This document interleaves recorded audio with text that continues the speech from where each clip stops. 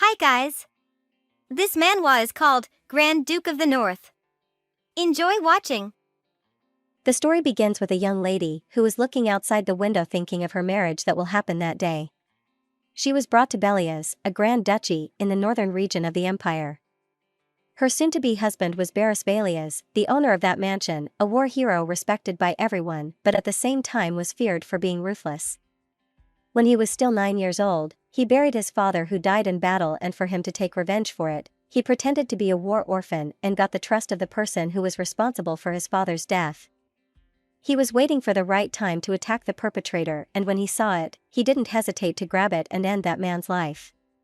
Without a care about people's criticism of his revenge, Barris lived on the battlefield for 16 years and led all the empire's battles to victory. But the hero of the battlefield had one problem, and that was he became a completely different person when a full moon rises. He kills anyone in his sight, no matter who it is. Thus, he was being called as the hero and the killer. The lady who was brought to his mansion, named Seelan Valias, married him that day. Barris had no emotion on his face on their wedding day, while Seelan was nervous and confused as to why she, who has no parents chosen by Barris instead of the nobles' ladies and princesses who wanted to marry him. It was neither love at first sight nor her peerless beauty, but a woman who was a nobody which he could cast aside when he lost interest. That was how Seelan assumed why Barris chose her. She also knew that after their first night, her husband would lock her up in a room for the rest of her life. How did she know all about that?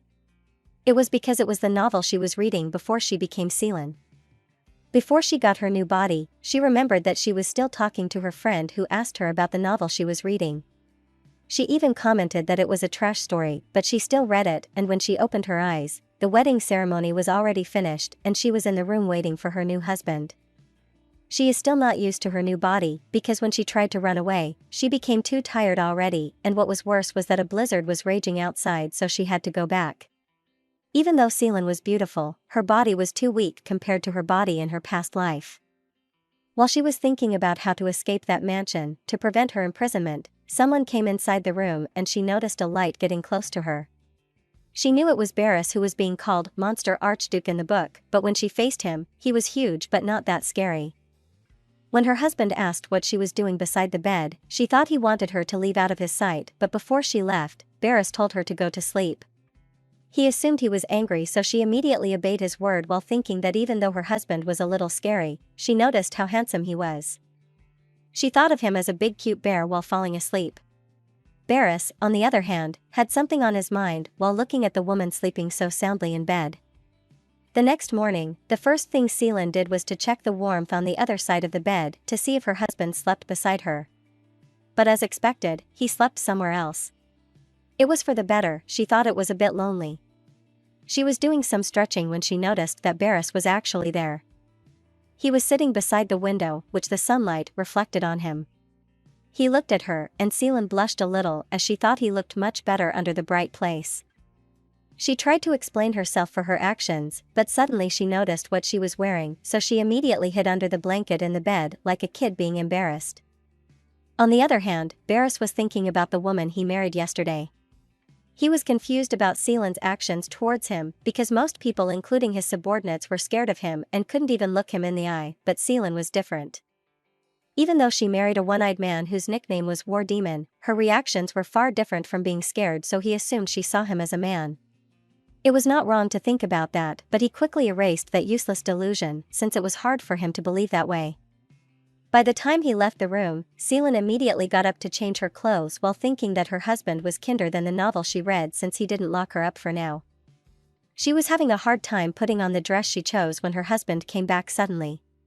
She was looking at him when he suddenly poured blood on their bed. Her knees weakened when she saw what he was doing, like she was being sacrificed to the devil, but in reality, it was for her own sake later on. Barris came to her to offer his hand as the floor was cold.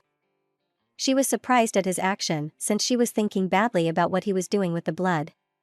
He even offered to help her with the dress, which she accepted since she was still not familiar with things in her new life. Seelan couldn't help but blush while thinking about her husband's hand when she held him. It was somewhat bear-like and charming for her. However, her husband felt different. His face looked surprised and confused as well at the sight of his wife's back. He thought about how small she was, how white her skin was, and how skinny her arms were when he touched her. He felt she was going to break with his strength. He was not moving at all, so Seelan got confused and looked at him. When someone suddenly knocked at the door, both of them were surprised. It was the head maid named Anna who came to assist the new Duchess to prepare. Seelan thanked Anna after hearing her words, and Barris felt his hands empty. He didn't like that feeling, so locking her up came to his mind so she won't escape his hands again. When the three of them were in the room, Anna and Barris heard Seelan's stomach getting hungry, so the Duke ordered the head maid to prepare their meal. Seelan was left alone, so she opened the window to let out the smell of blood in their room. Looking at the view outside, she couldn't help but worry about how she will live that moment on. She escaped the first day, but there was no guarantee that she was safe already, because in the original novel, Seelan fainted before hosting the banquet, and after that, she was locked up in her room. The worst part of that novel was Barris retired from battling and focused on the confinement of his Duchess without showing any sympathy for his scared 20-year-old wife. The perfect time for her escape was that day, because if she stayed any longer, she would get locked up for the rest of her life. But thinking about the preparations she needed to face the snowy country, she got hopeless.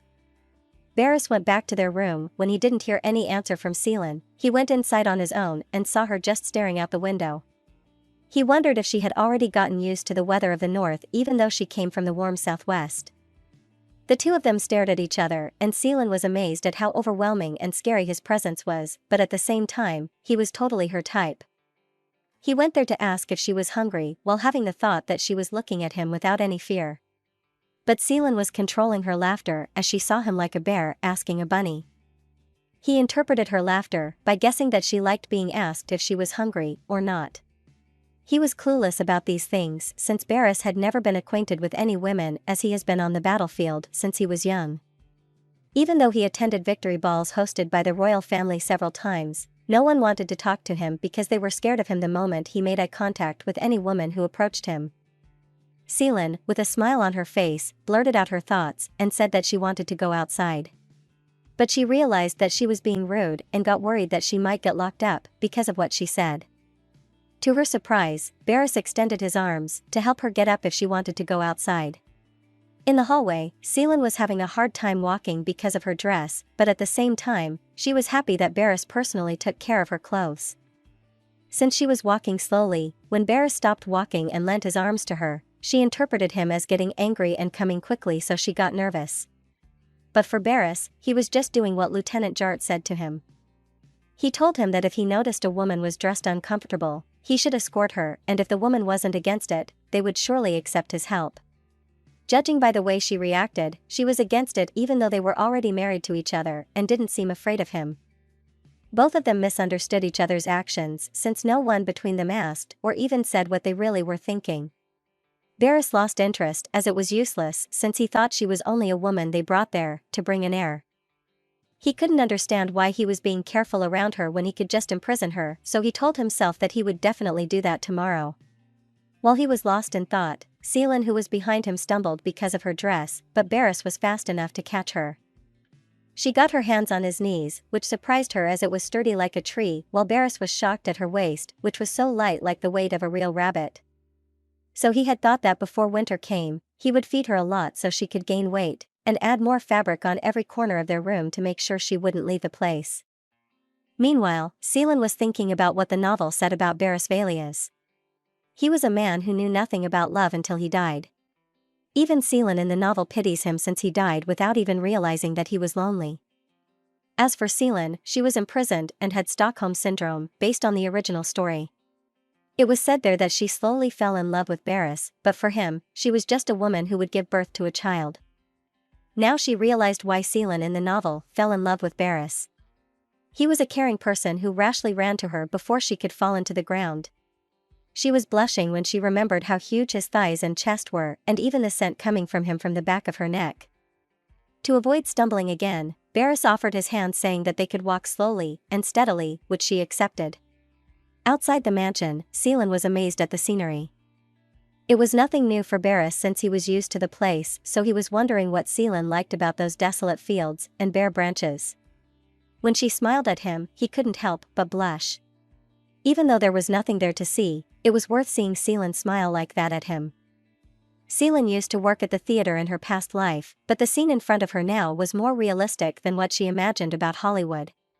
When she walks further and reaches the wall of the castle, her happy face turns into a sad one because she needs to face the reality that she has to live locked in a room like the heroine. She just wished to at least capture her husband's heart if she couldn't escape that place. Barris grabbed her as soon as he saw her smile fade away and thought negative things again. He told her that he needed to go inside, but Seelan's face didn't even flinch with his scary face, so he got more annoyed at her reaction. Before they went inside, she asked his help to escort her.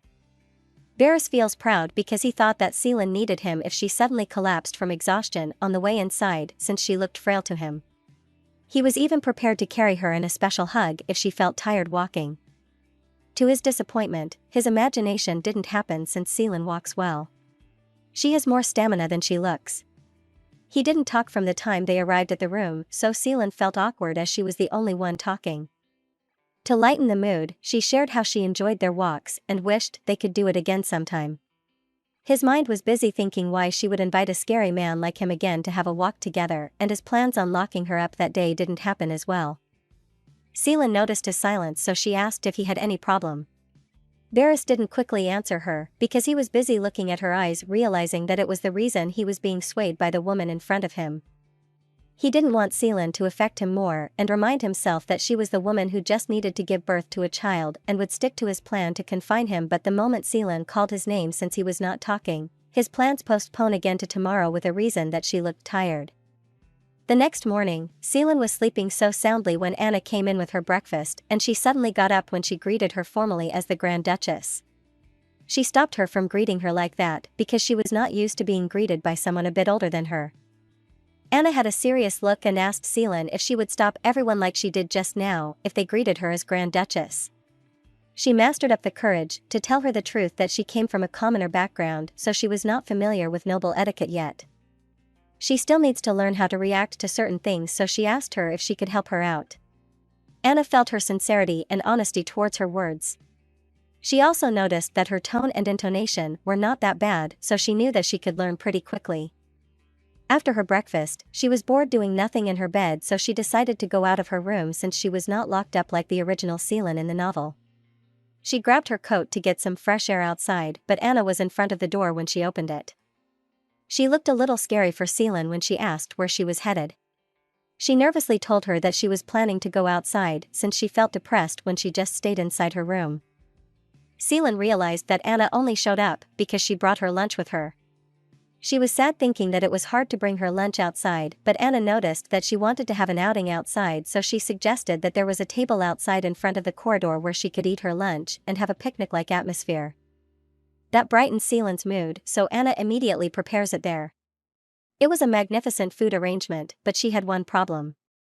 She didn't know what tableware should she use first, and Anna was watching her closely, so she couldn't make any mistakes. While looking at the Grand Duchess, Anna hasn't yet decided how much she should teach her.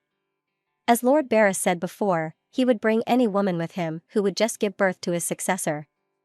If it was the case for Seelan, then Anna doesn't need to teach her anything. However, from what she saw on her lord's action, it doesn't seem to be the case. When she saw the blood on the blanket of their bed, she already knew that it was just animal blood. The lord intentionally did it to prevent any gossip from going around with the maids of the outer castle for not having their first night as a married couple. She couldn't believe that the Lord Barris she knew did such a delicate thing for his new wife. It was obvious that the Grand Duchess had at least a small influence on their master's actions. If her assumptions were correct, then the Grand Duchess would be the ray of hope for the north, and she might stop her master from going on a rampage during a full moon.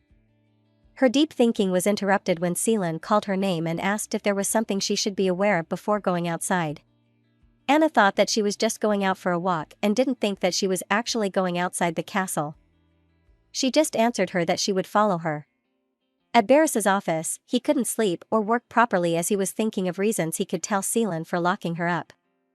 He doesn't need a reason for her confinement, but he thought that if he did that, it was like he was treating her like an object. He couldn't stick to his original plan while thinking of her face, so he didn't know what was going on with him. When he went near the window, he saw Anna talking to Seelan and walking towards the castle gate, so it was obvious that she was going outside the castle. He was surprised since he thought she was trying to run away. Even though she was with Anna, she could still lure her into a crowded place. He hurriedly went after the two because he couldn't calm himself. Seelan and Anna went outside the mansion since she was bored just being inside her room. She was enjoying her walk in the market with the lively crowd. When she sat beside a fountain, she thought that the original content of the novel was not very helpful because the Barris described there was different. Even in his actions from yesterday, he was kind to her. She remembered her arms wrapped around him and felt like they were in a relationship. Even though she knew nothing about it, at that point, it was like she and Barris were actually in a relationship. Suddenly, his scary face flashed in her mind. Her mood changes into a gloomy one because the reality hits her that Barris's attitude has not changed even though she can walk now without being locked up. Seelan still convinced herself that she needed to get along well with Barris and she was still her ideal type after all. She offered Anna to sit next to her because she was just standing in front of her. Before she sat next to Seelan, she glanced at the corner of an alley where she noticed that a man was still following them. Before they went into the market, Barris was running to see where the two of them were going. He was feeling anxious at the thought of Seelan running away, so he wanted to snatch her and lock her up in the bedroom right away. But when he saw Seelan walking with Anna outside the castle gate, he stopped immediately. He knew Seelan couldn't escape Anna's sight since she was a great person who had risen to the rank of Imperial Knight. He distanced himself from them so Seelan would not notice, but could still go right away to them if something happened. Anna knew that the Lord was behind them, but Barris gestured to not mind him, which Anna agreed. He followed them wherever they went to see if Seelan would try to run away. If she did, he could snatch her right away and confine her. The opportunity was already given to him since he was looking for a good reason for her confinement. But to his disappointment, the two of them were just sitting beside the fountain all day doing nothing. He was confused as to why Seelan would go outside if she was just going to sit there all day. He thought that maybe she was trying to figure out an escape route for her, but Barris was a little worried about his actions. He also remembered that Lieutenant Jart must have done all the work alone. He decided to go back as he felt guilty for leaving that work to Jart. People who recognized him greeted him while trembling. Barris already noticed that they were afraid of him even though he was being greeted by his people. Even though they felt safe in the north, people were still scared at the sight of their lord who was said to be worse than a demon. But Barris didn't mind it at all, because what was more important to him now was not losing Seelan in his sight. He was satisfied with just watching her smiling in front of him, and that's more important than anything else. In Seelan's room, she just finished her bath and was in a good mood. Her walk on that day was the reason, so she thought it was time for her to have a perfect dinner. When someone knocked at her door, she just told that person to come in without knowing who it was. When she turned around, she saw Barris at her door walking inside. She was surprised because she was still almost naked while Barris had the same reaction to her. Outside Seelan's door, he felt so down because he didn't expect that she just finished her bath. He assumed that she was done with her bath and ate already just like him, but he was wrong, and probably Seelan already hated him for what he did accidentally. Anna arrived with the Grand Duchess's dinner and saw the Lord in front of the door looking gloomy. On the other side, Seelan was going crazy at the thought that Barris might lock her up now, because of her arrogance. The Lord went inside again to comfort her. He offered her a blanket to cover her up and told her that her body would catch a cold if she stayed on the floor like that. Seelan accepted the blanket and thanked him for being kind to her. The Lord felt embarrassed to hear that he was kind and at the same time felt so proud of what he did since he gained favors from her. After that, he told her to call for him after she was done changing and invited her to have dinner with him. During their meal, Seelan thought that it was their first time eating together and it was not even included in the novel, so she assumed that maybe Barris was waiting for her to make mistakes. On the other side of the table, the Lord was looking at her with a scary face, but Seelan looked at him with a smile on her face, which made his heart suddenly beat faster. He had no idea how he should react to it since no one had ever done that to him. Even the time when he caught her from falling, she touched his body as if it was just nothing. He stopped thinking about it and just handed over his gift to Seelan. When she opened it, she couldn't believe that he was giving her such precious jewelry. She thought that even though Barris gave her jewelry easily, she was still grateful as it was the first gift she ever received from a man. She saw a glimpse of hope between them. The Barris she knew from the novel was different because he was kind to her, so she thought that maybe she could get along well with him. Little did she know that the gift Barris gave to her was just a bait to imprison her. If Seelan ever sells it, the owner just needs to hand it to Barris so they will be rewarded. When that happened and Seelan tried to get away, that would be a good reason for him to lock her up, just like what he planned to do. The next day, Seelan and Anna went outside of the castle again. This was the day Barris was waiting for to carry out his plan. The Grand Duchess's treasury was already full and he already told Anna about his plan, so he just needed to wait for the right time. He followed them again so he could witness Seelan's action. Lieutenant Jart was watching him while going outside. He thought that it was the first time that he saw the Lord in disorder again after a long time. He remembered that Lord Barris disguised himself as a war orphan at the age of 9 to enter the enemy camp. And after 2 years, he returned with the head of the enemy looking like a beggar on the streets. At the age of 13, he went to war again, and since then, Lieutenant Jart never saw his lord again in a messy situation, so he cheered for him because the spring had already come to him. At the market, Seelan was enjoying her shopping while Barris, who followed them, was getting annoyed about the things she bought. They were useless and wouldn't help her escape at all. The people around the Grand Duke noticed him, but he didn't mind them at all since his focus was on Seelan, whom he was waiting to show her true side. When she went to buy a bag, he was waiting for her to choose the big one, but it was the opposite. And when she looked at the displayed shoes, he thought she was going to buy the one that was easy to run, but she just passed by and didn't buy any shoes at all. He couldn't think of anyone more frustrating than her. He even wondered why she went outside as soon as she received the gift from him. Seelan sat beside the fountain while offering Anna some grilled skewers and laughed together. Barris, who couldn't take his eyes away from Seelan, wondered what made her smile so brightly like that. He got serious and thought about what they were talking about making her laugh like that. Seelan was just enjoying his food when the cold wind passed by her. She suddenly remembered when Barris offered her a blanket that felt very warm. She even thought that his arm was so strong that it didn't matter if she put all the weight on it. Thinking about all of those memories with Barris made her smile unconsciously. In that world, Barris was described as lonely, while Yumi, her name in her past life, was also lonely, so maybe there was a reason why both of them met and married each other. She decided that she wanted to get along well with Barris. That night at the castle, Barris was on his way to their room holding a box in his hand. He was thinking that he needed to be careful now to avoid the incident where he saw her almost naked, though it really didn't matter to him if that happened again since she was his wife after all. When he was near their bedroom, he saw Seelan looking around before going out of the room.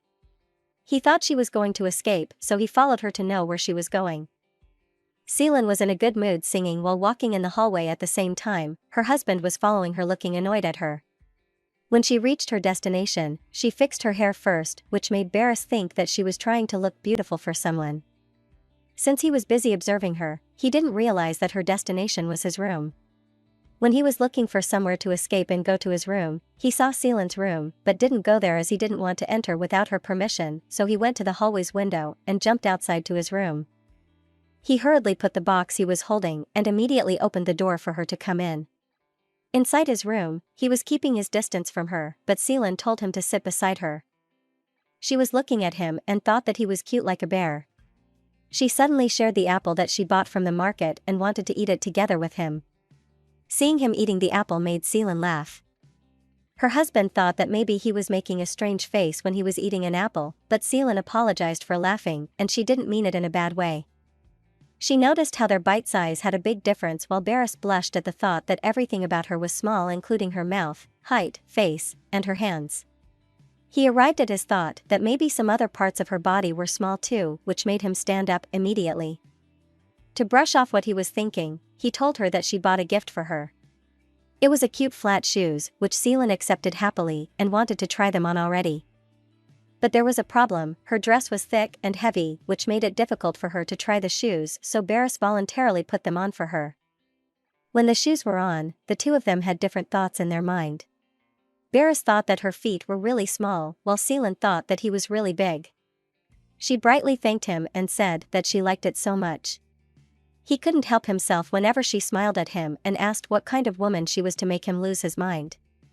But there was a reason behind giving her comfortable shoes. It was for her to use when she escaped. He thought that if she had comfortable shoes, she could now run away. Another thought came into his mind that if she escaped to the cold north without any connections, she'd hate him and would prefer to take her life instead. Seelan invited him to finish their apples together, so Barris obediently obeyed him and his mood suddenly changed. When he sat in the chair, Seelan moved closer to him, which made him confused. He assumed that she was hinting to him that she would like to stay the night in his room. So many questions were on his mind, but he didn't bother to ask anything of her and told his wife to go back to her room now. When Seelan left his room, he started to question himself as to why he couldn't carry out his plan if she escaped.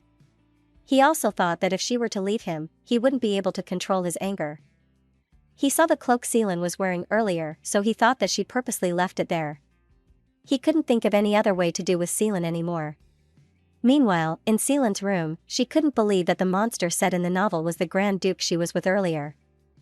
How did things keep happening like that? She wondered because it had been 3 days already, but the original story of the novel had not yet started. She was getting more anxious as the days passed by.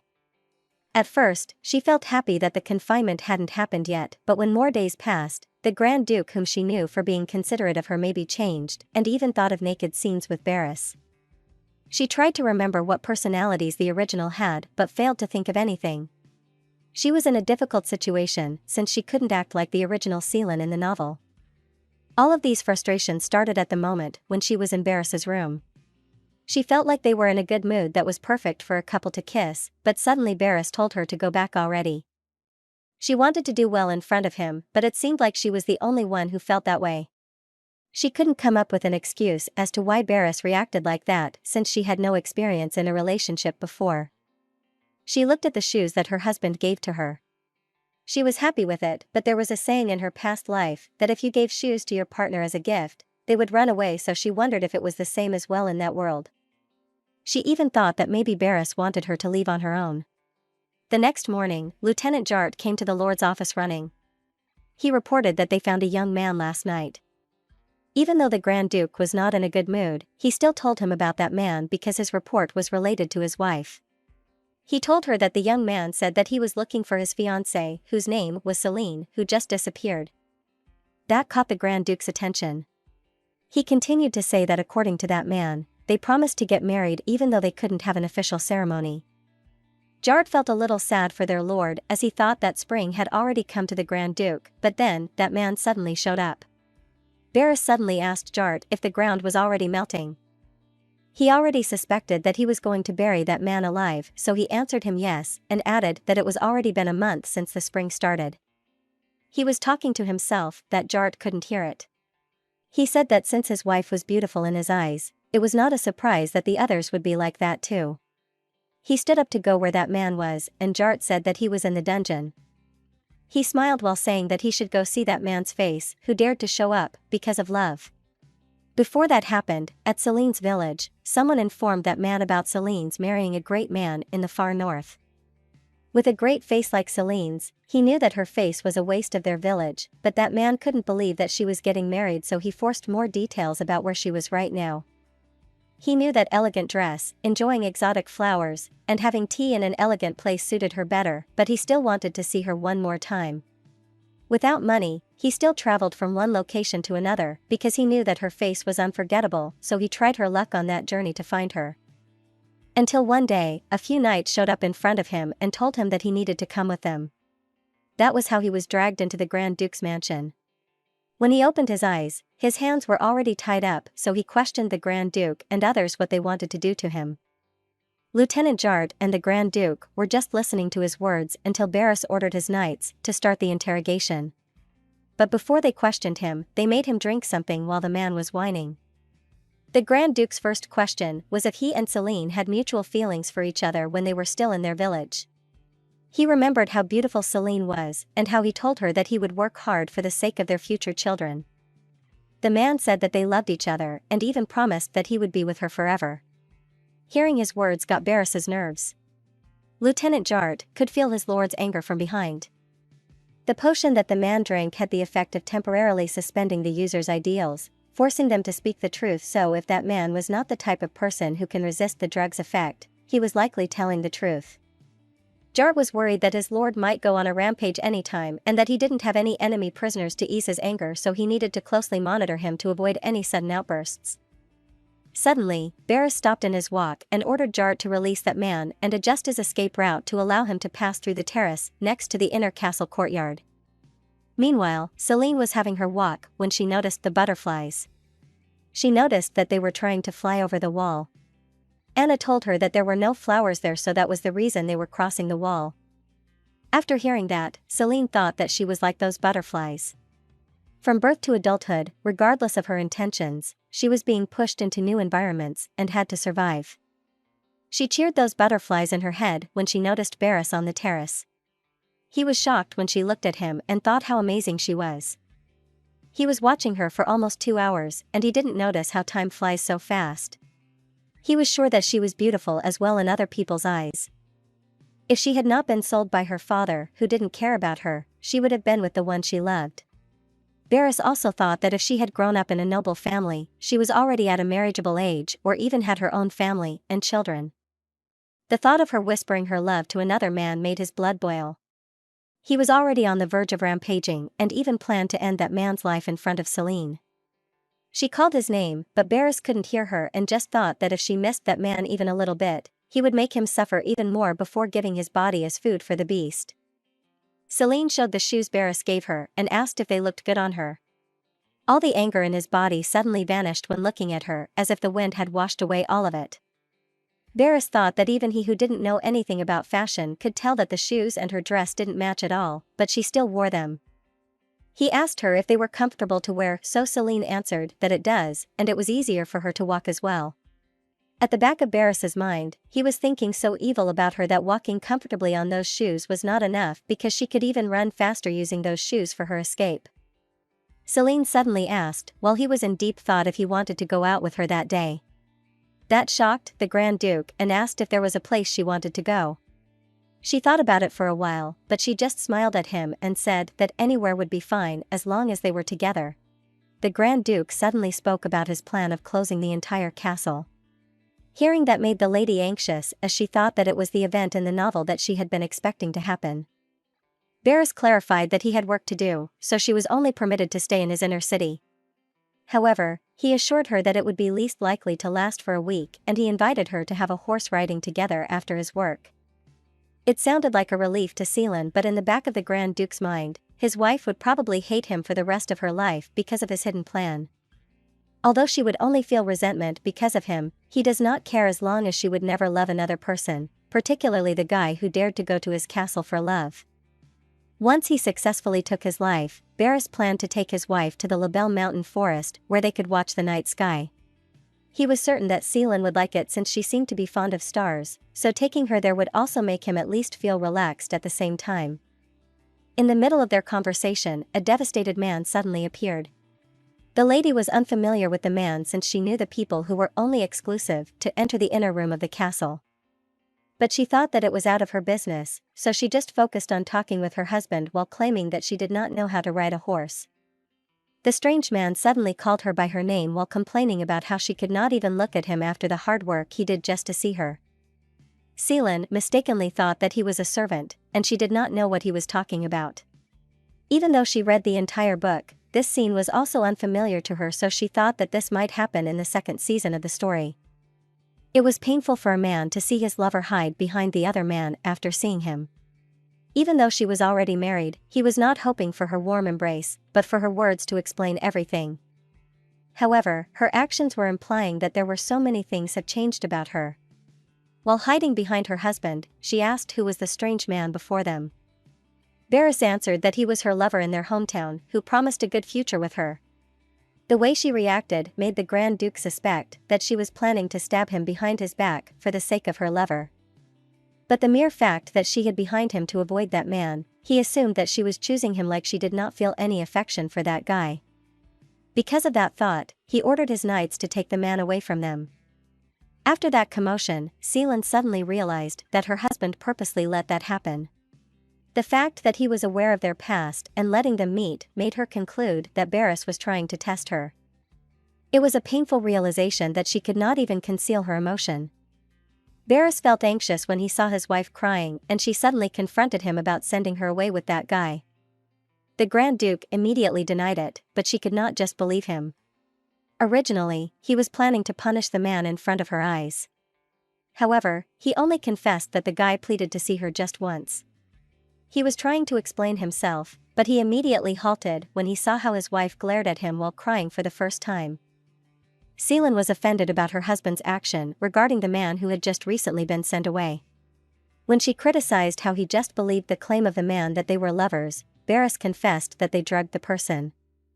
It was not part of his plan to tell her, but in order for her to understand, he explained that there was such a thing that could make a person confess everything without a glimpse of a lie after drinking it. Since she was in a fantasy world, she believed that there was such a thing. However, it did not help her lessen the disappointment she was feeling. Letting her meet with her ex-boyfriend does not seem a bother to her husband at all. After that, the newly wedded couple did not talk to each other again. At the office of the Grand Duke, Jart was reminding His Grace that he already drunk too many alcoholic beverages. But the Duke did not want to hear anything from him. He had no choice but to witness his foolishness for being unaware that he already liked the woman. He had been acting negatively for days because of the quarrel he had with his wife. Jart wanted to help him out, so he suggested to personally bring soup for the lady. Barris only scowled that he was not a servant, but he still ended up doing his suggestion. While standing in front of her door, he was thinking about how she cried for days without having a proper meal. When he entered her room, he found his wife covered with a blanket. Her swollen eyes were also indicating how she cried hard all day. The Grand Duchess did not hesitate to show her irritation at seeing her husband when he came into her room. Regardless of that attitude she had shown, Barris could see how cute his wife was with her grumpy face, which made him chuckle a little. Seelan sensed him trying to contain his laughter, which irritated her more. His actions only filled her uncertainties. No matter how much she wanted to ask him the reason for his kindness, she could not just directly ask about it. However, she knew that she was not a fool to think that his goodness was just nothing. Since the castle was closed, Barris decided to open it again so they could finally have their horseback riding activity. Seelan was aware of that, but she was unaware of when he was planning to do it, so she was surprised when the Duke said that he planned to do it on that same day.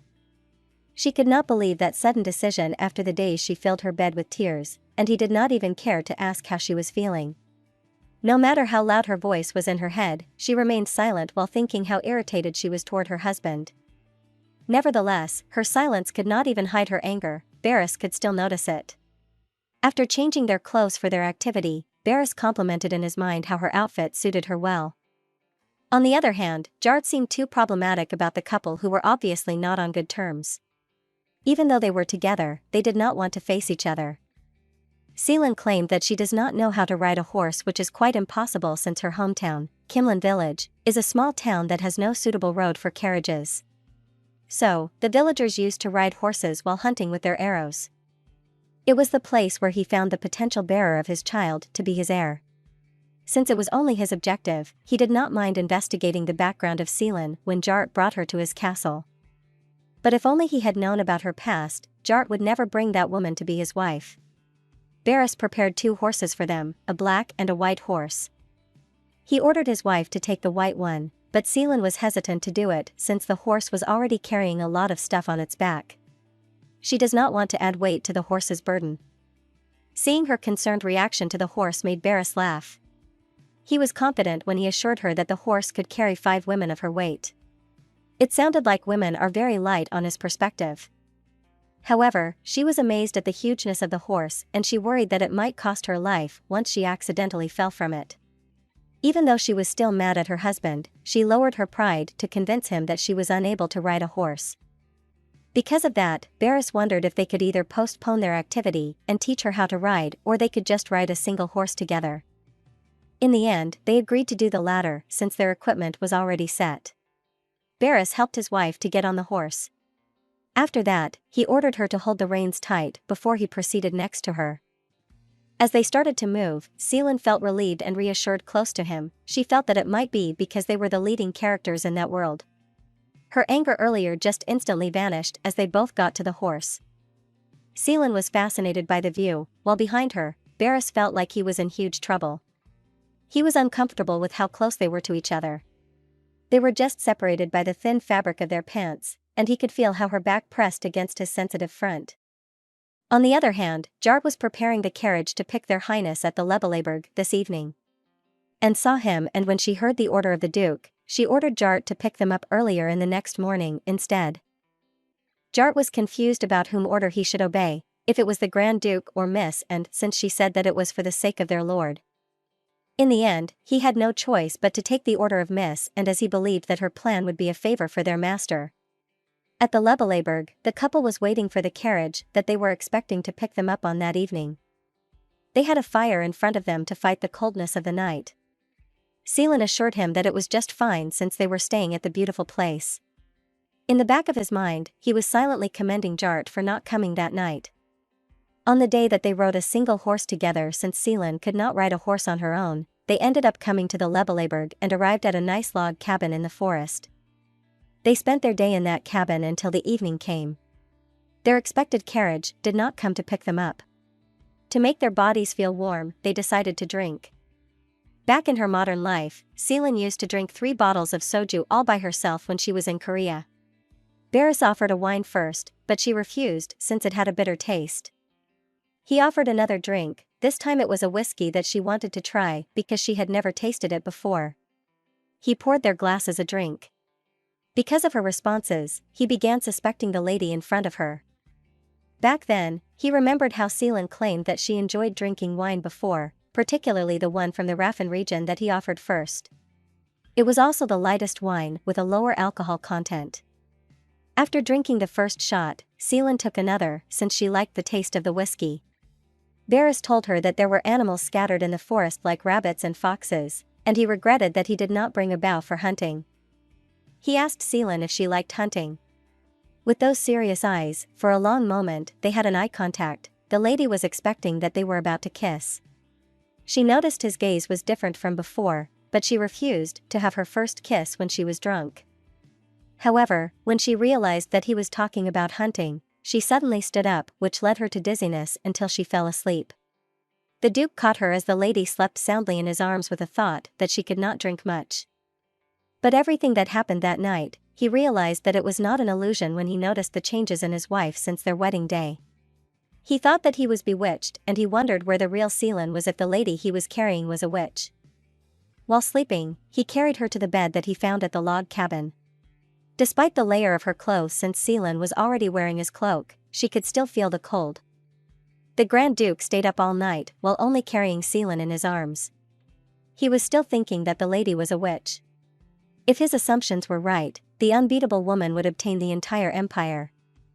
While contemplating, he heard from the outside that Jart had already arrived. That was the only moment he put his wife to the bed to go to him.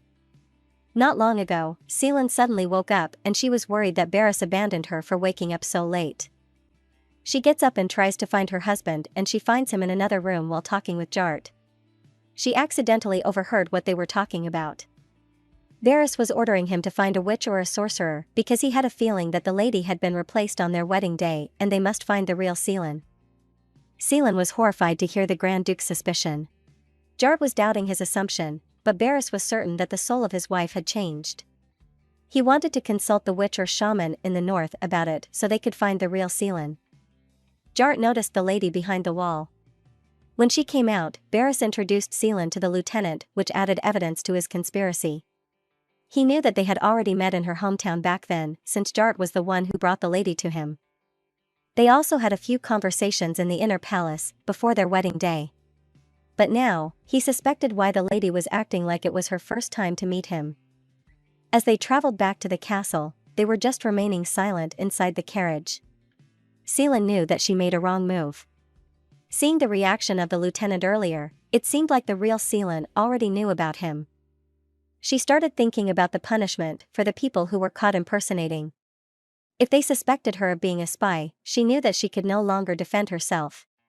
She worried that it would lead her to the worst situation of her life.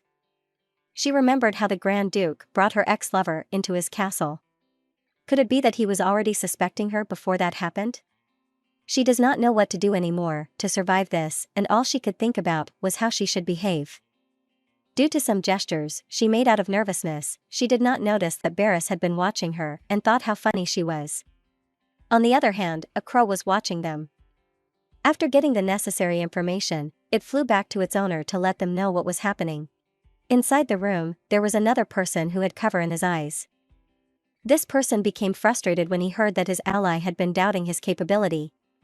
To stop him, there was another man who tried to calm him down as he assured him that he would take care of everything with Vincent. In the carriage, Barris was also contemplating. He decided to pretend that he did not know anything to prevent the lady from running away. Since he does not have concrete information about how their soul changed yet, he must be careful, or else, the soul might escape and return to her body, and he would never find it again. He does not know what is really happening, nor her intention, so he must be cooperative to achieve his plan. His goal was to not let the lady think of running away until he figured out the solution to this matter. Celine was also figuring out how she would solve her problem. She ended up with the thought of convincing Barris that her soul had not changed. Just like in the dramas and web novels, she could pretend that she lost her memories. That would just be a piece of cake for her since she already worked as an actor in her previous life. Since she does not know when the Grand Duke's suspicion started, to play it safely, she will claim that her memory lost ever since the first night of their marriage. After figuring it out, she noticed that the direction on their way home was different from the path they took when they left the palace. Barris explained that the road for carriages and horses was different, and they were currently taking the longer path. Since they had not eaten their breakfast since they left the cabin, Celine inquired if Barris was not hungry yet. He thought that she was already hungry by asking him, so he handed her a basket of food. But Celine clarified that she was thinking about him instead of herself. He was taken aback by her concern as he answered that he was just fine. When they reached the city, Barris was watching her reaction while looking at the place. She was fascinated by the place like it was her first time seeing the city. It only added to his suspicion that she was a witch who lived alone in a mountain valley. Celine noticed that her husband kept staring at her like she was an absolute impersonator with the way he looked. Because of that, she tried to think of a different topic to talk about. She said that her back was already hurting since they had already traveled for a long time. She worried that their horse would be in pain too if it kept running. But then, she realized that it was a stupid remark which only worsened the weird atmosphere inside the carriage. A moment later, Jard announced that they had already arrived at the destination where the Grand Duke wanted them to stop by. The two men started leaving the carriage. Celine worried that they were planning to leave and sent her alone to the castle. But she realized that Barris wanted to take her when he offered his hand to be her support as she went out. According to Barris, traveling straight to the castle would starve them, so it would be better if they eat in the restaurant first. On their way to the restaurant, Celine held his hand. The Grand Duke was taken aback, but he just let the lady hold her like they were a real lover as they walked together in the street. Their table was filled with delicious food for their meal. Celine enjoyed eating them, but she noticed the stare of her husband in front of her. She remembered the kindness that he had done for her, which made her feel guilty for deceiving him. There was no other way to save herself by lying in order to live longer. She started to play her act like she had amnesia and lost her memory. In the middle of their meal, she randomly asked the Grand Duke about the relationship they had. To make it more convincing, she acted like she was wondering about the things she noticed that would lead her to the thought of being married to him. However, they have not been consummating their marriage yet. Barris was taken aback while drinking his tea. He did not expect that she would be mentioning something like that. Seeing his reaction was like a perfect time to reveal that she had lost her memory, so she did. Barris expected that she would make some excuses like this, and he decided to play along with it. To cooperate with her, he inquired about the last memory she remembered. Celine shared that she only remembered the night that he arranged her curtains as he urged her to sleep and the day that he returned and spilled the blood on her mattress. With her stories, it seemed that her memory before their first night was lost. He also added that the reason why there was no marital relationship between them was because they were in a political marriage. However, they agreed to consummate their marriage after 10 days of the ceremony, and the 10th day will be tomorrow. Hearing it felt like she was the one who had worsened her situation. Until they began traveling again, her mind was still on the situation that she must face after this day. Barris was just watching her while thinking how stupid the witch was for possessing the body of a married woman. It seemed like she did not plan it well to be surprised about that information. Moreover, he hated how she mentioned the marital status between them without his consent. It was already the 10th day, and Seelan finally thought of a solution for this matter by getting drunk until she passed out. It might be the worst way, but she could not think of another way to help herself. Postponing their marital status is the best way for now until she formulates a solid solution. However, she does not know where she would get alcoholic beverages in the castle since she does not know where the storage or the kitchen is located. So, she just decided to buy some at the market and return immediately. As she left, she was hoping for Barris and her, that someday their hearts would understand each other. On the other hand, in the room of the Grand Duke, he finally found the item that would be helpful to him. It was a soul circlet that binds the soul to the body, an item that could barely be found on the black market. It is a therapeutic tool where it captures the soul while healing the wound of the body. Due to the side effects, it could feel like you are being possessed by something. But there was a worse side effect when the patient died before the owner of the circlet. However, it would not be a problem since he would never let that happen. When he was about to go to the room of Seelan, he noticed that there were no traces of her. He wondered if she was sleeping, but later on, he figured out that she was missing. He immediately ordered everyone to close the north and find the lady. Meanwhile, at the market, a stranger suddenly grabbed Seelan. The strange man who suddenly grabbed her apologized for mistakenly recognizing her as a different person. On the other hand, the knights had been searching the places to find the Grand Duchess until the night came. Barris never stopped searching as he planned to form another group to search for his wife for the next day. He wondered if Seelan ran away because she did not want to sleep with him. He had been waiting for 10 days for this day, and he could not wait a little longer. Because of frustration, he swore that he would never let her go again once they found her.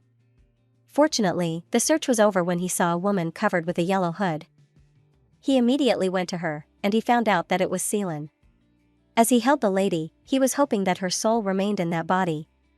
Seelan was surprised to see her husband and his reaction, so she wondered if there was something happened. But the Grand Duke did not answer and just let her hand hold her face like a tamed beast. Since that lady was already found, Jard ordered the knights to stop. As he looked at them, he was hoping that the Grand Duchess could stop the murderous nature of their lord. Seeing his behavior, it seemed that the lady succeeded, and he assumed that it must be because she was a witch. When Barris inquired about her reason for going out, Seelan embarrassedly answered that she went out to buy an alcoholic drink. Hearing that reason, it seemed like he wasted his energy just because his wife wanted to buy alcohol. He assumed that Seelan did not have enough from the alcohol she drank last night. The Grand Duchess was surprised after learning that she got drunk when she used to have a high tolerance for alcohol back then. Now that her body had changed, she could be drunk easily. Suddenly, Barris knelt in front of her and asked for her foot. Seelan did not know why he was doing that, but she just put her foot on his knee. The Grand Duke put an anklet with a blue butterfly pendant on it. This time, he finally felt relieved because he was able to locate her whenever she tried to run away through that anklet. He was not planning to let this lady go away from him even though she would hardly beg for freedom. When Seelan saw it, she was happy to see that it was another gift from her husband. He had been giving her stuff for the foot, which made her assume that he has a foot fetish. Later on, they decided to return to their home.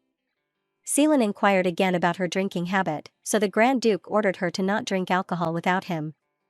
When Seelan was permitted to drink when her husband was around, she inquired if she could drink that night. As soon as they arrived home, Barris sent her to her room and guarded her all night long. Nothing spectacular happened that night until the morning came. However, even though she was the one who tried to avoid sleeping with her husband, she still had the guts to complain about why he just left her nonchalantly. Because of that, she looked in the mirror to see if she was unattractive. She was absolutely beautiful, however, she looked so weak and did not suit her strong and tough husband. So, she tried considering being an energetic, cute, and affectionate girl. She assumed that if she acted cutely, there would be a chance that Barris might kiss her. On the other hand, Barris just finished his pile of work that he got from Jart. Now that it was his spare time, he wondered what his wife was doing.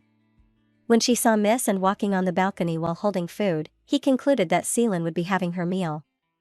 The Grand Duchess just finished her lunch, and indeed delivered a delicious meal for her. After eating, Miss and brought a lady named Methyline August to be her handmaiden. She came from the August Viscount family who had been serving the Grand Ducal family for generations. The lady joyfully greeted that Grand Duchess of how she was honored to finally meet her.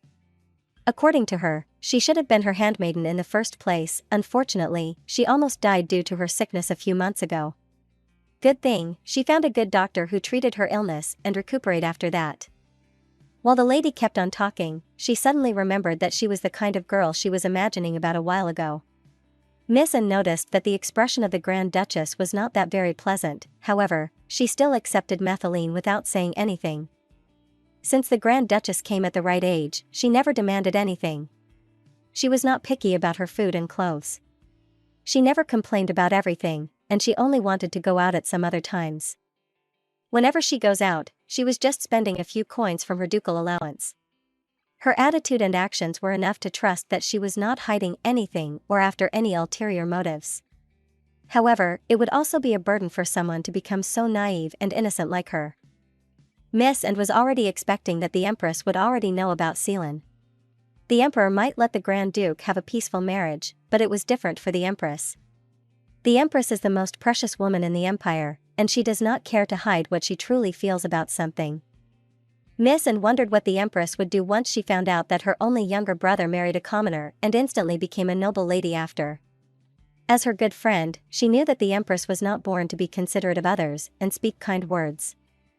Methyline was so dedicated to her work while serving the Grand Duchess her tea.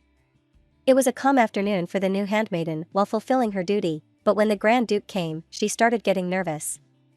When she served the tea of the Grand Duke, Celine noticed her trembling hand out of nervousness. The Grand Duchess thought that it was because she was tensed by the handsome face of her husband, since she also felt the same before. After serving, the Grand Duke gestured for the maid to leave them alone, which she immediately obeyed. Methyline could not deny the fear she felt when the monster Grand Duke came to the table. She had been careful with her actions a while ago because she was afraid to be punished once she committed a mistake. On the other hand, the Grand Duchess remained calm in front of her husband. Upon remembering the lady, she swore for herself that she would do her best to serve the Grand Duchess. Meanwhile, Barris was watching how the facial expression of Celine changed, and she looked cute on his sight. Suddenly, he invited her to have a dinner together. It was a great idea that the lady immediately accepted. Barris was thinking of alone time with her while drinking champagne. He was certain that Celine would never refuse it. The Grand Duchess was also thinking about the thing that she envied about Methyline. Moreover, she wanted to grab the attention of her husband and she wanted to spend more time with him. So, Celine requested Barris to tour her at the outer castle. The Grand Duke did not expect that request as they kept their eye contact with each other. Nobody dared to cut it off, and it felt like an eternity for the lady.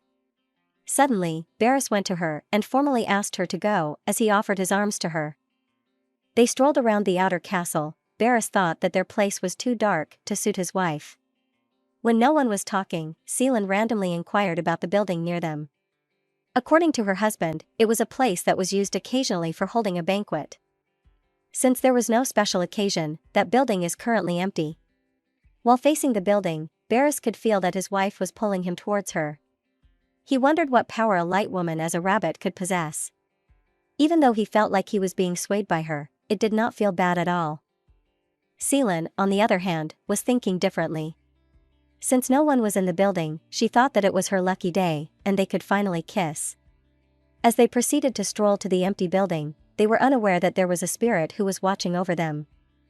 It was too dark and quiet when they entered the building.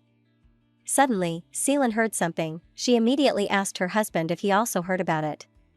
According to Barris, it must be the voice of the female ghost named Nephi, who was living on the 4th floor of this building. Hearing about that information made Celine scared. She was afraid of the ghosts. Barris could not believe that he would meet someone who was afraid of those elements in their world. Because of her fear, she wanted to leave the place immediately. Back in her previous life, she was making herself believe that they were not true. But in this world, there was no point in brainwashing herself in a place where dragons and magic exist. As they went out of the building, they saw the imperial carriage approaching. The Empress, his elder sister, came, whom he had never seen for a long time. It had been a while, and she only paid a visit after knowing that he was already married. They talked in his private room and inquired her reason to come all the way there regardless of the distance from the imperial palace. Along the way, the empress reasoned that she heard that her younger brother was looking for a witch. Barris tried to deny it, but his sister claimed that she could help him. When she mentioned his wife, he warned her to not interfere with his personal life. The empress wanted to meet her sister-in-law, but Barris only wanted her to pretend that his wife did not exist. He warned her to not do something that would harm his wife unless she wanted to see the imperial palace being set on fire. After that conversation he had with his elder sister, he was thinking about Seelan. It was unusual to see his suspected witch being afraid of the ghost. Witches were supposed to be arrogant, superstitious, and manipulating using their fingertips, and they were not afraid of ghosts. Barris knew that there was a long way to go before he could find the real Seelan. Normally, the witch would lock up or destroy the soul of the owner of the body they wanted to possess. For some particular reason, he thought that his wife was a weak-hearted and innocent witch, and he could not treat her ruthlessly. Now, his goal was to make sure that the real owner of the body could never come back. The next morning, Seelan woke up in a good mood after she slept well last night. The first person she thought of as she woke up was her husband. She wondered if he had woken up already, and she wanted to have breakfast with him. While stretching, she was surprised to see the person she was thinking about was already standing in front of her window. Because of that, she immediately hid herself in her blanket. She was embarrassed that he might have seen her indecent habit of yawning so loudly. Barris immediately apologized when he realized that he startled the lady. When Seelan asked what he was doing, the Grand Duke was figuring out if he should inform her about his sister, which he thought was the dangerous witch. He was contemplating if he should tell her that the Empress was targeting her. Knowing his wife, he knew that she would be scared just like she feared the ghost yesterday. Fortunately, he already contacted the Emperor to take the Empress away from them. However, they must be cautious while waiting for their action. He thought of the best reason to remain by her side in order to prevent her sister go closer to her. Fortunately, there was an idea that could be helpful to him. It was not his intention to scare Seelan, but she had to hear about the ghost named Nephi again. He lied that the ghost vanished after they visited the building because she liked her. He added that the ghost often victims a woman and tries to steal her body. It effectively scared his wife more as she hid herself in her blanket again. Because of his explanation, Seelan understood that she must never be left alone. He even tried to worsen her feelings by saying that he was seeing something in a particular spot. Suddenly, Methylene came to help the Grand Duchess in changing her clothes. Hearing the voice of her maid was like a sound of relief, which made her go to her immediately. For Barris, it was like the maid just ruined the fun moment he had with his wife. He saw how Seelan happily ran towards her, which made him want to terminate the maid if only she was not a younger sister of Lieutenant Jart. The maid noticed those glares from the Grand Duke, which made her tremble in fear. Before she went to her job, Methylene had a word with her elder brother first. Jart reminded her to stay away from the Lord if he was in a bad mood in order to save herself. Seelan noticed her reaction, so she asked if there was something wrong, but she did not answer. Later on, the Grand Duchess wanted to have breakfast, so she invited her husband, which he immediately accepted. Methylene saw how his mood instantly changed by the simple invitation of his wife. It was when she realized that her brother was right. The safest place in her workplace was beside the Grand Duchess. That day, the couple were walking in the hallway where they could see the butterflies outside. The weather felt warm, and then Seelan realized that the spring season had already come. She smiled when she saw the butterflies. Barris noticed it and inquired her reason to smile like that. The Grand Duchess pointed her finger to the white butterfly. Upon seeing them, she shared her thoughts when they saw them flying around to look for flowers. Somehow, that butterfly reminded her of herself. They needed a flower to get some honey, but there were no flowers in their place. They do not have a home to protect themselves, and no one was looking after them. Regardless of the worst circumstances such as strong winds, the butterfly maintained her bravery and courage. Upon listening to his wife, she sounded like she was going to leave his place when the time came. It felt like his side was just her temporary place. Even though she was not directly saying what she meant, he offered himself to be her shelter, to protect her and someone who would nourish her. He assured Seelan that he could give her security and nourishment where she did not have to leave, just like the butterfly. He would do anything to provide everything for her. Through his words, Seelan wondered if she sounded like she was aiming for protection. Even though it might take a long time, she was hoping that they could have a good relationship. She was already fine if they could not go beyond being friends. Suddenly, out of nowhere, she invited him to go out with her. He wanted to go out with her, but he was certain that his sister was waiting for an opportunity outside his castle to meet Seelan. He knew that the Empress had an ulterior motive to come to his place, which made him want to prevent her from meeting Seelan. It took him so long to answer, and he could read what the Grand Duchess was already thinking when she turned her gaze to the floor. Because of that, he just accepted her invitation and asked where she wanted to go. Seelan gleefully held his hand and answered that she wanted to go to the market and have a snack together. Barris was taken aback to see how she held his hand. He wondered if she would still hold him and smile at him like that once she heard the rumors and devastating truth about him. Later on, he decided to reveal to her that the woman he met at the outer castle on the previous day was his sister. Seelan was surprised to hear about that information since it was not written in the novel. On top of that, Barris did not even care about introducing her to his sister, which made her look like she just ignored her sister-in-law. That would be the worst first impression since it was their first meeting. Barris just inquired if she already regained her memory. When she answered no, he said that they should not hurry things to happen. When they came out to the gate, they saw the Empress waiting for them. Seelan saw it as a chance to change the worst first impression. Just like how Barris imagined a while ago, Seelan introduced herself as Seelan Belias, who married her younger brother. She gleefully greeted her as she hoped to have a good relationship with her in the future. Her sister-in-law had an idea of having a dinner together, but Barris wanted to refuse it. When he heard Seelan prioritizing their moment together for that day to refuse her invitation, he felt like he was already lucky. However, they were available the next day to have dinner with his sister. Seeing her brother being powerless to refuse his wife, the Empress thought that he already met the right person. She certainly agreed with Seelan since this is what she wanted to happen. Seelan read the history of the Belias family that was written in the book. The castle of Belias was constructed in the empire to obstruct the monsters that descended from the everlasting snow mountain in the north. As the number of monsters descending from the mountain steadily decreased, people began to gather close to the castle. The Grand Duke allowed them to form a colony. Whenever they needed help, the Grand Duke had been there to assist them. Rumors circulated that the ruler of Belias was taking good care of the residents, leading to a surge in poor arrivals from across the empire.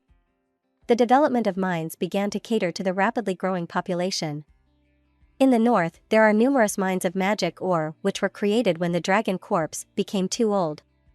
Belias accumulated prosperity as a result of the goods they obtained from the mine, such as monster leather. After 2 centuries had passed, the descendant of their family, Sania Valias, made her debut at the imperial palace of the empire when she was 27. She was the witch from the north who instantly possessed the people of the imperial palace.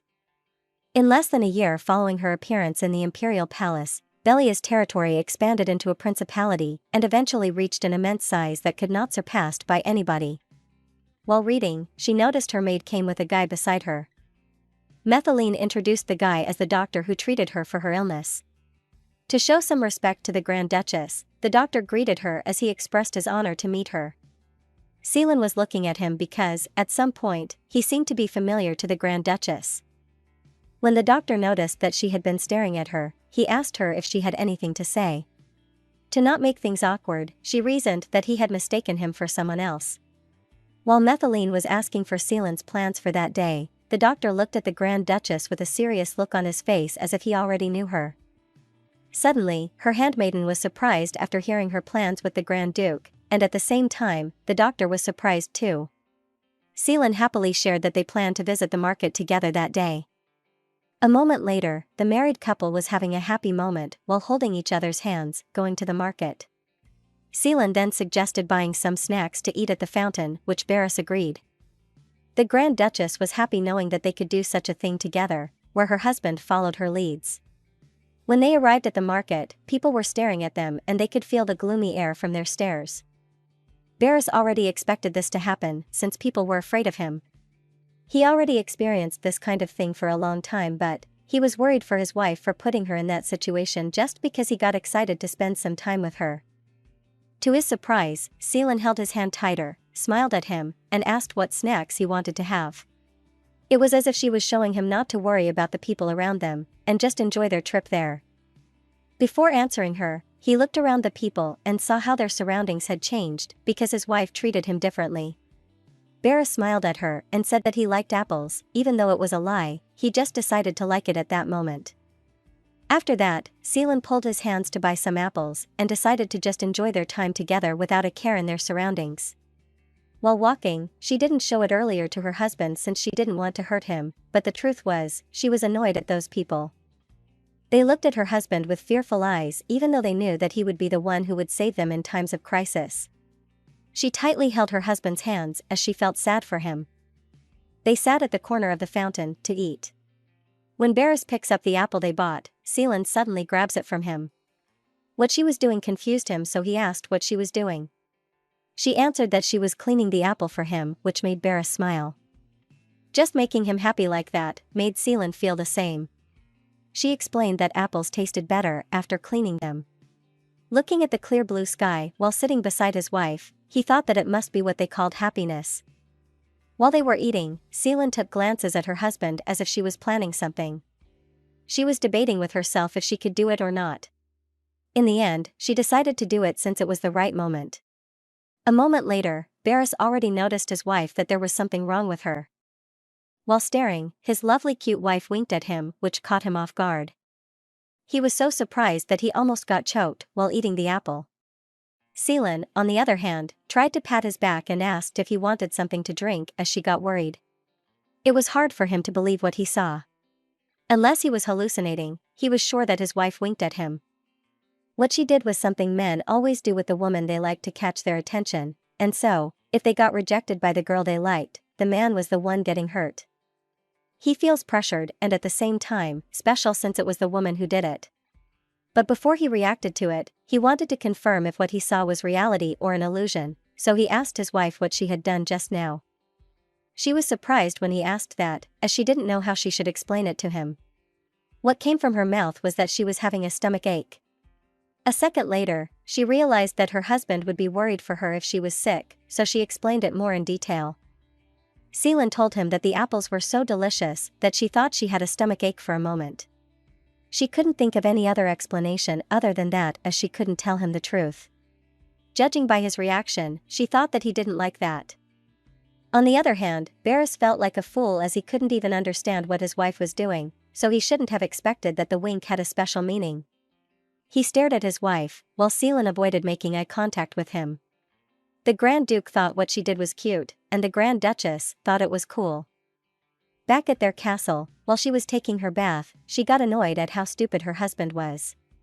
The explanation she made earlier was a silly one, but Barris accepted it easily as if he didn't know the difference between frowning and winking. It saddened her to think that her efforts to act cute in front of him were useless since he was pretending not to notice. Suddenly, she remembered the ghost lurking around the mansion, which Barris said often preys on single women and tries to steal their bodies. She got so frightened that she stood up from her bath after realizing that she was alone there because of the strict access in the inner building. Currently, only 5 people could freely enter and exit the place where they were staying. A few maids were working under the head maid's supervision only at dawn and left after. At the moment, and is preparing their dinner while Methylene is about to get off from work. Lieutenant Jart was currently busy with work and didn't go near her room, so right now she was alone. Just thinking about it gave chills to her body, so she ran as fast as she could to her husband's room. She forgot the warning of her husband not to be alone, so she was begging in her mind that her husband was in his room. When she opened the door, the Grand Duke, who was changing his clothes, was surprised at her sudden appearance in his room. What shocked him more was his wife cried after entering, so he asked what was going on, but she didn't answer.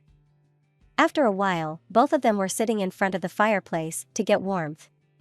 She was still afraid, so she went closer to Barris, which surprised him. A realization came to his mind after looking at her.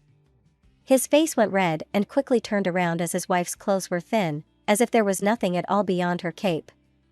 He knew that she would call him a pervert if he were to ask about what she was wearing under her cape. So instead of questions like that, he asked her what she had been doing, to which she answered that she was taking her bath. After hearing that, he stayed calm, but in fact, he was troubled deep inside. Barris had so many questions he wanted to ask of her, including her clothes, and why she cried, but he was worried that she might leave right away after hearing that, so he didn't bother to say it. She leaned on his shoulder as she felt a little sleepy. Looking at her, he thought that she got tired after crying so much. It made him smile, thinking that even though he moved from his bed so she could sleep there, she still chose to sit next to him. Suddenly, he asked her if she was cold. That question confused her, so Barris explained that she kept holding onto her cape. After processing what he said, she just realized that she came running to him without wearing anything under her cape. She was looking at her husband to see if he noticed anything. She thought that she was crazy for just remembering that now, and thought that her husband would assume that she was a pervert for doing that. Seelan got anxious when her husband stood up and assumed that he already noticed, but he just fixed the fireplace a little, which gave her relief since her assumption was wrong. On the other hand, the Grand Duke was curious as to why she was smiling like that. It pains him to see her crying like earlier, but at the same time, he wanted to make her cry if she smiled like that so she could cling to him again. He believed that there was no such thing as an odd habit, so it wasn't bad to do that to her at all. Both of them had the same thought, and it was that neither of them shouldn't get caught. The next morning, Lieutenant Jart knocked at his master's room to report about the witch he was looking for. When he heard no response from the inside, he opened the door and was surprised to see blonde hair on his bed. Without realizing it, he had already been kicked out of the room before he properly grasped the situation he saw. After his lord walked outside, he reported that a witch was present in the north at that time, but they were still tracking it since witches knew that they would be in big trouble if their true identities were to be revealed. The report says that the witch was last seen at the southern wall, with a lot of bandages all over her body. It also says that after their wedding, the witch disappeared without a trace. What caught his attention was the witch covering her entire body with bandages. He knew that there were a few among the witches who dreamed of eternal life, so he assumed that the witch they saw decided to abandon her rotting body to acquire a vibrant one. If that was the case, then it would be better. Since her goal was the body, then, at least she wouldn't try to go back. The Grand Duke ordered to find her at all costs, even if it was difficult. He added to find everything from the dying body and the hidden family, since they could use it as her weakness. Even if it makes him a coward, whatever her past or her purpose, if she were to leave him, he would need those weaknesses to keep her by his side. The lieutenant just obeyed his orders even though he thought that it was all his madness. While walking, Jart was worried about many things, including the full moon that was coming near. He hoped that his lord won't go on a rampage. Besides that, he also thought about Her Majesty moving to the inner place before the full moon. But if they did, they also should set up their strong soldiers as shields, including him, and then maybe everything would be okay. He imagined what would happen to the Grand Duchess, who was weak, just like a rabbit. Since he was not confident that he could protect her, maybe evacuating everyone including her would be better. But the thought of his lord going on a rampage for not seeing his beloved wife would cause huge damage. So it may not be the best option.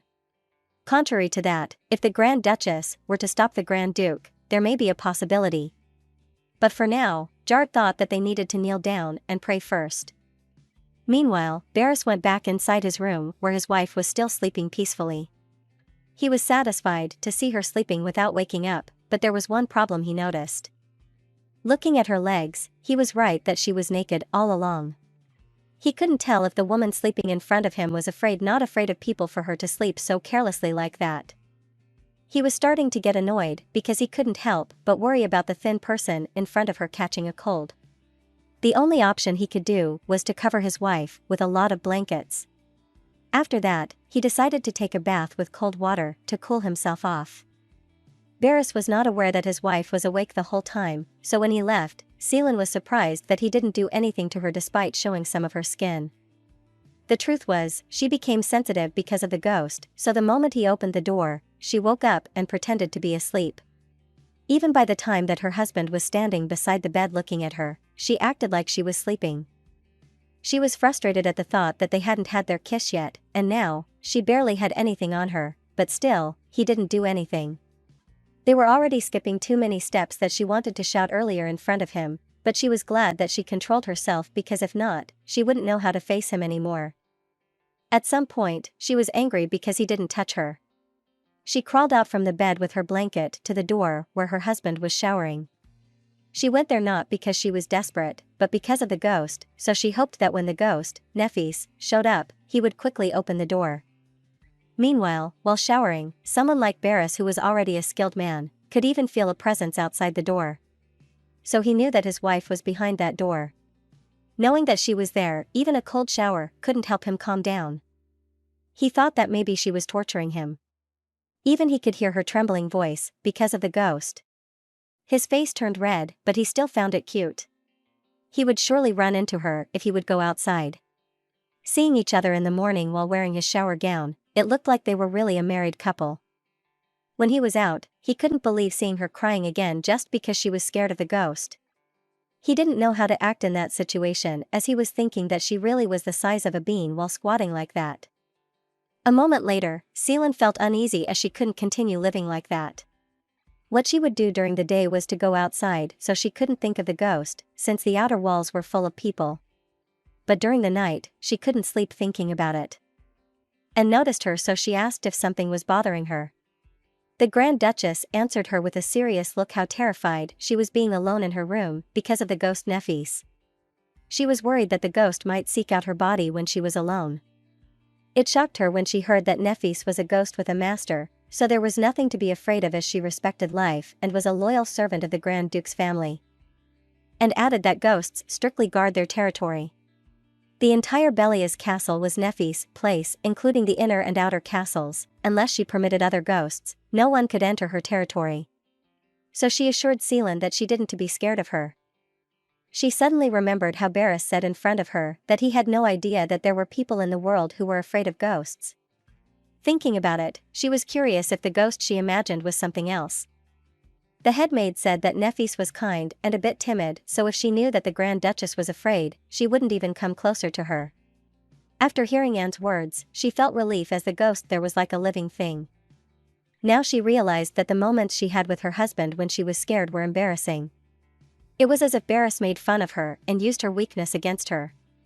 Seelan couldn't contain her anger towards her husband, who knew everything but pretended not to know. She wanted to see him as what he did was a bad thing, so she wanted to hear Barris's explanation. But before that, she needed to look pretty at the dinner with her sister-in-law, so she asked for Anne's help. That night, they arrived at the room where the Empress was waiting and greeted her. When she saw her smile, Seelan couldn't help but admire her, as it was the same as Barris. She then told how the stars and moon were clearly visible, so the wind was not cool. Perfect weather to have dinner. Her husband was silent, so Seelan looked at him, but he avoided her gaze. She elbowed her husband so he could look at her, but when he did, she glared at him to let him know that she hadn't forgiven him for pranking her about the ghost. While walking in the hallway, Seelan kept talking about the coming season and how cool was the north even in the summer. Listening to her words piques the Empress's interest. The noble ladies in the capital were different from her. They started a conversation first with her, but they soon stopped once the Empress didn't respond to anything. The ones who stuck around until the end and were friendly were people who flattered others. But the Grand Duchess was different, so she was curious if she was just naive, stupid, or true to herself. Her brother even followed her around like a loyal dog, which was why it piqued her interest, and said to Seelan with a smile that she was also looking forward to the summer too, like her. Her answer surprised both Barris and his wife, as they didn't expect that reaction from her. All three of them were having a peaceful dinner, but the Grand Duke had a lot on his mind, including how his wife barely noticed him. Maybe the reason for that was because of his sister, so he couldn't do anything about it. Since it was their first meeting, he was being careful. Seelan then asked what was the capital like, and the Empress answered that it was all the same where people lived. She still insisted on getting some different answers from her, since the capital city may have beautiful buildings and rare objects. Instead of answering, she directed her question back to her to know what was her hometown like. Without thinking, Seelan answered that it was in the southwestern region, composed of many flowers and always humid. That confused the Empress, so she suddenly realized that her answer was the one from her past life. She still clearly remembered her 29 years of life as Yumi, where her hometown was not the southwestern part of the empire, but the Republic of Korea. Her answer troubled her, that it made her suddenly quiet. Looking at her face, Barris smiled silently, as which Seelan forgot that she pretended to have memory loss. But after a while, he was getting worried about his sister, who might know something about Seelan. He wanted to know how much the Empress knew about her and if she already was aware that Seelan was a witch. If that was the case, her wife was in danger. It was said that the witch's power was the ancient demon, Croton. The power left from it no longer decreases or increases, so, to strengthen the witch's power, she must take it away.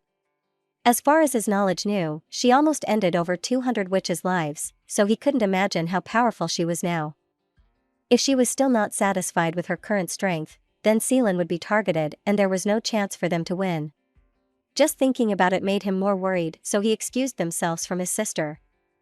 While they were walking, Barris noticed her height, so he asked if she had grown taller. Since she was still upset with him, she yelled at him for treating her like a child who had not grown up yet. He couldn't stop her from walking away, as he didn't know how he should say politely that she looked like a mature woman. On the other hand, Seelan thought that her husband was just bigger than her, and she was not really small, she was of average height. In addition to that, she wore revealing clothes and heels, but he didn't notice it at all. While having their dinner earlier, he kept peeling shrimp for her without eating some for himself, so she thought she could forgive him a little, but his words when they walked outside made her upset again. A moment later, Lieutenant Jart came to the dining hall where the Empress was having her tea. When he asked her how she had been, and she answered that it was none of his business. Since Jart was already that desperate, he directly stated his reason for being there, and that was to ask the Empress to stay by the Grand Duchess's side on the full moon, 2 days from now. Her words were kind of similar to a rejection as she asked why she should do that. Since he was already there, he won't give up unless he could get a positive response from her, so Jart kneeled down to give whatever answer she needed to persuade her. The Empress thought about his bargain, but she already had everything in her hands. But she suddenly remembered something, so the answer she wanted from him was the reason why Barris was looking for the witch. That surprised the lieutenant as he thought that she might already know everything. If that was the case, he needed to choose his words carefully to protect the Grand Duchess. He told the Empress that a suspicious man approached the Beliaz's castle and that man was wrapped with bandages all over his body. While investigating that man, a situation revealed that a large number of items likely to be used by witches were traded at the entrance of the 10,000-year snow mountain. They assumed that the monster was a witch and now, they were tracking it. The Empress guessed that Jart might already knew that she had knowledge of what they were investigating, but there was no need for her to show that she knew. So instead of believing it, she directly said that his words were not trustworthy and wanted to know if it was true that her brother obtained a soul circle. Jart was caught off guard, but he remained silent. So the Empress talked again and asked him if Barris had a witch by his side, that was why they were looking for a witch to feed her. That surprised him and he started to regret coming there. He was even curious if the arrival of the Empress in the north and her lord's assassination happened at the same time, was just a coincidence. The Empress was observing him while he couldn't give her an answer. From the breath he took in, the movement of his lips, and his eyes that looked intently at the muscle of her face, she was just wondering if he knew everything even if he didn't answer her question. Meanwhile, in Barris's room, he was thinking of his wife's upset face earlier. Even though she acted earlier like that, he knew that she would still go to his room since she was scared of Nefis. Suddenly, Jart knocked on his window saying that Her Majesty knew everything. He added that she knew they had obtained the soul circle and was looking for a witch. But to his surprise, his lord already expected that. What worried the lieutenant was the Grand Duchess's safety if the Empress found out that she was a witch. With that being said, he kneeled to ask for his command even if it was to kidnap the prince that the Empress couldn't live without. The Grand Duke calmed him down since his sister showed up suddenly and he wasn't prepared. But he had already taken action that he politely invited the Crown Prince under an appropriate excuse, so he would probably arrive there within 10 days. The appropriate excuse that he used was that the Empress came to Beliaz's castle out of curiosity for her brother's wife, but she hadn't experienced the cold of the north in a long time, so she suffered severe body aches that put her life in danger. He even added that Her Majesty keeps calling her son's name while sleeping. If the Crown Prince loves his mother, he will definitely show up and come to his mother before he regrets it. Jart couldn't believe that his lord was telling a lie to a 14-year-old kid. Barris even said that the emperor might also come, but he had no choice but to send a letter like that. No one knew his sister's true nature except him. If she wants anything, she must get it with her own 2 hands. Even if she had to cut off the opponent's limbs, she would do it as long as she could achieve her goal. so he needed a plan before her sister paid more attention to his wife. Even if it was too cruel, he had to keep the most important person she cherished within his reach. That was the only way to stop her sister from moving too hastily. What they must do now was to find that strange witch as soon as possible. He reminded Jart that stealth was more important than speed, to avoid any more information that his sister may get. Before he could leave, Barris asked if his sister's body was now fully recovered. The reason why he asked that was that methylene keeps getting between him and Seelan. The lieutenant wondered why he asked that, but he still answered yes. It was annoying to hear that, as he wished that she could recover slowly and planned to use nursing as an excuse to get rid of her. But he guessed it was useless now. On the other hand, Jart misunderstood him, as he thought that his master was finally able to care for other people after experiencing love for the first time. Methylene was the most precious person in his life, just like the crown prince was the most important to Her Majesty, the Empress. He thought that after meeting the Grand Duke's weakness, his humanity was revealed, so he assumed that spring finally came to the north. After his imagination, he told Barris that she was in very good condition these days, and it was maybe because of his concerns. He even added that his sister doesn't need more medical care, as moving was good for her body. The Grand Duke was more annoyed hearing him, so he wanted to see Seelan than to listen to him. Meanwhile, Seelan went to the terrace of her room to get some fresh air. Suddenly, she was surprised to see Barris below riding his horse. Looking at him, she couldn't believe that the most reliable and handsome man in the world was her husband now. She suddenly thought what happened to the man from before who claimed to be Seelan's lover. If he didn't know Barris well, that man probably died already and became crow's food somewhere. But when she became close to him, he was very different. He was surprisingly kind and caring, and at the same time, a little tactful, but also very considerate. She even remembered how he gave the anklet to her as a gift. Since she received a special gift from him, she would definitely use it carefully, but she didn't know how to use it. It doesn't matter anymore since she could ask Barris about it later on. Thinking about him, he was a good husband to her even though he was blunt.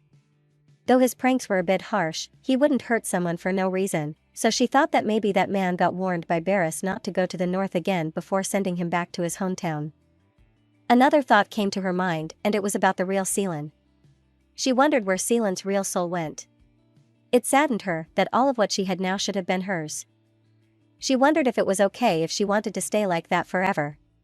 She really felt sorry for the real Seelan, but she questioned herself if it was wrong of her to live like she didn't know anything. The Grand Duke was staring at his wife on the balcony of her room while thinking. Looking at her, he couldn't help but think that the beautiful witch above him was his wife. He was getting excited at the thought that Seelan would go to his bedroom again that night. The next day, Barris was disappointed as his wife didn't go to his room last night, so he was patiently waiting for her to come to see her. Suddenly, Seelan finally arrived, and with a happy look on her face, she asked if he slept well.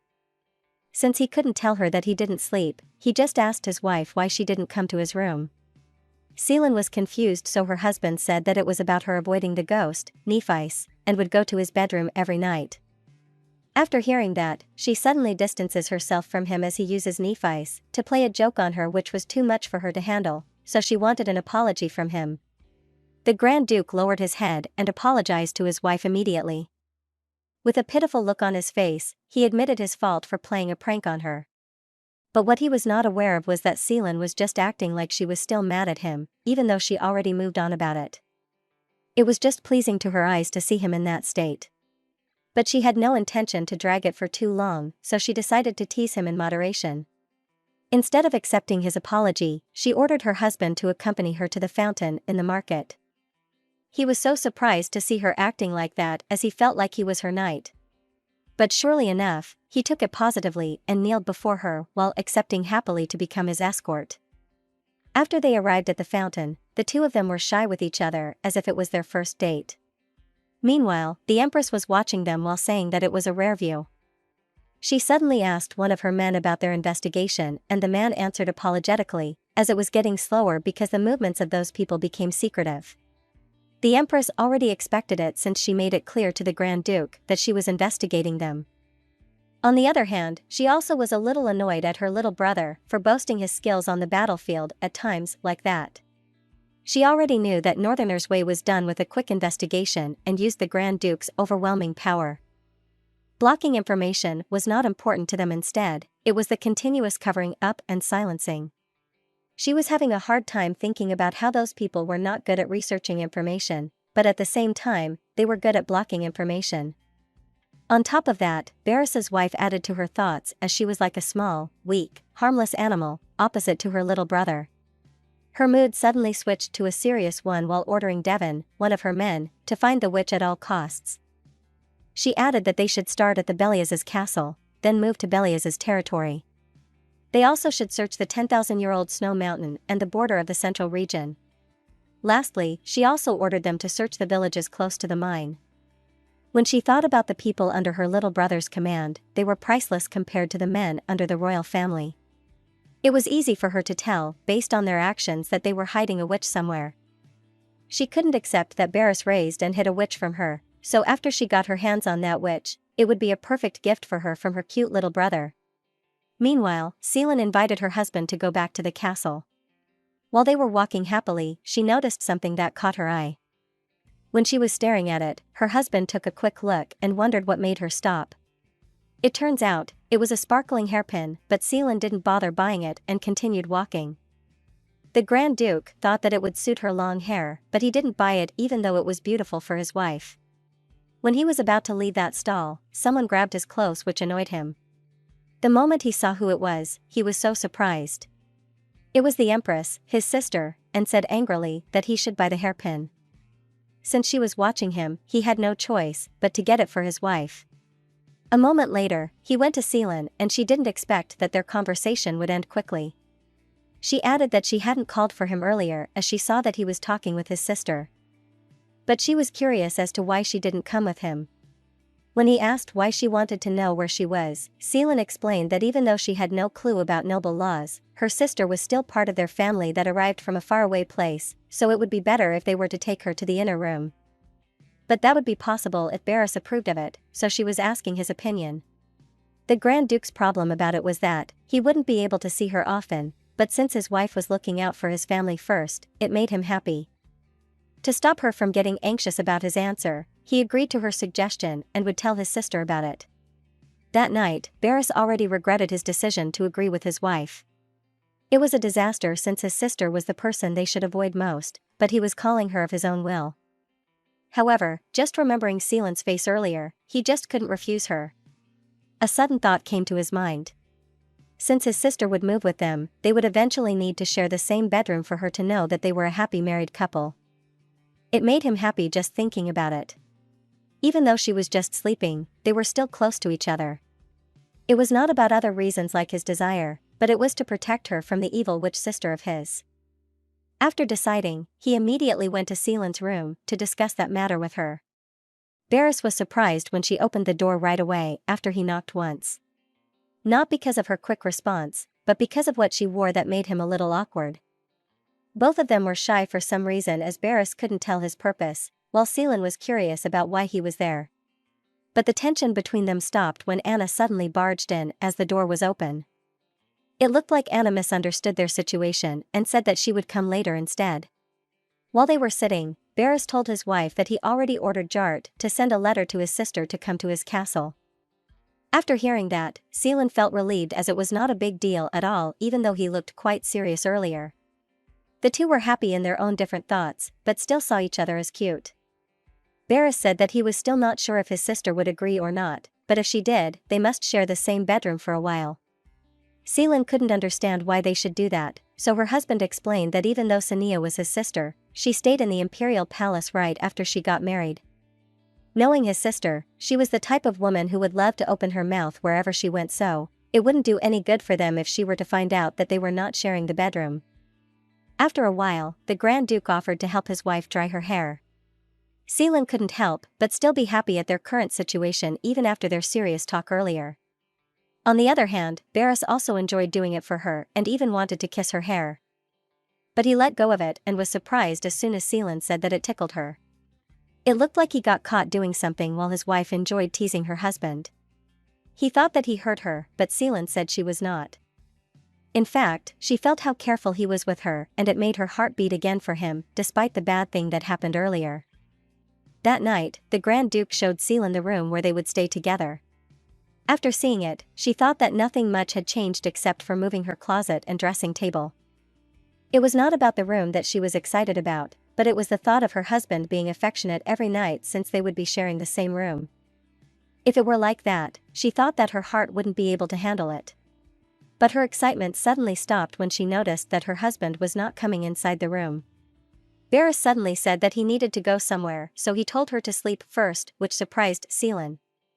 After closing the door, the reason why he couldn't go in was that he was so nervous that he couldn't stay with her alone, so he left her instead and decided to meet his sister, Sania. Meanwhile, Seelan, who was left alone in the room, was hurt as she misunderstood him for being cold towards her. Her tears started to fall from getting annoyed at her husband, and she even started to regret falling for a man like him. Later that night, Barris arrived at the Empress's place. The moment he stepped inside, he could tell the herbs smelled terrible. His sister asked why he came there, but the Grand Duke didn't answer immediately, like he was hesitating. She said that if he didn't open his mouth, she wouldn't know what he wanted. It turns out that he was curious about the story of the name passed down to their family. Since his sister lived longer with their parents, she must have known about it. To answer him properly, she asked him first if he still remembered the story about the Witch of Belias and the Nephilim. Barris still knew about it since it used to be his bedtime story shared by their mother. The Empress said it was a story handed down like a founding myth. It was about the first great man, Levidas Belias, who came to the north and became friends with a witch and two Nephilim brothers who were already living there. It was the four of them who established the foundation of the north together. It was said that the witch was different from the Nephilim as witches collected power from the ancient demon Croton, while the other had the power of Croton as they still had the blood of that demon, despite having a human woman as their mother. The invitation to their family came from receiving help from such a superior being. His sister said that everything related to that matter was giving her a hard time finding out, as if someone hid it on purpose. But she got some interesting stories about why their family needed to marry at a young age, compared to the noblemen of their country. It all started when the witch fell in love with Levidas. The witch, who showed nothing but kindness to the great man, became crazy and destructive as soon as Levidas fell in love with another woman. Despite that, the Nephilim brothers, who were also friends with Levidas, didn't curse him, but instead, blessed him as if supporting him with the woman he chose. The older Nephilim blessed the couple with eternal love, while the young Nephilim caused an uproar as he was caught on the couple's first night observing. The young one was forgiven as he had no bad intentions, but the older one cast a spell on Levidas to increase his inner peace and stability as compensation to the younger Nephilim. The young one was not all useless, as it turned out, his magic could lift the witch's curse of destruction. One of their descendants had a fiancé at the age of 10, and when the curse started to show up, they held a ceremony, and the curse disappeared without a trace just after their first night. The Empress knew that her little brother went to the battlefield as he couldn't get rid of the curse, and because their parents died too early. When his sister knew about how to lift the curse, it was already too late as Barris already set out to battle. But she was already informed that he was getting married, so she didn't contact him as she assumed that the curse would be lifted soon anyway. The Grand Duke wanted to clarify if he heard his sister correctly about the start of the marriage thing. When Sania detailed it as the wedding ceremony and the first night of the married couple, Barris went speechless. Looking at him, she couldn't believe that they had not consummated their marriage yet. Every 15 days, the Grand Duke turned into a monster that he couldn't control himself to let out the violent instinct he had inside of him. And when the dawn breaks the next day, he is left helpless after those hours of going on a rampage. Hearing his sister's explanation, it was hard for him to accept that, because of not knowing about it, he had to go through all those hardships. But what concerned him more was that his wife and him had not even kissed yet. The Empress was having a headache as it reminded her of the love story her mother shared, and it looked like her little brother was the same as her father. She thought that he was pitiful because, aside from his own problems, he needed to protect the country too. To stop him from being miserable, she offered to make a medicine to help him get over the night tomorrow from going on a rampage. The next day, the Grand Duke was standing at the window of their room looking at his sleeping wife. He assumed that she must have hated sharing a room with him as she cried until fell asleep. His wife may have had her reasons why she agreed with it, so he thought he could use that reason to persuade her and accept him. Just thinking about it made him smile, but a second later, he erased that thought as it was cheap of him to do that. Looking at the gift he bought, he couldn't help but compare himself to the crumpled wrapper that was ruined, so he thought that Seelan didn't want to have a relationship with a monster like him. While brushing her hair and kissing it, he thought that even though his curse wouldn't disappear, if she were by his side, that was enough for him. He suddenly realized his actions were improper, so he immediately left the room when his wife was still sleeping. But little did he know that Seelan was awake the entire time, and she was so surprised about what he did earlier. Her heart was beating so fast after thinking of what he had done earlier in her hair. She noticed something in her bed and was curious as to what her husband left behind. It surprised her the moment she saw that it was the hairpin at the market that she hadn't bought. When she tried it on in front of the mirror, she couldn't help but think that Barris might like her. The problem was that her husband made it clear to her that he didn't want to share the room with her. But when he spent money on her, like giving gifts and taking good care of her, it made her feel positive about their future together. She was in her deep thoughts that she was surprised when Barris suddenly entered their room. Her problem was the way she looks like right now, as she didn't have enough time to fix her hair after waking up. Seelan couldn't think straight anymore since she couldn't make him leave. She decided to approach him positively, but she didn't know how. She wanted to look cute in front of him and suddenly called her husband darling.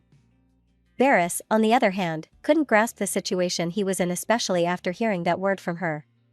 He acted as if he didn't hear it properly and said that maybe she had a cold, so he helped her with the blankets as her clothes were thin.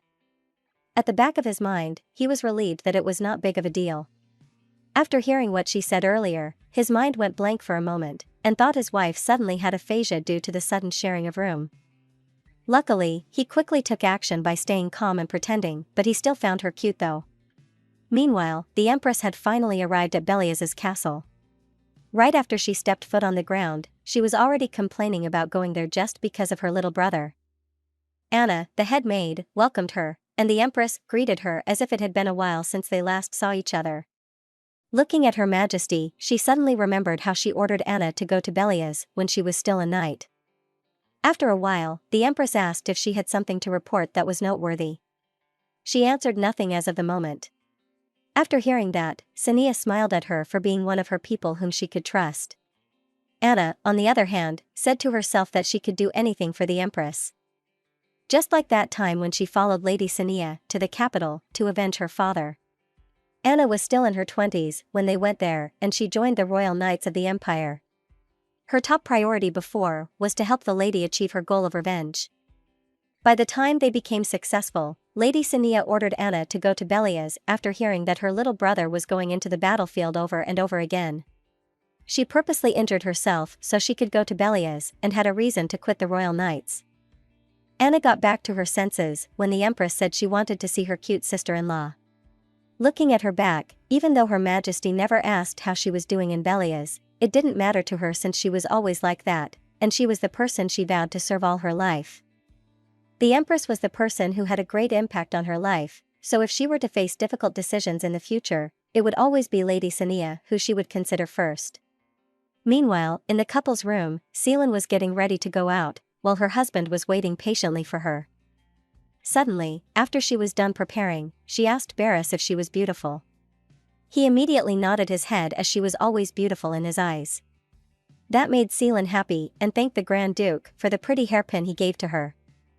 Barris was confused at what she said as it seemed like she misunderstood something, and Seelan felt the same as he was staring at her. So the Grand Duke explained that his nod meant that she was the beautiful one and not the hairpin. It was unexpected of him to say that with a serious look, so Seelan's face turned red. Looking at her reaction, Barris couldn't help but think that his wife was that happy as if she was hearing those words for the first time.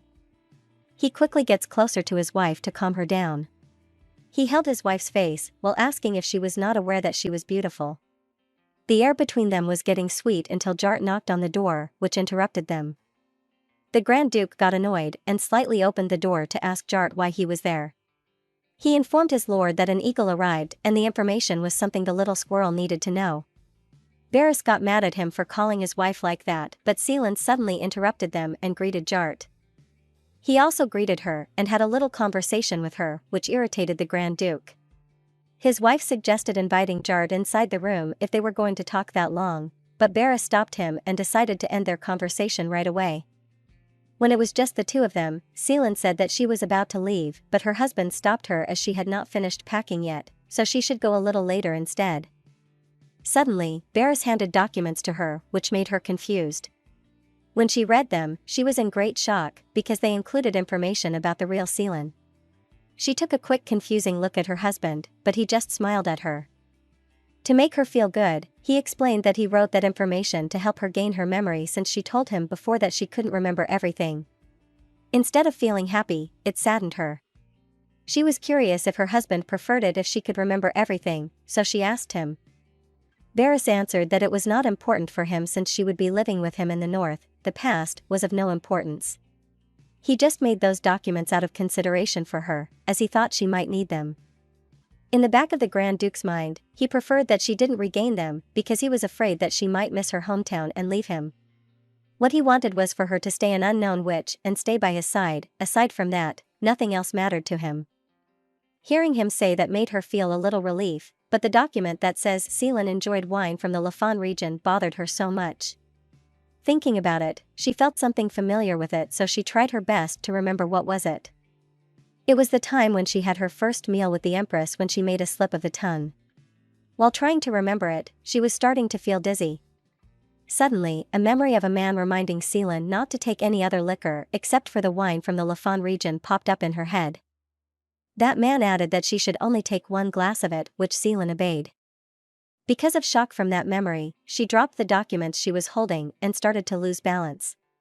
Luckily, her husband was there to assist her, but Seelan couldn't think straight, as she felt that she stole someone's body, husband, and life, even though she didn't do it on purpose. What scared her more was the thought of the real Seelan's soul still inside of the body. The Grand Duke was getting worried for his wife as she was not answering him. He blamed it all on the documents he handed to her. But what confused him was that they didn't even include any important information on those documents, just an ordinary noble family's illegitimate child, so he wondered if her reaction was because of the fact that it was not her real life. All of a sudden, his deep thoughts were distracted by his wife's question if she was really beautiful in his eyes. Barris immediately said yes, while looking straight into her eyes. It seemed like Seelan was not satisfied with his answer while shoving his hand away from her. Seeing her like that made Barris so anxious. He had no idea why her mood suddenly changed when she was just happy a moment ago. Both of them looked miserable, but the other party wanted to lift his wife's spirit, so he invited her to go to the city center with him while reaching her hand out. Seelan wouldn't want to waste that opportunity, so she took his hand and said to go right that moment, which surprised Barris. While walking, she was determined not to think of the memories in the meantime. She regretted asking that foolish question earlier to him. It was as if she already felt every emotion in her body while thinking of the real Seelan.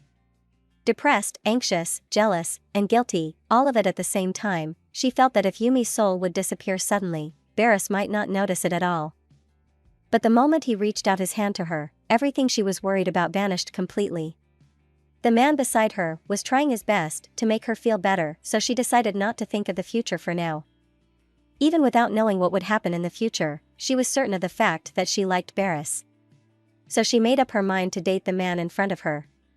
And to do that, she needed to flirt with him. Seelan purposely stuck her breast to him while asking his reason for going to the city center. Looking at him, she already could tell that he just invited her to go there since she had been feeling down earlier. But since he was making an effort to cheer her up, she couldn't say that honestly. Barris answered that he would like to buy a carpet that suits her since they would be sharing a room. His excuse didn't match his words earlier, but it didn't matter to Seelan, and just agreed to him and even suggested getting some blankets as well. The Grand Duke knew that he had already been caught with his excuse. On the other hand, Seelan thought of visiting her sister-in-law next time. Unexpectedly, the moment they arrived at the city center, the Empress was also there doing some shopping. Seelan was happy to see her while Barris was annoyed and trying to convince his sister to go away through eye contact.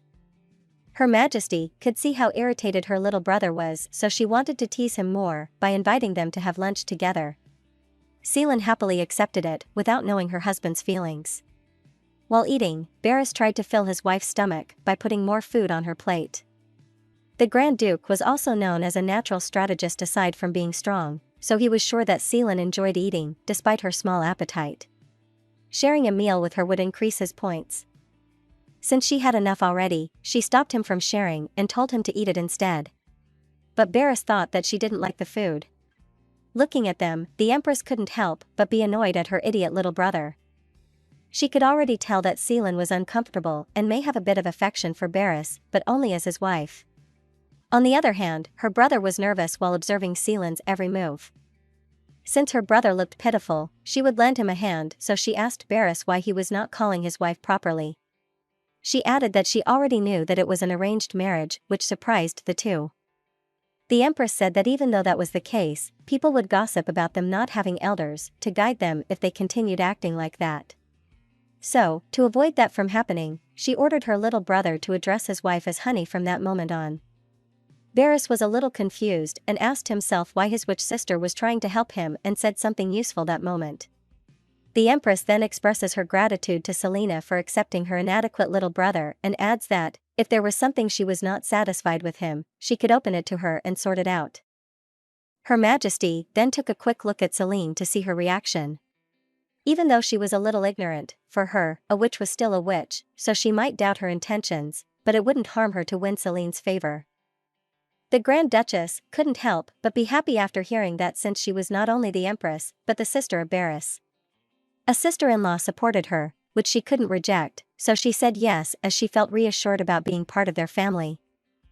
Selene then turned her head to her husband and asked if he agreed to her while calling him dear, but the Grand Duke couldn't talk properly as it was too much for him after hearing that word from her. Several years ago at a tea house in the capital, the young Empress was there, and a man accidentally poured his tea into her dress. He was worried that the lady got hurt and apologized immediately in front of her. That man was her husband, the current emperor, and it was their first meeting. The moment she saw him, she had the thought of using him. Since she decided to get revenge on the previous emperor, who led her father to his death, she was committed to letting go of her emotions and using everything to her advantage. She hunted witches indiscriminately, using everything from ghosts to the Empress of the Empire and even the man she met who became her husband. He always smiled at her and was happy to marry her, which was a dream for him. She believed that conspiracy was power, she dealt with everyone, and even after several years, the nobles of the capital feared her. Even her blood-related younger brother, Barris, became cautious of her. But after meeting Selene, she saw how she resembles her husband, with eyes that have no fear or vile desires. There was one thing she wished and hoped for her brother's wife, and it was not being a witch. When they were done eating, Selene expressed how happy she was to have a wonderful meal with the two. The Empress suddenly called Barris's attention while Selene was not looking, and it was for her to give the medicine she promised. After handing it to him, she warned her little brother, as it contained tarum, so he should think carefully if he still wanted to drink it. That ingredient was a highly potent poison that could put even a dragon to sleep with just a single drop. But the Grand Duke was not afraid even the slightest and even asked his sister if she was not that confident in the medicine she made. The Empress knew he was strong, so it was expected from him, and he said that he wouldn't die drinking it, so he just needed to handle the effects himself. Suddenly, Selene shyly called her husband dear and said to hurry up so they could go already. On the other hand, Barris was embarrassed hearing it but also blushed while obeying his wife. He then looked at the medicine in his hand with a serious look and tightly held onto it. The three of them then took a look around at the market, and the married couple couldn't contain their happiness together. While looking at the atmosphere between the two, the Empress couldn't help but be satisfied at the sight in front of her. After a short while, when Selena arrived in the north, a message was delivered to her from Anna informing her that she smelled a witch in the Grand Duchy of Barisvalias a week ago. After reading it, she thought of Nephis, who was highly ranked even among ghosts. She could judge for herself and had a clear domain. Besides that, she could smell witches, so if Nephis reported it to Anna, it was almost 99% true. Looking at Selene, she knew she was not a bad woman, even though she was still not sure of her true intentions. Thinking about it, she was at a loss the moment she married her inadequate little brother. The Empress admitted to herself that people like her and Barris naturally wanted to possess such a small, harmless creature. A moment later, she called her little brother and Seelan to inform them that she had other matters to attend to, so they should part ways now. The Grand Duchess was disappointed as she thought they would go shopping together, but her husband clearly didn't want to go with his sister. The Empress said that Seelan could visit her at her estate and even suggested going out together some other time, which made her happy. She then said that they would definitely do that next time, which Her Majesty happily accepted. Before she could go, she advised her little brother to do well and not be reckless on his hike with his wife. Seelan bid her goodbye with a happy face and said to have a safe journey, while her husband was annoyed after hearing his sister's advice. After that, Seelan held Barris's hand and called him dear while inviting him to continue their shopping. The Grand Duke was still not used to her calling him like that, so he felt shy but still agreed to her and called her my dear as well. Seelan and Barris went shopping together. The Grand Duke suggested a white blanket to his wife, but it seemed it was not to her liking. She found other designs that suited her taste and picked them instead. Seeing her preferences made him conclude that despite her cute appearance, her taste was not that good. But for the Grand Duchess, she felt the shop was filled with items that perfectly suited her taste. Among those things, the one that suited her the most was the man beside him. Having that thought fluttered her and made her cheek blush. After shopping, they decided to leave as she held his hand. Meanwhile, Zart was walking in the hallway while wondering if the Grand Duke had forgotten that it was full moon since he went out for a date with his wife. On his way, he saw his younger sister running towards her, but he immediately reminded her that there was an important matter that he needed to do, so he could not accompany her. But the girl was too persistent to introduce her big brother to someone. It was the doctor who cured her disease. It seemed that he could not refuse her this time, so he just reluctantly agreed to come with her. Having spent most of his time following the Grand Duke, it hadn't even been a month since Zart's return to the north. While he was away, he heard that a daughter of a northern vassal family's illness suddenly turned into a worse condition. This made him wonder about the doctor who had managed the young girl. It seemed that the physician had built a good relationship with his patient as he was being introduced to the head of the family. Given that Medilla personally arranged the meeting, it seemed that the doctor had some influence, as she assured him that he was a competent medical professional. Because of that, Zart agreed to meet that person. When the night came, he met with the Grand Duke and inquired if he had already talked to his wife.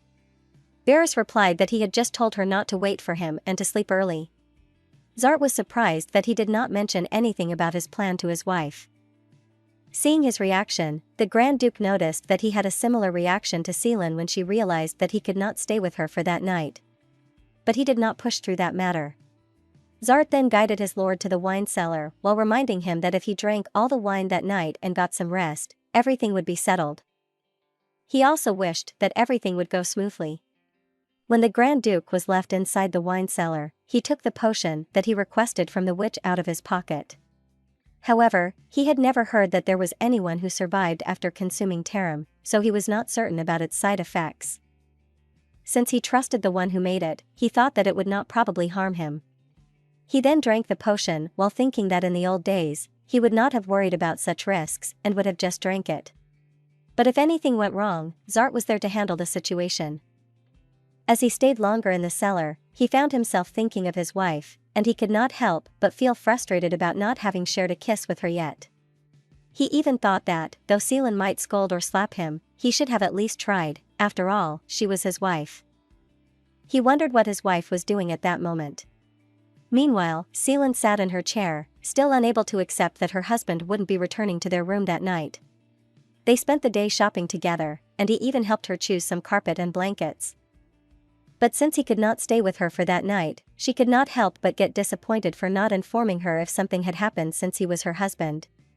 Hearing nothing from him made her wonder if he thought that she was unreliable. Moreover, she was hoping that they could spend more time together. Later on, she found a box that seemed to belong to the previous Seelan. Meanwhile, while Zart was guarding the wine cell, he suddenly heard something disturbing inside the room, and he was flustered when the heavy door of the cell was suddenly ruined. From the doorway, he saw the Grand Duke standing and glaring at him. The Grand Duchess saw a box and wondered if it was the belongings of the previous Seelan. As she went closer, she was puzzled about whether to keep it in its place and just return it when the owner returned, or dispose of everything and replace it with new stuff. However, whenever she saw those items, it made her feel as if she were living someone else's life, and that thought terrified her. As of the present time, being the Grand Duke's wife is her life and her memories. Later on, she decided to open the box to see what was stored inside. To her surprise, the contents were far different from what she had expected. The previous Seelan brought only a few things when she left her hometown to come to this place as a servant. This made her wonder if the previous lady could have predicted what would happen in her future. The Grand Duchess decided to keep it carefully because there was no way that she could just throw it away. Moreover, she expected to see some fancy things, like expensive tea sets, instead of worn-out things. Although they were old items, she knew that if she threw them out, her dreams would be haunted. She drew one interesting item from the box. It was a bow, and she tried to pull the bowstring like she was skilled in doing archery. As she looked again at the contents of the box, she was struck by a sense of familiarity, as though the items were her own. The feeling was unsettling. She could not describe how she felt. She was also surprised at how she instinctively pulled the string of the bow. This is strange, because back in Korea she has never been to an archery. She tried to disregard those feelings as she told herself to stop overthinking and that everything was just an illusion. Later on, she heard some noises outside, and she was frightened when she saw her husband attacking Zart. The Grand Duke was uncontrollable, while the knight was just defending himself from him. Seelan wanted to stop them, but as she tried to leave her room, Sania suddenly came and stopped her. She was being so hasty as her sister-in-law claimed that it would be dangerous to just jump in between them. The other knights were shielding themselves. They knew that they had to stop them, but they didn't know how to calm their lord. The Grand Duchess was so worried. Watching the scenario outside prompted her they hurry to stop them. She was more worried that her husband might get seriously hurt, but Sania asked her what she could possibly do if she went in between them. Seelan could not answer. She did not know what to do either.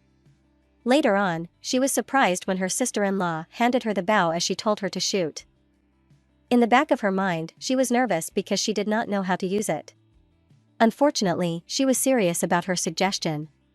Sania knew a lot about the past of Seelan because she made an investigation of every person who was connected to her back in her hometown. From that, she gathered so much information about her relatives. With that information, she was able to almost reconstruct her previous life. The more she uncovered, the stranger it all seemed. According to the information she had gathered, the woman had once ridden horses every day, yet in the north, she had never ridden even once. She also discovered that Seelan loved flowers and herbs, as she often grew and dried them to brew tea, yet she had never shown any interest in the flower shops in the north. This led her to conclude that Seelan, a rural girl from the southwest, was not a witch, at least not when it came to practical knowledge. But upon observing the Seelan before her, it felt like she was another person. Sania believed that she could fake a lot of things, but she could not fake her experience. She gave her the bow because she wanted to test her. From her investigation, she learned that the Grand Duchess previously enjoyed riding and hunting. She wanted to see how she would use it to know whether she became a witch or swapped with a fake one. She urged Seelan to draw the string before the Grand Duke could severely injure Zart.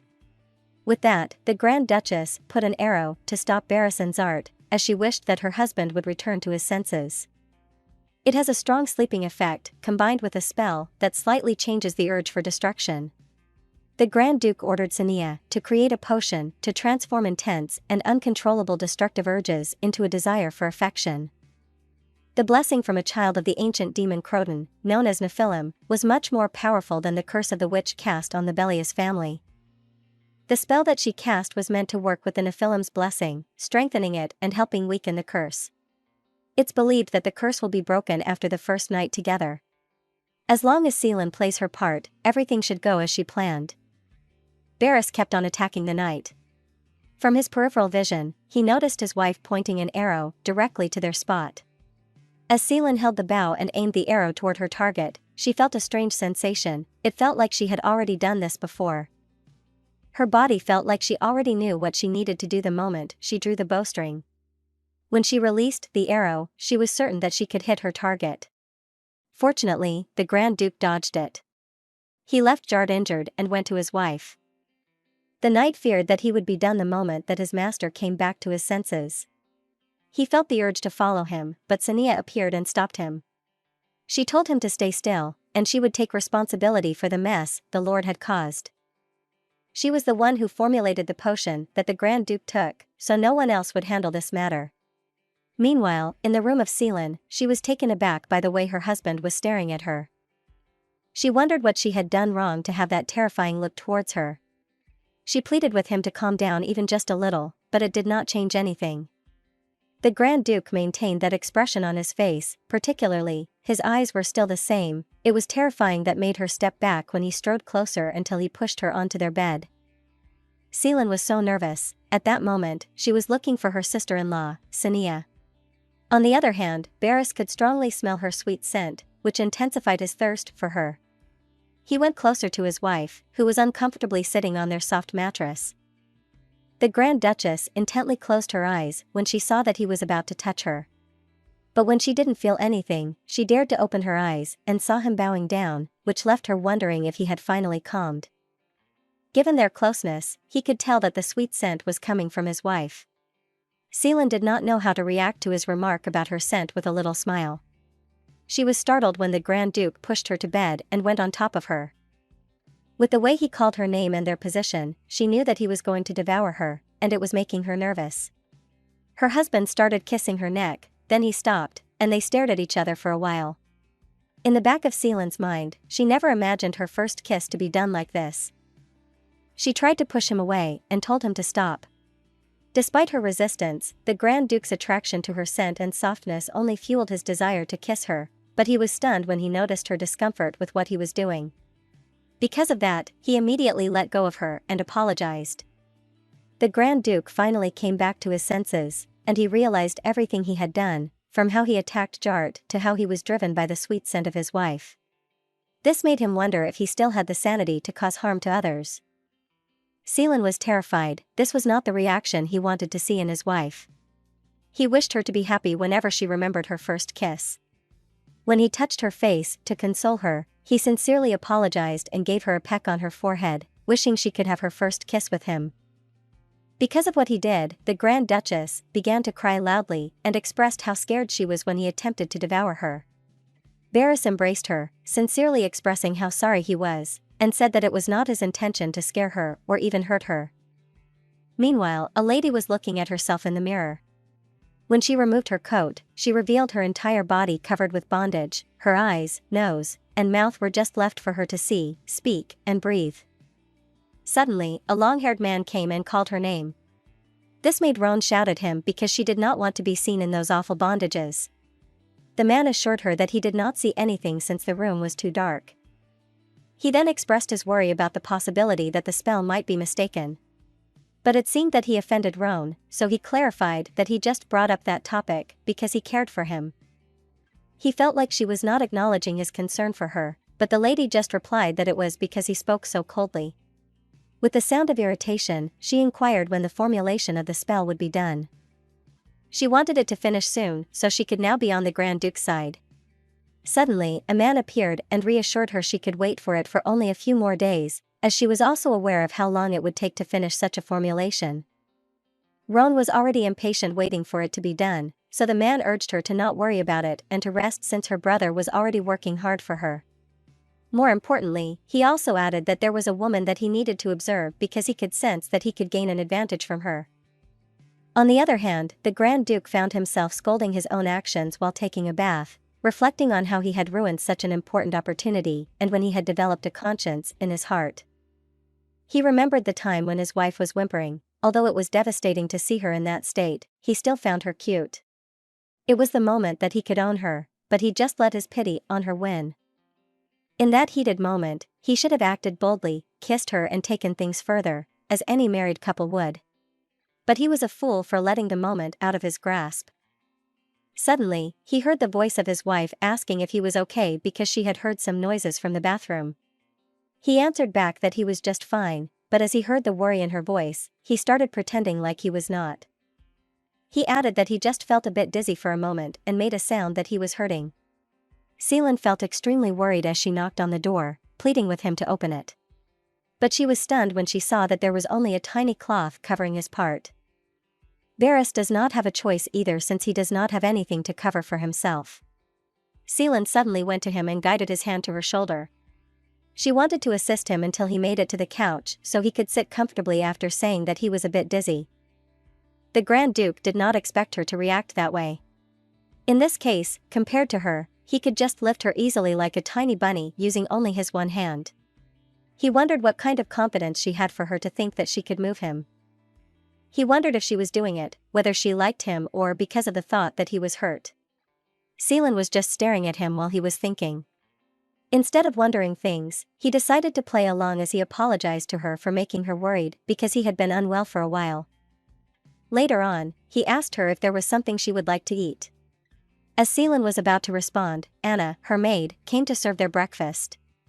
The Grand Duchess asked how the condition of Jart was after being injured from the fight he had with the Grand Duke last night. The maid replied that the knight would have his feet healed on the next day and thanked the lady's help, which prevented the lord from causing severe damage. While Seelan and Anna were still talking, Barris was impatient, waiting for them to finish, as he mentioned that he already wanted to have their breakfast. This made the Grand Duchess decide to visit Zart after they ate their meal. On that day, Sania checked Zart's condition after the encounter he had with the Grand Duke. She had informed him that there was something that she needed to verify during the hunting festival of that year and added that there was no need for him to thank her since she was not just doing it because he requested it. The injured knight inquired if it had something to do with the fact that their lord's harming intention had already diminished. The lady clarified that the Grand Duke's action was not intentional, but rather a result of the curse that passed down through the Belias' bloodline. At first, Zart thought that it would be helpful if the Grand Duke's wife could control him, but after what happened last night, it turned out to be even more favorable than he expected. The only troubling part was how Grand Duke Belias acted ruthlessly to someone who had served him since he was young, compared to his wife whom he submitted himself completely, which left a bitter taste. Sania noticed something outside the door but then ignored it before telling Zart that the only way to break the curse was through this romantically called true love with the person he married. Later on, someone from behind the door knocked and she identified herself as Anna. When she was permitted to enter, she immediately inquired if Zart was fine, which he assured her that he was. Sania then asked about her brother, Barris. She replied that the Grand Duke decided to rest in the bedroom that was located on the upper floor.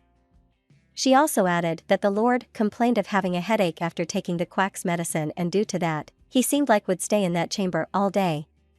The quack that he was referring to was his sister, the one that she was facing at that moment.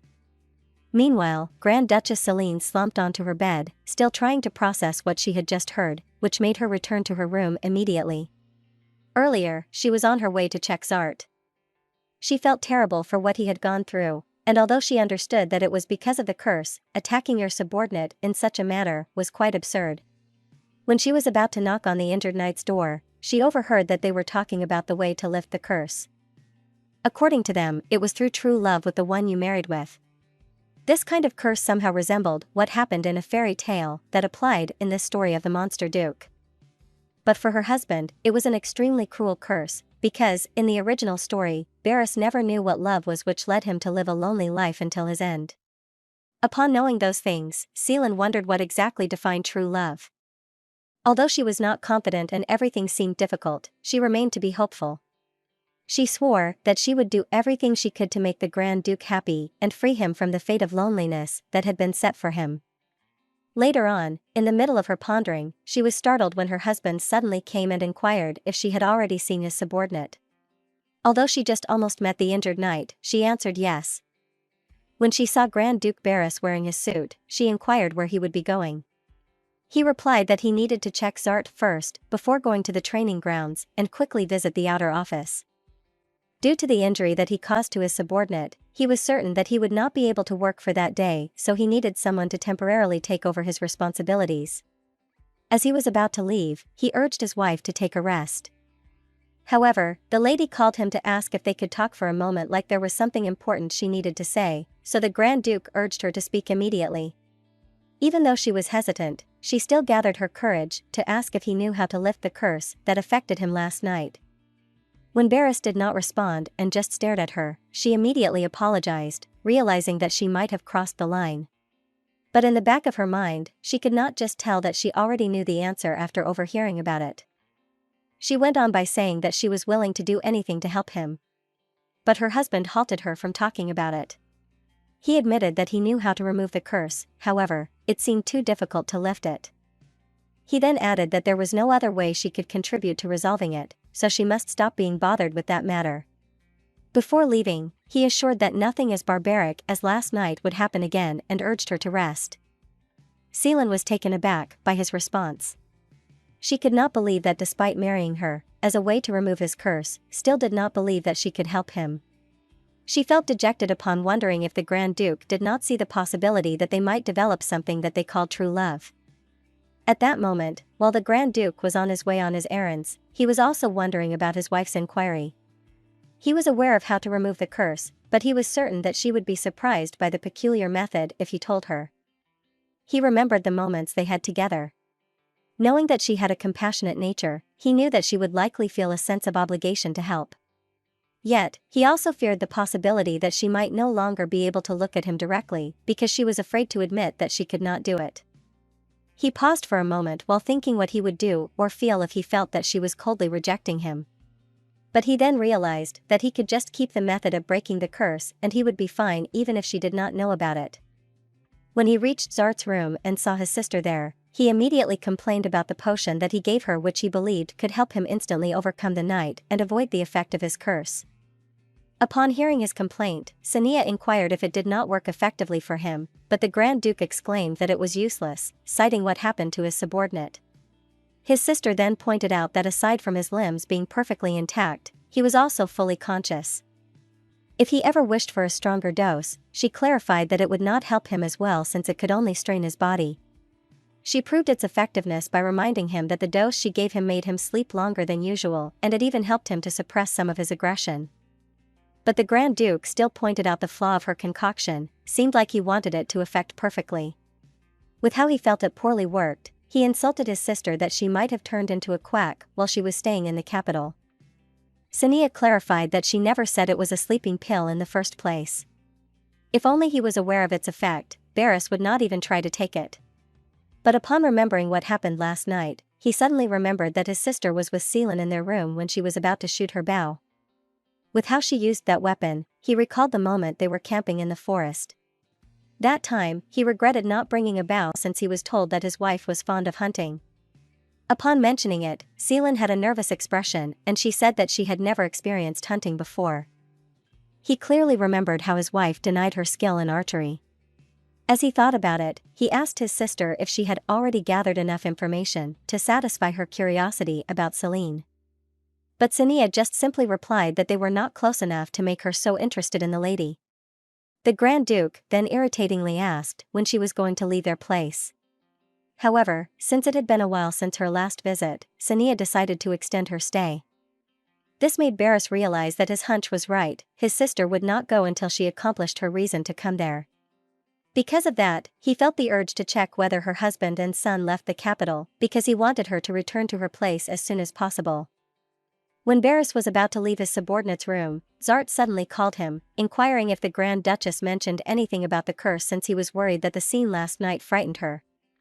The Grand Duke paused for a while, he probably remembered about his recent conversation with his wife. He then answered that his wife volunteered to assist him in any possible way to break the curse. However, he turned down her offer, claiming that it was not something that she must involve herself with. He then pointed a finger at Sania, begging him not to say a word to Seelan regarding this matter. The two were taken aback after hearing what he had said. They could not believe that he dared to say that when he clearly knew the way to lift the curse. The Grand Duke then left without minding their reaction or what they would say. Zart inquired Sania if it was something that they should worry about, to which she replied that it was indeed a total disaster. He then requested her to make a stronger potion before the next full moon as he worried that he would not be able to survive in that condition. But the lady just assured him that the violent impulses of the Grand Duke would not happen again. Because of her previous experiment, she, therefore, concluded that the curse could be redirected towards pleasure instead of violence. If they successfully enchant her brother to obey his wife where they could intimately spend their time together, this could lead to having a peaceful night for the next full moon. Sania was certain that at that rate, Barris would be more pleased spending all night with Seelan, even by just begging her to let him kiss her toes. However, their intimate moment is not part of her concern. That day, Sania went to Seelan's room. When the Grand Duchess heard that someone was knocking on her door, she inquired about who it was, and she was surprised to see that it was her sister-in-law. She immediately welcomed her in, urging her to enter. Her visitor excused herself to come in. The Grand Duchess then tried to put some things in place when she realized that her bedroom was a little bit messy. Upon seeing the condition of her room, Sania concluded in her mind that she was still in bed although the sun had already risen. She remembered the time when she urged Seelan to use a bow. She expected her to struggle to handle it, but it turned oppositely when she successfully stroked one. However, that did not change her suspicion that he was not an ordinary woman. She remained unconvinced that she was not a witch. When she thought about it, there was a possibility that she might have originally been a skilled archer. So she still believed that the Seelan from the northern and southern regions were different people. There were, in fact, two ways a person could live two completely different lives while appearing identical. The first method involved creating a potion infused with magic using part of one's body. In this case, if this were made accurately, this could transform someone to resemble the person whose essence was mixed in the potion. In order to make it successful, the user needed to avoid being exposed to sunlight for about 15 days while taking the potion, and the amount of magical energy required was huge. It was a kind of spell that was not suitable for everyone. However, it was just simple to prepare since the only needed was the hair of your target. Another method involved was driving out the soul of the target in order for you to take over their body. However, in exchange, it has a fatal flaw. All of the witch's power came from the ancient demons, which could only reside in a particular physique marked with the shape of Croton. So, if one transferred into another body, they would lose their entire demonic power which was left in their own. However, if the ritual was performed nearby, the witch could instantly absorb the magical mark from their original frame. But since Celine had remained in the castle when she arrived in the north, she probably hadn't had the opportunity to carry out the ritual. The lady was busy preparing a tea for her visitor. When she finished, she immediately expressed how she had been wishing to serve her tea inside her chamber, which Sania did not know that she would be this honored. She then poured the tea into her cup and wished her to enjoy it. Sania stared at it for a while. She remembered that people in the south were skillful in brewing tea. But upon tasting what had served to her, it seemed made by an incompetent, and besides that, there was a bitter aftertaste. Seelan then said that she knew her tea was just nothing compared to some in the capital, so she inquired if it suited her taste. As Sania sat and sipped her tea, she quietly observed Celine. Despite her harmless appearance, she believed her true nature remained unchanged. Any witch could easily feign kindness, but no one could truly be innocent or good. For her, someone who was sincerely kind and had a pure heart would never be considered a witch. Sania firmly believed that the witches were bad and deceitful. There was no way that they would live in goodness and virtue. But when Celine asked her if she liked the tea she prepared for her, she lied, saying that it was delicious although she disliked it, especially the bitter aftertaste. She did that because she did not want to hurt her feelings with her harsh words. Suspecting her as a witch does not mean she does not want her. Sania was only concerned about her brother because the fact that there was that kind of person near him was something completely different which she could not tolerate. Upon thinking about her brother, she wondered if Barris was already aware that she was a witch when they got married. Reflecting on what she had observed in him, he seemed like he was hiding something from her in which she believed that he might have an ulterior motive. But how she had witnessed him being so devoted to his wife made her realize that things might have been different between them. Because of lying that she liked the taste of the tea, Celine gleefully initiated pouring him another cup. Later on, Sania inquired how her married life had been.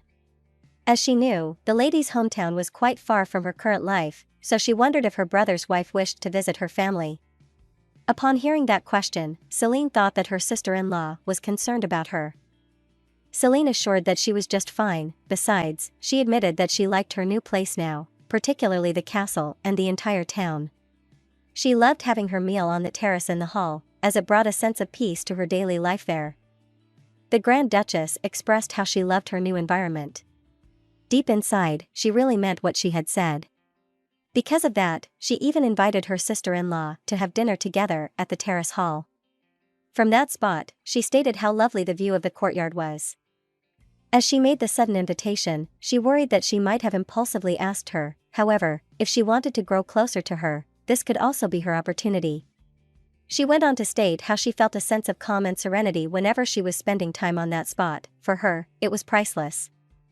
When the night came, Grand Duke Barris saw the two ladies being at the same table, and it seemed that his wife was enjoying entertaining his sister. But he was worried that Sania had already told something to her, which made him quickly inquire how long they had been together. Celine replied that they had just recently gotten there and asked if he was already done with his work. Barris then joined them, which means they were going to have dinner together. Later on, the servants came to serve their dishes on the table. The Grand Duke started putting plenty of food on his wife's plate.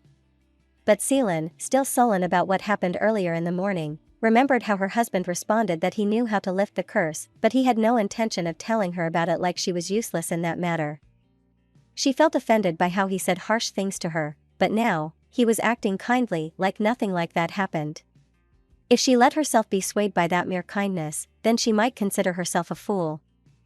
While she was trying to ignore him at the dinner, she was startled when Barris put her excess on the back of her ear. With a genuine warmth, he told her to take her time and enjoy her meal. Hearing that, Celine could not stop her cheeks from blushing while looking at her husband. She could not even utter a word. Meanwhile, Sania, who was seated just across from them, witnessed her brother's gesture. His genuine kindness surprised her. She hadn't expected the Grand Duke to know how to treat a woman like that. This made her commend his action for making his wife flutter, in which she considered that there would be a possibility the curse would finally be broken soon. Perhaps, things would be easier if she also helped him through that dinner. She then spoke, appreciating how it felt good to have a meal at the outside. She then wished that they could have spent moments like that together in the future. Celine responded like she was looking forward to it. Because of what she observed in the married life of her brother, even though she firmly believes that there was no such thing as an innocent witch, she could admit that she was nearly convinced that his wife was different. Celine seemed to like to spend more time with her, as she also invited her to go out with her. For her brother, knowing his nature, she knew that he was clueless when it came to love. That mysterious emotion could even make someone powerless. She knew that because she already experienced it with the person she married with. Later on, she called the attention of the Grand Duke to tell him how incredibly lucky he was for having such a beautiful wife like Celine. Particularly, she had never seen anyone having a radiant smile as her. Celine was so fluttered upon hearing a compliment from her sister-in-law that she felt like she was too kind for appreciating her. But when she looked at her husband, he was just silently eating beside her. He then replied to his sister like he could not see what she was pointing out and claimed that he was not certain if he could see the beauty she was referring to. The two ladies did not expect him to respond that way. For Sania, his brother was doomed, but Celine felt offended by him again. A moment of silence enveloped them, which made the Grand Duke wonder why he suddenly felt the gloomy atmosphere. He thought that it was because his wife was offended after his sister called her beautiful. He was confident about the thought that it was Sania's fault, since she had never seen the Grand Duchess having a gloomy expression when being called beautiful. He then remembered that moment when she asked him if she was beautiful in his sight, and when he said yes, it did not even lift her mood, just a bit. Because he thought that he was the one who understood that peculiar situation, he considered lighting the mood by himself. He began explaining that he could not see her beauty yet and told his sister to stop saying such senseless things anymore. After his remark, Celine suddenly stood up, apologizing that she must excuse herself. She just told them that she was feeling sick. Sania let her, while Barris wanted to assist his wife. But before he could leave the table, although the Grand Duchess already turned her back, she commanded him to stay there, like she did not want to be followed by him. Barris was surprised to sense the firm and coldness in her voice, which just made him still. Without looking back, she told him that she would now leave, and he needed to take his time finishing his meal. The Grand Duke just watched her leave, feeling worried about his wife. Sania, on the other hand, tried to calm herself because of her brother's foolishness. When there were only two left, she then asked him if he really thought that Celine was not beautiful. Barris scoffed, asking her if she thought that he was already blind to not see how gorgeous she was. Upon hearing that his thought was opposite from what he said earlier, Sania frustratingly asked him why he would say something like that. The Grand Duke, still convinced that it was not his fault, told his sister that his wife always seemed sad whenever someone was calling her pretty, just like what she did. He explained that how she complimented her was the reason why she turned to having a dull feeling, and at that moment, he thought that she was also upset. Hearing his explanation only made her head ache, as she knew as a woman, no one would ever hate being praised for their looks. Barris still went on, claiming that Celine was indeed like that. She would be offended whenever hearing someone appreciating her beauty. Seeing how calmly he explained, Sania could not believe that he was serious about his words, which intensified her irritation about him. This made her question how a clueless man like him became her brother. She knew that Celine was not upset because she complimented her, it was because of her husband's response. She could not stand the foolishness of her brother anymore, so she shouted at him and threw the napkin onto him, exclaiming that there was no such woman who hated being praised for their beauty. Because of her anger and force, the Grand Duke fell on the floor. Barris, still clueless about receiving her wrath, insisted that it was his wife's nature, and she was different. But Sania refused to hear any of his words. Later on, the head maid, Anna, came to bring their dessert. She was also surprised to see the scene between them. She then confirmed that the lady was correct, no woman in the world would dislike her beauty being appreciated. Upon hearing it, Barris felt so doomed to say such a thing and realized that it was his mistake. Later that day, Celine looked in the mirror with a conflicted face because of what her husband said earlier. She remembered that he called her pretty just yesterday, so the lady didn't know why he suddenly said those words earlier at their meal. But Celine wouldn't let that hurt her and wouldn't give up already since there could be a reason behind that. She convinced herself to think that her husband may literally mean that he had not seen her beauty yet, so as they spent more time together, he was bound to find her pretty. The lady even thought that maybe if she dressed a bit more seductively in front of her husband and turned up the charm, perhaps Barras would take back those words he said earlier to her. In her imagination, her husband would be surprised to see her and would suddenly hug her the moment he laid his eyes on his wife. And then, the charm she used would be so effective that Barras couldn't help but kiss his beautiful wife. On the other hand, the Grand Duke could also have a reaction opposite to that, like he would ask why she was dressed like that or if she preferred oversized shirts. He could even suggest going to pick out some clothes in her size the day after, which was the worst reaction she could get from him. Still, her husband did buy her that hairpin she was eyeing, so it was not like Barras was completely indifferent to her. That tiny hope she had for him made her happy and made her not give up yet. Later on, her husband came to their room, and he brought a beautiful dessert with him. Celine was so happy when Barras gave it to her and asked what it was. He told her it was apricot pudding. He suddenly remembered what his sister, the Empress, told him about apologizing to his wife as his life depended on it. So, it was what he was doing at the moment. On the other hand, the lady was so happy as the dessert looked absolutely delicious, even the color of it was so pretty. While looking at his wife, he couldn't help but wonder if she just took a bath because he could smell the sweet scent coming from her. Her hair was still wet, and she was shining in her white nightdress. Barras couldn't help but notice how her dress got wet by her hair in the back. While he immersed himself in looking at his wife, Celine interrupted him by asking if he wanted some of the pudding. But it seemed like the Grand Duke was having weird thoughts in his head, like having her instead of the dessert. Looking at him, Celine was curious as to why he was being like that. After strengthening his thoughts, he then answered her that he was fine since he brought that pudding only for her, so she should enjoy it by herself. That surprised the lady, as it was unexpected from him. Because of that as well, it made Celine happy, as he was so sweet to her.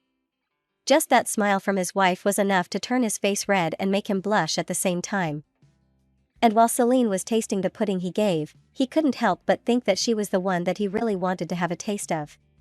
It was not the dessert, but his wife. Since it was not the right time to do that, he swallowed his urges and controlled himself. The next day, the Grand Duke looked exhausted and didn't sleep a wink all night. He couldn't stand it anymore and was not sure how much longer he would be able to control himself from his wife. It was unbelievable that Celine slept so soundly last night as if his presence didn't affect her at all. Suddenly, Zart was spouting nonsense while walking inside the room and was surprised to see the Grand Duke there. It was a rare sight, so he asked Barras what he was doing at his office so early in the morning. It seemed like he had no interest in sharing the reason, so he just told him to report what he had found.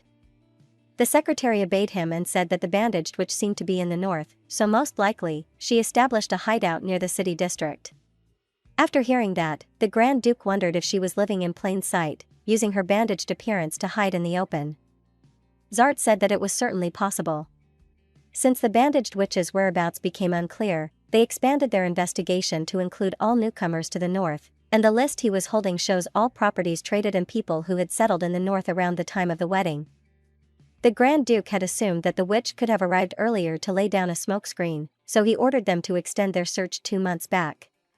While reading those reports, he noticed that there was something suspicious about her movements. If Celine's soul was really in the witch's body, he wondered why she was not reaching out to them for help and why she was still hiding. Zart assumed that maybe she was frightened since someone had stolen her body and was living her life, pretending to be her. He added that whether she knew about the witch or not, it wouldn't be easy to tell anyone that her soul had been switched. The Grand Duke insisted that she would have sought him out if she wanted her body back, and also, she would have returned to the southwest if she had already given up since the north was not exactly the best place for a woman with no connections to live alone. A sudden idea popped up in Zart's head, and he thought that maybe it was something related to Robin, the one who claimed to be Celine's fiancé. Barras couldn't dismiss that possibility because if word reached her about his desperate search for Celine in the north, that might have driven her into hiding. However, he was also thinking that there was a chance Celine's soul was not even in there. In the middle of their conversation, someone knocked at the door, and the Grand Duke permitted her to enter. As soon as Zart's sister came in, Barras directly asked his question. He wanted to know if there were any women who disliked being called pretty. That confused the lady, but she still gave him an answer, and she told him no while calling him Your Grace. The Grand Duke couldn't accept it, so he asked again if she was sure about that, to which the lady nodded in agreement. She then explained by asking her brother if there were any men who hated being called handsome, to which he shook his head, meaning there weren't. It was as simple as that since it was the same thing for women. After hearing that, Barras suddenly remembered his wife saying how handsome he was. Just thinking about how happy Celine was when she complimented him made the Grand Duke smile. The two siblings felt a little creeped out at the sight of His Grace being serious earlier and now smiling in front of them. Then a second later, he felt miserable as his wife was angry at him, and he really needed to apologize for saying those words to her. Barras suddenly grabbed his robe, which made Zart question where he was going. He answered that he was going to see his wife and thought that he needed to apologize immediately and tell her how pretty she was. But before he could reach the door, Celine's personal maid shared that his wife just left for the city with Her Majesty. That annoyed the Grand Duke, as he was not informed about it, so he asked when they left. The lady suddenly got scared of his serious glare while answering that it was just moments ago. A moment later, the Empress's carriage was on its way to the city when a man appeared in front of it. Celine and her sister-in-law were happily chatting inside without a care about what was happening outside. The two ladies were suddenly surprised when the carriage stopped, even if they hadn't still reached their destination. But what was more surprising was when the Grand Duke opened the carriage's door and asked them if he could join their conversation. The Empress said that they were just discussing needlework. Celine told her that she had never done any embroidery before, so Her Majesty offered to teach her while she was still with them. The Grand Duke suggested that he would join them, which surprised his wife since it was ladies' work. Celine was not talking to him, and she was just staring at him while he helped himself sit beside her. She had no idea that her husband was already thinking about how quite skilled he was at needlework since commoners and nobles there knew the basics of it. The Grand Duke wondered how she had never tried it before and thought that the witch didn't even try to make her lies believable. Looking at his wife beside him, he questioned himself if she was really from the mountains or somewhere else. His Grace's mind was full of his wife, so he couldn't take his eyes off her, which made Celine uncomfortable because of his stare. It was so sudden that she was not prepared to face him yet, so it made her nervous as well. Besides that, she couldn't exactly tell her husband that they were exchanging stories about Her Majesty's romantic honeymoon mishap with the Emperor. Barras suddenly noticed how her face became bright red, but he didn't ask her what she was thinking that made her like that. He thought that some things were better left unknown, so there was no need to press her about it while he opened the carriage's window. Celine felt the air from outside, and it made her better as the breeze was nice. When Barras saw her, he blushed a little and turned his gaze away to avoid getting noticed by his wife. But his sister, the Empress, saw his reaction and was annoyed by his presence. She couldn't help it since he just barged inside their carriage so suddenly and ruined their cozy conversation. Aside from that, she saw how her little brother was scaring the harmless little creature beside him. It made her head ache since she knew very well a witch couldn't possibly be as innocent as she seems, but seeing her little brother like that irritates her so much. Because of that, she secretly kicks him on his knees to lessen her irritation. Meanwhile, the day had finally come for Zart to meet the one who healed his sister before. Methylene, his sister, invited that doctor she mentioned before into their house, and they were having tea together. The lady couldn't contain her happiness that they could all meet like that. But it looks like her brother felt the opposite. To be precise, he was suspicious of him, so the first thing he did was to read his medical license. He finds his middle name, Hein, interesting, to which the doctor explains that he took it from Sage Hindammer. That sage came from the early days of the Belias Duchy, who was said to be a genius who knew and could do everything. He was a master of languages, music, herbal medicine, and alchemy, and he could even predict the future by reading the stars. According to records, he single-handedly designed and oversaw the construction of Belias Fortress. His achievements were so remarkable that some believe he was not human but a mythical Nephilim, or perhaps he was just entirely fictional. Zard couldn't argue with him about that since his middle name comes from that sage too. What annoyed him was that his sister was too obvious about the reason why she brought that man there. The whole meeting seems like just an excuse for her to show him the man she had taken a fancy to. He remembered how she always sang about finding a handsome man whose face she could feast on forever, but she brought that wisp of a man in front of him. Looking at him, he thought that he seemed talented enough and harmless at least, which should be fine for now. After a little observation, he then shakes his hand and says that he is looking forward to getting to know him. Meanwhile, Her Majesty, Celine, and the Grand Duke finally arrived at the city. They visited the shop where all the materials needed for embroidery were available. The Empress was enjoying guiding her brother's wife while Celine was happy to learn from her. On the other hand, the Grand Duke was just standing there staring at them and wondered what made his wife get so excited like that. Suddenly, the lady was holding a piece of cloth and went to see her husband while calling him darling. She happily showed him the cloth and asked for his opinion about it. Even though the Grand Duke was affected by her cuteness, he didn't show it, and he just answered that it looked sturdy enough. Celine was very satisfied with his opinion, as if she had something in her mind that confused her husband. She then pushes him away and suggests he wait with his sister outside while she pays, to which the Grand Duke obeys. While at the counter, Celine thought that she was still getting used to the currency there, but her pin money should be enough to pay for the things she chose. She then looked outside while they prepared what she bought and saw the two siblings busy conversing with each other. However, their conversation didn't last long, as the Empress walked away from the Grand Duke. Since Celine was looking at them, she couldn't help but wonder if there was some urgent matter Her Majesty needed to attend to. The moment she stepped outside the door, she asked where her sister-in-law had gone while her husband grabbed the things she bought. The Grand Duke held her hand, which surprised her, and said that his sister needed to handle some urgent matter. But it seemed like she didn't care any more about that, as she was focused on his sudden action that made her blush. It was surprising since he always asked permission first, but he just suddenly grabbed it now. Her heart beats faster as she feels like they were actually dating, and on top of that, it was just the two of them. To lessen the tension between them, she initiated the conversation and calmed her heart down. She showed him the shoes she was wearing, and they were those leather shoes that he had given her before. Since she put them on that day, she happily suggested walking back instead to the fortress. The Grand Duke couldn't handle his wife's charm, so he answered that he would like to do that with her without looking into her eyes. While walking, he asked her if she had any other plans for that day, to which Celine answered no. After hearing that, he then asked if she wanted to join him to visit a lake that was just nearby. Celine couldn't answer immediately, as it looked like her husband was asking her out on a date that shocked her. Since it was a good opportunity to spend some alone time with him, she leaned closer to him and said that she would love to join him. That made the Grand Duke happy, and they continued their walk back to the fortress while holding each other's hands. The Grand Duchess and her husband strolled through the market while they were holding their hands. It was an unusual afternoon. Grand Duke Belias of the North rarely appeared in such a place. However, his wife had often been there, as the other vendors recognized her and waved their hands at her, and she would gesture to them as well. There was also a young boy who approached and offered a small gift to the Grand Duke, who knelt to receive it properly. Upon watching how he paid attention to the boy, Celine could not help but compare how he adjusted easily. Only moments ago, he had appeared tense as they entered the market. Moreover, she was so glad to see that people were not threatened by his presence anymore, as she knew that there was no reason for them to be scared. Later on, the smell of her favorite food reached her.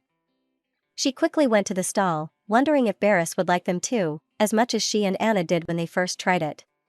Later on, the Grand Duke stood next to her, questioning what had caught her attention. Celine looked back at him while still wondering, yet in the end, she smiled brightly at the vendor and declared she would buy 4 of each kind of food in that stall. That night, those were the foods that she served for their dinner. Anna then brought their drink while the 3, including Zarth, waited for her to join the table. For the Grand Duchess, it was just a perfect time when they saw the 2 of them on their way since she had bought so much food that they could share. She was so happy that they could have a meal together. However, her husband maintained an unreadable expression. Seeing the number of food served at the table, the lieutenant remarked that it looked like a feast. As he expressed his excitement to eat, Anne, who was just beside him, quickly hit him with her elbow to compose himself. But it did not even stop him from adding that those foods were his younger sister's favorites. The Grand Duchess appeared amused by his comment, while her husband just continued to watch her with a stern face. She then turned his gaze to him, wishing him to enjoy their meal. As they started eating, the Grand Duke asked his wife to pass some food to him. While the 2 across the table just watched them as Zart seemed to be pleased by what he was seeing, however, and just frowned because of him. After the meal, Barris left to go to the restroom. While he was gone, the lieutenant started sharing about his grace, as he explained that Duke Belias had become a symbol of hope for the Shields, which was associated with the belief that if he married someone who had an angelic beauty, then there would be hope for everyone. Hearing about it made it look like the believers were quite obsessed with romance in those days. Intrigued, Celine inquired if he meant someone who was good-looking, like the Grand Duke. The 2 were taken aback as they even exchanged glances, wondering if she was serious. Upon noticing that she had not drunk even a little wine, they concluded that she meant her words. Therefore, and had an idea to test the lady, asking whether she found her husband handsome. This made her grace flustered for a moment, yet she still admitted that the Grand Duke was an extremely handsome husband, causing her cheeks to blush even more. However, upon realizing that she had said it out loud, she immediately drank her wine in one gulp. The 2 were surprised by her action as Zart urged her to take it moderately. Later on, the Grand Duke returned and inquired what was happening. Sensing that they might be screwed if they stayed any longer, the 2 quickly excused themselves, leaving his grace confused by their haste. However, he was taken aback when he saw his wife leaning her face on the table. He immediately attended to her and tried to call her attention, yet she seemed too drunk and dizzy to respond. He could not believe that after he left for only a few seconds, he would see her in that state. This made him wonder what the 2 did to her. When he realized that she would not wake up soon, he knew that he had no choice but to take care of her. He then gently carried her to take her back to their bedroom. Meanwhile, as the 2 successfully escaped from the couple, they couldn't help but burst into laughter, recalling how the Grand Duchess had casually remarked that his grace was handsome. This made Zart conclude that the Grand Duchess must have been enchanted by the love spell. And then added that she still seemed attracted to him, regardless of how she had seen him during the full moon. Upon remembering that memory of the night, the lieutenant claimed that she was not an ordinary girl for being brave enough to draw her bow toward the Grand Duke in that situation. However, thinking that the reasons were not important anymore made him grasp his fist. No matter how dark her past was, the Grand Duke still accepted her and married the lady. As his loyal lieutenant, he swore to protect his happiness through all means, whether clean or dirty.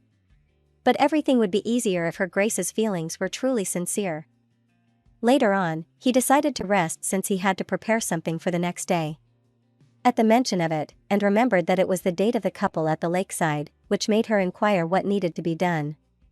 Hesitant, he simply said that there were a lot of things, but in his mind, he was planning to make their time the most romantic and perfect date. After that, the lady bowed her head to bid goodbye as she added that see each other around tomorrow. As he watched her walk away, a strange feeling crept over him. He felt oddly flustered, thinking that love truly was in the air. However, he thought that perhaps he only felt that way because he had just spent time alone with a charming woman under the moonlight, which made his heart feel so soft. Just as he was about to call in again, there was a man who recognized him and called his attention. When he looked at him, he recognized that it was Joso, and he asked what he was doing in the inner keep at that late hour. The man walked towards him and explained that Lady Mathilde showed him where the medical supplies were relocated. Upon seeing the lieutenant's glare towards him, he quickly added that he was on his way out and had made sure the lady returned home safely. But when he added that there was something that he overheard and kept him bothered about, the lieutenant halted, waiting for his next words. Joso then looked straight at him, and he revealed that it was related to the lakeside date. Upon hearing about it, Zarth clarified that it was his friend who had the date planned, not him.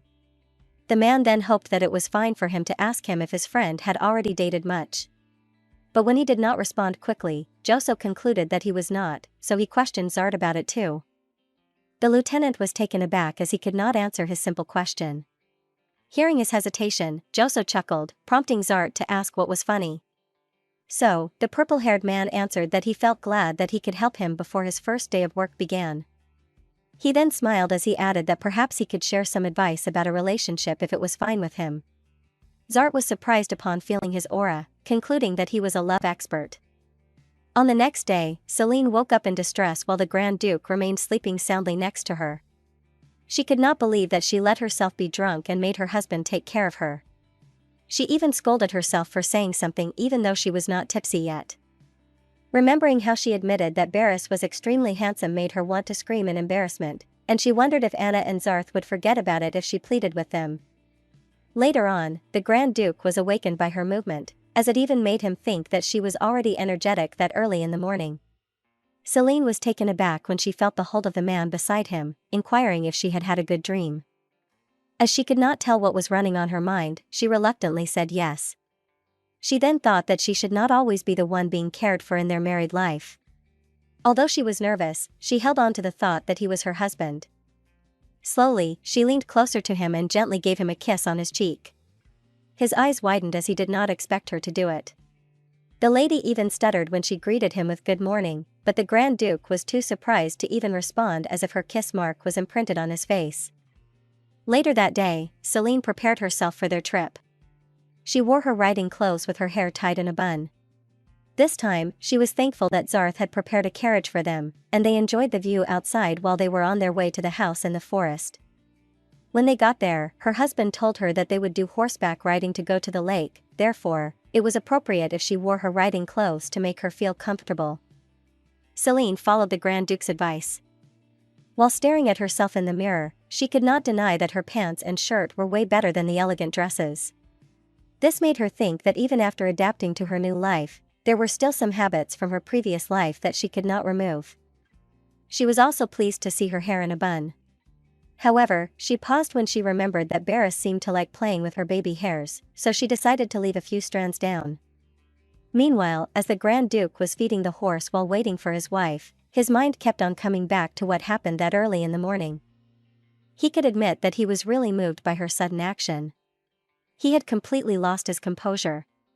This made him wonder if he was able to last that entire day. Aside from that, he noticed that Zarth had been acting strangely. He was so full of himself for preparing their date, but he did not know that the lieutenant had even received help from the love expert.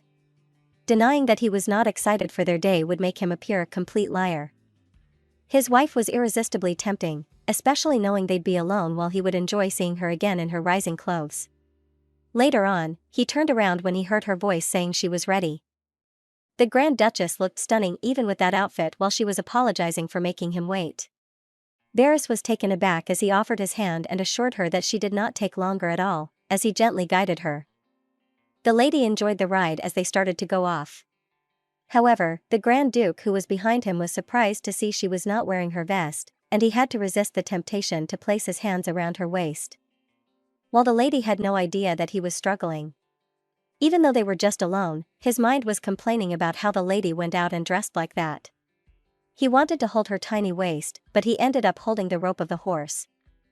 The mesmerizing view and the silence made Celine feel the peace it brought to her. Barris then added that they were still quite far from the lake, so he gently told her to hold a little longer if she was uncomfortable. But the Grand Duchess smiled at him, assuring that she felt secure having him behind her. Aside from that, the horse was so gentle. The Grand Duke then shared that the horse had been with him through every battle. It was intelligent, it could even outdo its people when it came to following orders. While he was sharing good news about the horse, it suddenly reacted strangely. It neighed loudly and reared up on its hind legs, alarming the Grand Duke and terrifying Celine. In an instant, Barris sensed something was wrong. If they didn't act fast, they would crash into the trees. He needed to take action quickly, so he urged the lady to trust him and she nodded as her response. The Grand Duke held her tightly as they both fell off the ground along with their stuff. The horse then ran away, leaving them alone in the middle of the forest. Celine, caught off guard by that unexpected incident, could not even respond to Barris when he asked how she was. As her body continued to shiver and her eyes began to teary, the Grand Duke forced himself to get up. She then cried on his chest, expressing how worried she was upon thinking that she would be in danger if she were not with him. She tearfully thanked him while her husband continued to console her, assuring her that she was now safe and embraced her tightly. But in his mind, he could feel that something was indeed strange. The horse behaved oddly, wondering what could have scared him that much, as if there was something wrong. Meanwhile, Cinia had just completed her work. She had spent the entire night perfecting Roxy, a potion designed to remove the Croton's powers. She stared at her creation closely while thinking that once her Grace had drunk it, she would no longer be a witch. In her entire life, she never had a sparring match with the witch that she would encounter, rather, she would slay them without hesitation. But when it comes to Lady Celine, she could not even lay her hands to hurt her, as she would rather see her living peacefully with his brother, Barris, a normal human. Later on, a man came, and she had expected that he would give her an update. The man then knelt as he handed her the documents of the report about the bandaged witch that the Grand Duke was hunting. He revealed that they had located him in 2 places. When she scanned through the documents, she read that the first place was the suspicious red brick house near the northern marketplace, while the other one was a house with a green-roofed house in a Senel, near the eastern border. She then said that there was no need to investigate further about it since, upon seeing that one was located in the north. As she lifted through the pages, she paused when she saw a picture of a man included in it. Unexpectedly, it was the man with purple hair, Joso Hein Pasta. Cinia stared at the document, puzzled by the inclusion of Joso's picture. As far as she remembered, Hein Dahmer was a scholar known for his exceptional contributions to House Bellias. But living hideously often drove witches to desperate measures when loneliness set in. Some would go so far as to kidnap strangers, seeking love or attention, creating chaos just to have some attention. Upon pondering it, she thought that it seemed like a planned tactic against House Bellias that they just had to play while she was in the north. As things needed to be checked further, she ordered the man to investigate what the person looked like, to which he bowed respectfully and agreed. After that, she exhaled significantly when she remembered how Zarth barged into her place yesterday asking for a spell, and that recent day, she received a concerning update. She could not help but complain that she still had time to rest. The lieutenant yesterday strangely requested her to make a potion to give him the ability to talk with the animals. It made her wonder why, but she still did it anyway.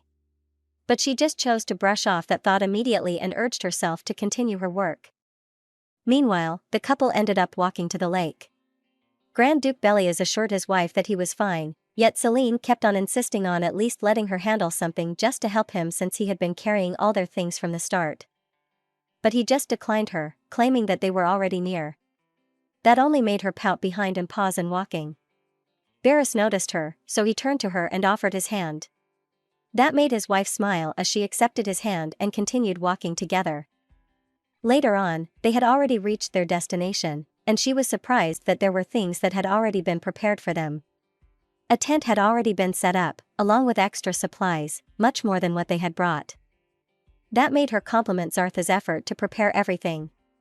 However, it only made the Grand Duke groan in frustration since he could clearly read the lieutenant's move. He knew that he had prepared everything well in that location, just in case they lost their stuff from the trick he had played earlier. While for his horse, he could sense that it was also Zartha's fault.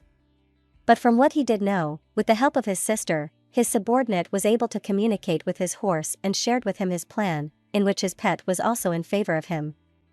Suddenly, Barris turned to Celine and apologized. She then inquired what he was sorry for. So, the Grand Duke admitted that she must have been scared earlier. At this point, he was taking accountability for his subordinate's mistake. But the Grand Duchess assured him that it was not his fault when she clearly thought that there must be something that triggered the horse to react that way. Yet Grand Duke Bellias just bowed his head in frustration as he could not admit that everything was plotted accordingly. Upon seeing him doing that, she could not help but praise how adorable he was. As she thought of something to lighten the mood, she saw a boat nearby and inquired if they could use it. She then invited him to row it together. He might have been smiling at Celine when she went to the boat excitedly, yet in his mind, he had been cursing Zarth all over again. No doubt that he also planned it. He was already frustrated trying to figure out what his subordinate was thinking for making his horse act violently, and then, he set up the boat, knowing full well it would be used. Since his thoughts had been occupied by his wrath toward Zarth, he halted when Celine called his attention. The lady was so excited as she urged him to come with her. From his sight, she seemed like an energetic little person. When she reached for the oars, he stepped forward and insisted on handling them himself. Her smile never even faded a little. It seemed that she would be enjoying that entire trip, though it started horribly. They indeed went boating, and he could see how happy the lady was. She smiled sweetly and thanked him for bringing her to that place, claiming that it might be the most breathtaking view she had ever seen. But for Barris, he was more captivated by her beauty than the surroundings. Upon noticing the way he was staring at her, Celine became flustered and avoided his gaze, asking why he kept on looking at her like that. The Grand Duke just answered her with a question as if he did not understand what she had said. As Celine returned her gaze to him, she was taken aback when she met his eyes. She then looked down again, urging him not to think about what he just said earlier. Later on, she noticed that the water kept on entering their boat. When he looked at it, he saw that there was a hole in there, which made him clench his fist and blame it all again on Zarth. At this point, they had no other choice, so he asked his wife if she could swim. But unfortunately, she just shrugged her head. Her eyes were in fear again because she could not. So the Grand Duke urged her to hold on to him tightly as they went off from the boat. On the other hand, Zarth was busy training his sword-fighting skills when he noticed how perfect the weather was. He wondered if the two had already used the boat and laughed as he expected that it would be sinking gracefully. He had already calculated that the two rescues in one day, after what happened to the horse and to the boat, he expected that the Grand Duchess would fall harder for her husband. He could not help but thank Joso for giving him some brilliant ideas to set everything up. He then hoped that her grace would appreciate the knight in shining armor moments of the Grand Duke. Back at the lake, Celine was holding on to Barris while he was swimming on the shore. Later on, he asked if he felt uncomfortable in their position, so she assured him that she was not since she was just holding on to him. He then asked if she ever felt cold, and she answered that she was fine. What she truly felt was his warmth since they were so close to each other, as it actually made her feel relaxed, as if she were being immersed in a hot spring. However, she could not stop herself from feeling guilty for making him save her all the time. Meanwhile, Barris is trying hard not to feel anything, given how their body has closed any gap. Because of the unfortunate things that had happened, she thought that it must not be their day to enjoy, just as she had imagined. Upon observing how he swam, she could not help but admire how good he was, even while he was carrying her on his back. Moreover, she was also amazed at how he was careful enough not to let her soak in the water. This made her conclude how strong and dependable he was. Aside from that, she sniffed how he smelled so good despite the hot weather. This made her hold on to him tightly like she was embracing him from behind, making herself comfortable while being that close to him. After a while, they finally made it. While Celine got down from him, he asked how she was feeling. Even though it was clear that she was feeling cold, she still answered him by saying it was comfortable and apologized as she couldn't help him at all. However, Barris was surprised to see her lips had already turned blue. She didn't even realize that her body temperature was dropping. Because of that, he suddenly grabbed her clothes and wanted to take them off her as she was shivering, but his wife was surprised by his sudden action. A second later, he realized what he was doing scared her and, at the same time, made her embarrassed, so she told him that she could do it by herself. The moment some of her skin was revealed, his face turned red as well, and he excused himself to build a fire. Later that day, the two of them sat in front of the fire while enjoying each other's presence. Suddenly, Barris happily brought a plate with slices of apples for his wife. Celine, on the other hand, accepted it and got one of them. But the next thing she did was unexpected. She smiled brightly while offering it to her husband first since he was the one who brought those apples. However, the Duchess was surprised as he rejected it by saying that he didn't have an appetite, so she just enjoyed them. Celine insisted he had one since he might have used too much energy that day, so having something sweet would perk him right up. Since he couldn't reject his wife, he had no choice but to eat what she offered. After trying it, the Grand Duchess asked if it was good, to which he nodded in response that it was. When Celine saw his reaction, she couldn't help but laugh so hard in front of him. She then offered to have some more, but this time, he rejected her, saying that he was not hungry. However, his wife made a look that he couldn't resist, as if she was begging him to have some more. It's like her cuteness was his weakness, so he gave up and ate the apple she offered. When Celine asked again if it was good, he answered that he wanted to have some cheese as well, to which she obeyed. The Grand Duchess was so happy preparing it and thought that her husband was acting like a big baby in front of her. While she was busy, Barris was just staring at her and listening to her humming. He then told her that she was being a bit too carefree even after experiencing 2 dangerous situations in one day. That stopped the Grand Duchess from what she was doing, as he wanted to know if she was not a little scared. Instead of being scared, Celine happily said that she was not, and it was because she had him by her side. She added that he made her feel so safe that day, so she was grateful to him. What happened to them earlier was nothing compared to the time when she got reborn into that novel. This time, no matter what happened, she was sure that she could handle it. Celine was so lonely and tired in her original world, but seeing Barris put all his energy into protecting her not only puts her at ease but also makes her feel more confident. She then held her husband's hand and thought that he was like her safe haven. With him by her side, everything would be all right. After answering him, she reassures him that she is having a wonderful day. However, just after saying that, the howl of wolves could be heard nearby, which surprised the married couple. The Grand Duke immediately got up as he knew something was about to come again to them, and it was all Zart's doing. Before their trip, Zart also requested Her Majesty to make a potion that would put animals to sleep for a while. Even though she was suspicious of his actions, she still asked what kind of animals he was referring to, and he answered that it was for wolves. When she heard that, she warned him not to harm Celine, because if she got even a scratch on her, she would string him up by his ankles. The lieutenant understood her message, so he left immediately after getting what he wanted. After that, Her Majesty called for Nephthys, the ghost living in Belia's castle. She immediately appeared and greeted her master, as it had been long since she summoned her. Cinia ordered her to protect her sister-in-law. She added to let Barris handle things, but she should step in if the situation looks risky. The ghost understood her master's order, so she went her way immediately to where the married couple was.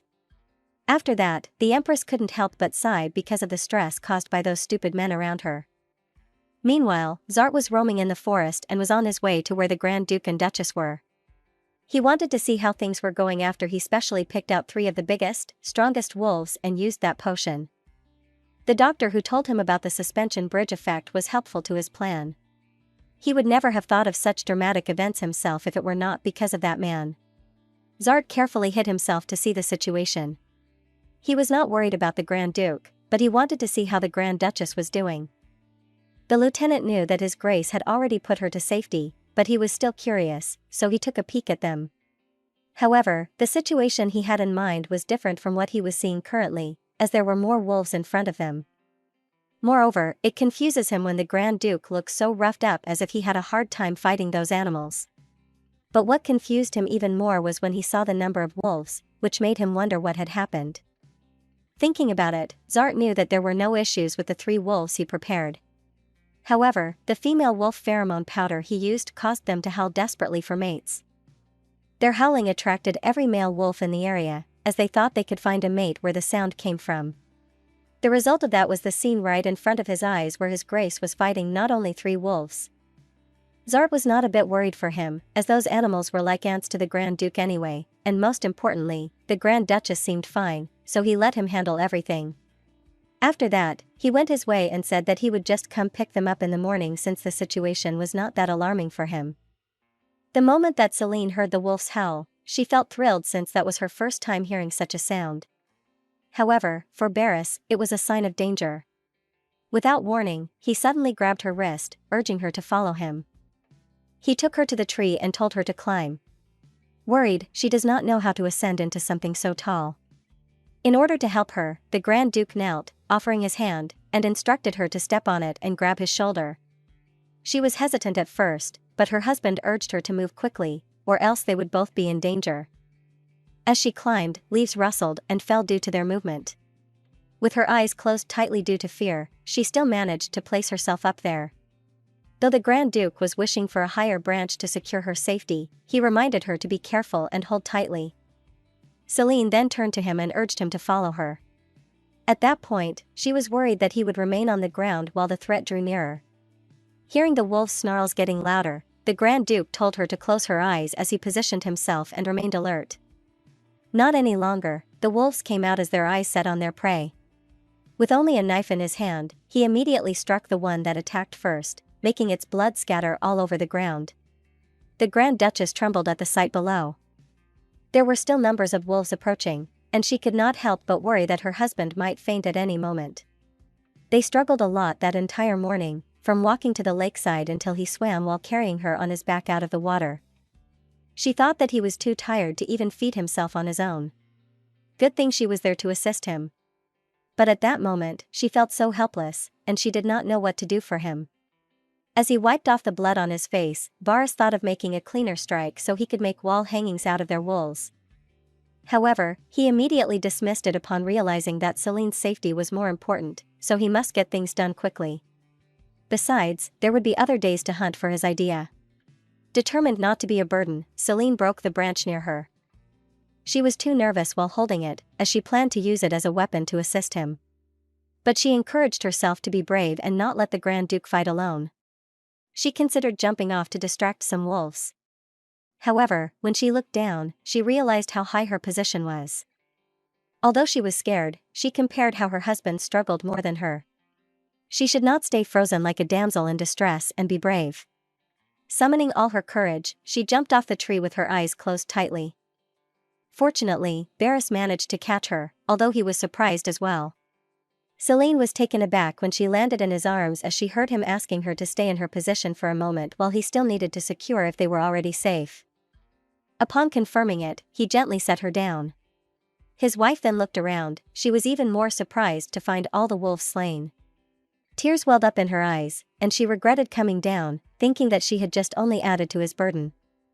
Seeing her reaction, the Grand Duke assured her quickly that his intention to send her up was to save her, not because she was a bother to him, but that only made her cry harder.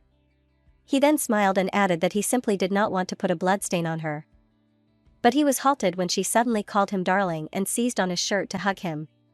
He could not help but find her cute at that moment. Because of that, he had the urge to embrace her. However, he stopped himself when he saw more blood all over his hands. Celine had noticed his hesitation, so without any second thought, she immediately took his bloody hand and cleaned it using her dress. She was worried that he might be hurt or have some more injuries. While she was focused on checking his hand, Varus's eyes remained on her. Unable to see her face, he asked her to look at him, but she turned away. The Grand Duke expressed how much he wanted to see her face and even turned his head to see her clearly. Because of his persistence, he saw that her eyes remained tearful. Feeling embarrassed, she told him not to laugh and claimed that she looked so messy. But her husband just smiled genuinely and held her neck, as if he was adoring his wife's beauty, making her blush with that simple gesture. Hand in hand, they walked together through the dark forest. Later on, Varus suddenly apologized for inviting her to the lakeside, which only caused her so much trouble. But Celine understood that none of it was his fault when he was the one who worked hard to protect her and keep her safe. Between them, she thought that she was the one who needed to feel sorry for being useless. But her words only made the Grand Duke laugh, leaving her confused if she had said something amusing. Varus then denied her claim, reminding her how she courageously jumped off the tree with a branch to also fight with him. That made her feel embarrassed when she remembered it. Despite her willingness, she only ended up being bothersome to him. However, the Grand Duke does not want her to feel that way. He gently squeezed her hand, assuring her that despite the troubles, he was truly glad to be with her. However, he wanted her to swear to act recklessly only when he was there to protect her. There was no doubt that her move was dangerous when she jumped off. He could not help but worry about her, so he wanted her to swear to only act recklessly when he was around, ensuring that he would be able to keep her safe. Hearing it only made her lower her gaze. She then closed her eyes, feeling like he was scolding her. When they returned to the house in the middle of the forest, she found herself reflecting on what happened to their trip. She had never expected that they would face troubles the moment they went out of the castle. Those experiences made her conclude how unpredictable nature was, with some possible danger everywhere. Because of that, she was determined to train in archery once they returned. She no longer wanted to remain safe while her husband was fighting alone for her. As she decided to go to bed, she swore to study the terrain and learn more about animal territories to be prepared in case they encountered such threats again. She knew she had a long journey ahead, but with renewed determination, she hugged her pillow and looked forward to the person she aspired to become. Meanwhile, Barris was trying to feel the heat from the fire that he made. By that time, he expected that Celine might already be done changing. But when he opened the door, he was taken aback when he saw her sleeping peacefully on the bed. Upon noticing her position, he wondered why she was curling up at the edge. He was unaware that he dozed off while waiting for him. The Grand Duke then sat above her head and brushed her hair with his hand. But he was startled when he saw Celine blush and smile. It seemed that she liked what he was doing. He suddenly remembered the moment when his wife was so wet after what happened to them in the lake.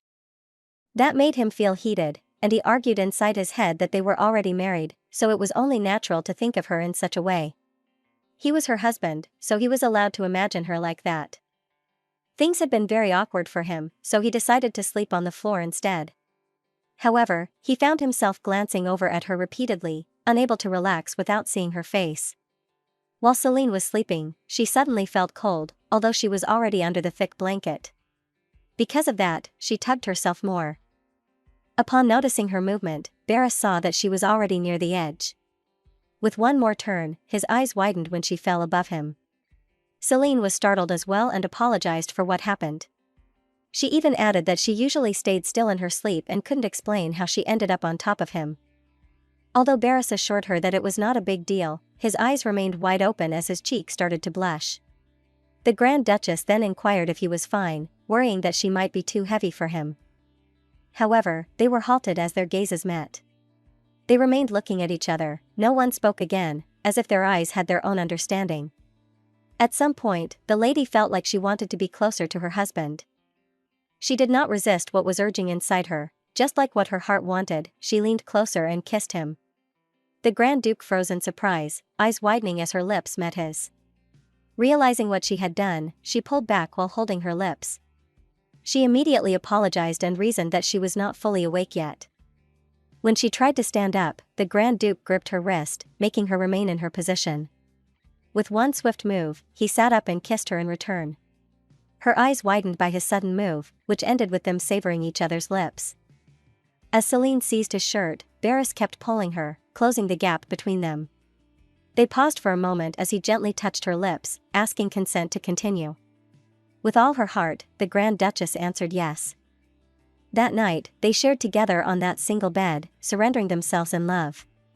While they were having their alone time in that house, the ghost, Nephthys, was roaming outside. Her master ordered her to watch over the lady and protect her. But upon seeing her with Barris Bellias, she was certain that nothing bad would happen to her. Upon following her around, she confirmed that Celine was not a witch. She admitted that she harbored suspicion about her since the moment that she came to their place. They began sensing the scent of the dark energy. But then, she realized that she only feared her for nothing. Yet even as her doubts faded, something else disturbed her. In the forest, she gritted her teeth when she felt the energy of the witch around the forest. On the next day, Zart was on his way to pick up the couple using the carriage. He had expected that everything would go according to his plan, and they enjoyed a peaceful and romantic night. That made him laugh, feeling proud of how he arranged everything on his own. When he arrived at the house in the middle of the forest, he cheerfully announced his arrival as the loyal lieutenant. He was expecting praise from his master, however, it turned out differently from what he heard from him. Instead of expressing gratitude, the Grand Duke told him to walk alone on his way back. Zart was stunned, left speechless as his master ignored him after he said that and focused on assisting his wife to hop inside the carriage. He could not believe that after the efforts he had exerted, he would be punished in return. The Grand Duke took the reins of the horses and led the way. While the lady was staying inside the carriage, there was something that kept her uncomfortable. Something didn't feel right. Her eyes widened when she felt like she was not alone inside it. A moment later, a man just appeared out of nowhere, sitting right in front of her, with his arms crossed while seriously looking at her. With the way he was staring at her so intently, Celine had no idea what he was after, and more importantly, she didn't know who he was. It was so natural that she couldn't say anything, and she assumed that he had been there from the beginning, even before she went inside the carriage. When she thought about it, Barras was always the first person to be considerate of her, but it was also strange that he forgot to introduce himself to her. A thought suddenly popped up in her mind. Her husband acted as if there was no one in the carriage, so she assumed it was a ghost like Nephthys. She convinced herself not to be scared since it was just a male ghost. Suddenly, she felt something that the ghost did, and it greatly surprised her, and she couldn't help but be nervous. The lady also had no choice but to look at him as if she was being forced to face him. However, that man reassured Celine that there was nothing for her to worry about, so she shouldn't be scared at all. He was wondering what kind of person she was, that was why he came there to see her for a moment. The lady seemed like she was having a hard time moving her body as if she was under his spell. On the other hand, Celine was trying her best not to say anything and didn't care what kind of ghost it was. That man had the nerve to tease the lady and say that she didn't even look at the other side of the carriage and force her to do it using the spell cast on her. Luckily, the Grand Duke sensed something and opened the door of the carriage to check on his wife. However, that man had already disappeared, and Celine, who had been so scared and trembling since earlier, was the only one left inside. She then went to her husband and hugged him tightly while calling him darling, which greatly surprised the Grand Duke. The lady was so scared that she started crying and said that there was a ghost inside the carriage. Barras comforted his wife and told her that everything was okay now while hugging her back. As he held on to her, he couldn't help but think of who might be the person who appeared inside the carriage. It made the Grand Duke wonder how someone managed to get through him without any signs at all. Also, the loud noise he just heard was definitely the Nephthys scream. It was a sound that was made only in emergency situations. That means the person Celine saw inside was not a ghost but actually a witch. The Grand Duke couldn't accept the fact that he didn't even notice that the witch was there, which annoyed him. He wanted to know who on earth it was. Meanwhile, the man from earlier was at the top of the tree observing the married couple. After some time, he decided to leave, as there was nothing left for him to do there. A moment later, that man was talking to someone. The person he was talking to couldn't believe that the curse of Belias still had not been lifted. The man was telling the truth and couldn't do anything about it since he just went to see it for himself. The person he was talking to looked exactly like Celine. She was so mad to hear that truth from him. The girl thought that unless the Grand Duke had Celine's body on that wedding day, spending the first night with him, the curse would not disappear. In that case, she was sure that he would find out soon that the woman beside him was not Celine. However, she couldn't understand why the two of them were still together and the curse was still there. She remembered how miserable that first night was with no mercy, no consideration, and no patience. But to Celine, who was with him currently, he was different, and it made her really mad. That girl throws a potion glass at the man while shouting and complaining about why the Duke treated that woman so dearly when they look exactly the same. Even though he got an injury on his head, he still went closer to the girl to calm her down and said that she must endure a little more. He then told her that everything was going well because all that Celine was receiving now would be hers if she waited a little longer. It seems like his words were effective, as the girl started to calm down a little. However, she was still not satisfied, so she asked if the man had met Celine and wanted to know what kind of girl she was. He was not sure yet as of now, but he thought she was a scaredy cat based on their meeting earlier. He added that he would observe it a little more and tell her everything in detail. Meanwhile, a guy who was looking at the two thought that they were both out of their minds. He had no idea how they could stand all their doings. At the Belias' castle, the Grand Duke was in his office working on some documents. Even though he was busy at work, his mind still wandered to the incident that happened in the carriage. At that time, when his wife had already calmed down, he had the chance to talk to her about what she saw. With a worried look on his face, he asked Celine what the appearance of the ghost she saw earlier was. The lady answered that his hair was purple, and even when he was sitting, his legs looked long, so she thought he must be pretty tall. She added that he had a soft impression, but at the same time, he was kind of depressed. The Grand Duke was seriously listening to his wife while she continued to say that the ghost was definitely handsome. Celine was about to say more when Barras suddenly asked her if the ghost she saw was a man, to which she answered yes. He was surprised that it was actually a male witch. Those who used the power of the ancient demon to cast spells to make potions were also called witches. Without exception, men could also become witches, but among the witches he had seen so far, there had never been a man. It was implicitly recognized that witches were women, that was why it never came to his mind that it could be a man. The Grand Duke then asked his wife if she knew him. But instead of answering, Celine also asked why he was asking that question to her. She just told him it was a ghost, so how could she know that man? Baras couldn't respond to that, as he was surprised and, at the same time, disappointed. He thought there was some hope for them, but he assumed that she was lying to him. Even in the cabin that morning, he thought they already considered themselves as lovers, as a married couple, and he thought she was slowly opening her heart as well. While he was busy with so many thoughts in his mind that morning, Celine was confused and had no idea that her husband was doubting her honesty. Baras still thought that his wife was a witch even though she was really not, since she was someone from another world. The Grand Duke couldn't accept what happened because if a witch came to see her in secret, it could be that they were planning something.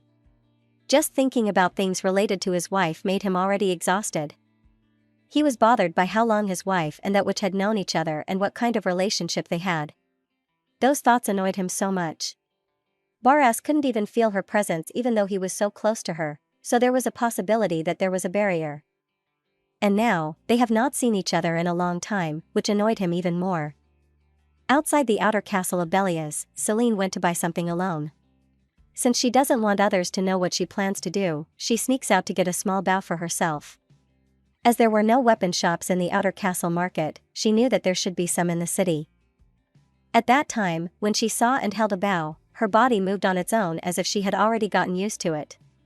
Because of that, she made a decision to buy one and thought that maybe she could be better with proper training. Celine was determined, so she went there to get a bow at the shop and find an open area for her to practice. While she was lost in thought, someone was calling her. She thought it could be Anna, who went to look for her already, since she didn't let anyone know where she was going. While she pretended not to hear anything, someone touched her shoulder to get her attention and said that she should go home, even though she was frustrated. When Celine turned to look at who it was, she was confused, as it was not Anna at all. At the same time, that man was so surprised that he mistook her for someone else. While he was still processing his mistake, the lady asked what he wanted to say. The man then realized that she was not the one he was looking for, so he bowed in front of Celine as he had committed an unforgivable sin. The lady thought that he was overreacting to a small mistake, but the man still apologized sincerely for his rudeness and asked for forgiveness from the Grand Duchess. He recognized her grace, so he explained that he had mistaken her for someone he knew because their backs looked so alike. Celine was surprised, but since he had sincerely apologized, she forgave him just once. After that, she got curious as to who that person was that he said looked so much like her, so she asked about it and wanted to know if they were close. He knew he had messed up, but he still answered her and said that she was like a little sister to him. When Celine heard that, his reaction from earlier made sense to her now. To compensate for his rudeness, the man asked where she was heading alone and offered to be her escort. However, the Grand Duchess said that she didn't need one, as it was her personal errand, so there was no need to trouble himself. But in her mind, she was just embarrassed to say it out loud, as she didn't even know martial arts, and yet, she came out to buy a bow. The man still insisted on escorting her to her destination, but the Grand Duchess refused, as she was really fine. With that, he excused himself from her and thanked her for forgiving his earlier rudeness. Celine told him that it was nothing and smiled at him before going her way. When the two finally agreed to leave each other, it gave relief to both of them. Meanwhile, the Grand Duchess had no idea that someone had been following her in the city. A few hours ago, the Grand Duke was busy with his work in his office when he suddenly felt something. He knew it was related to his wife, so he immediately left his work to go to her.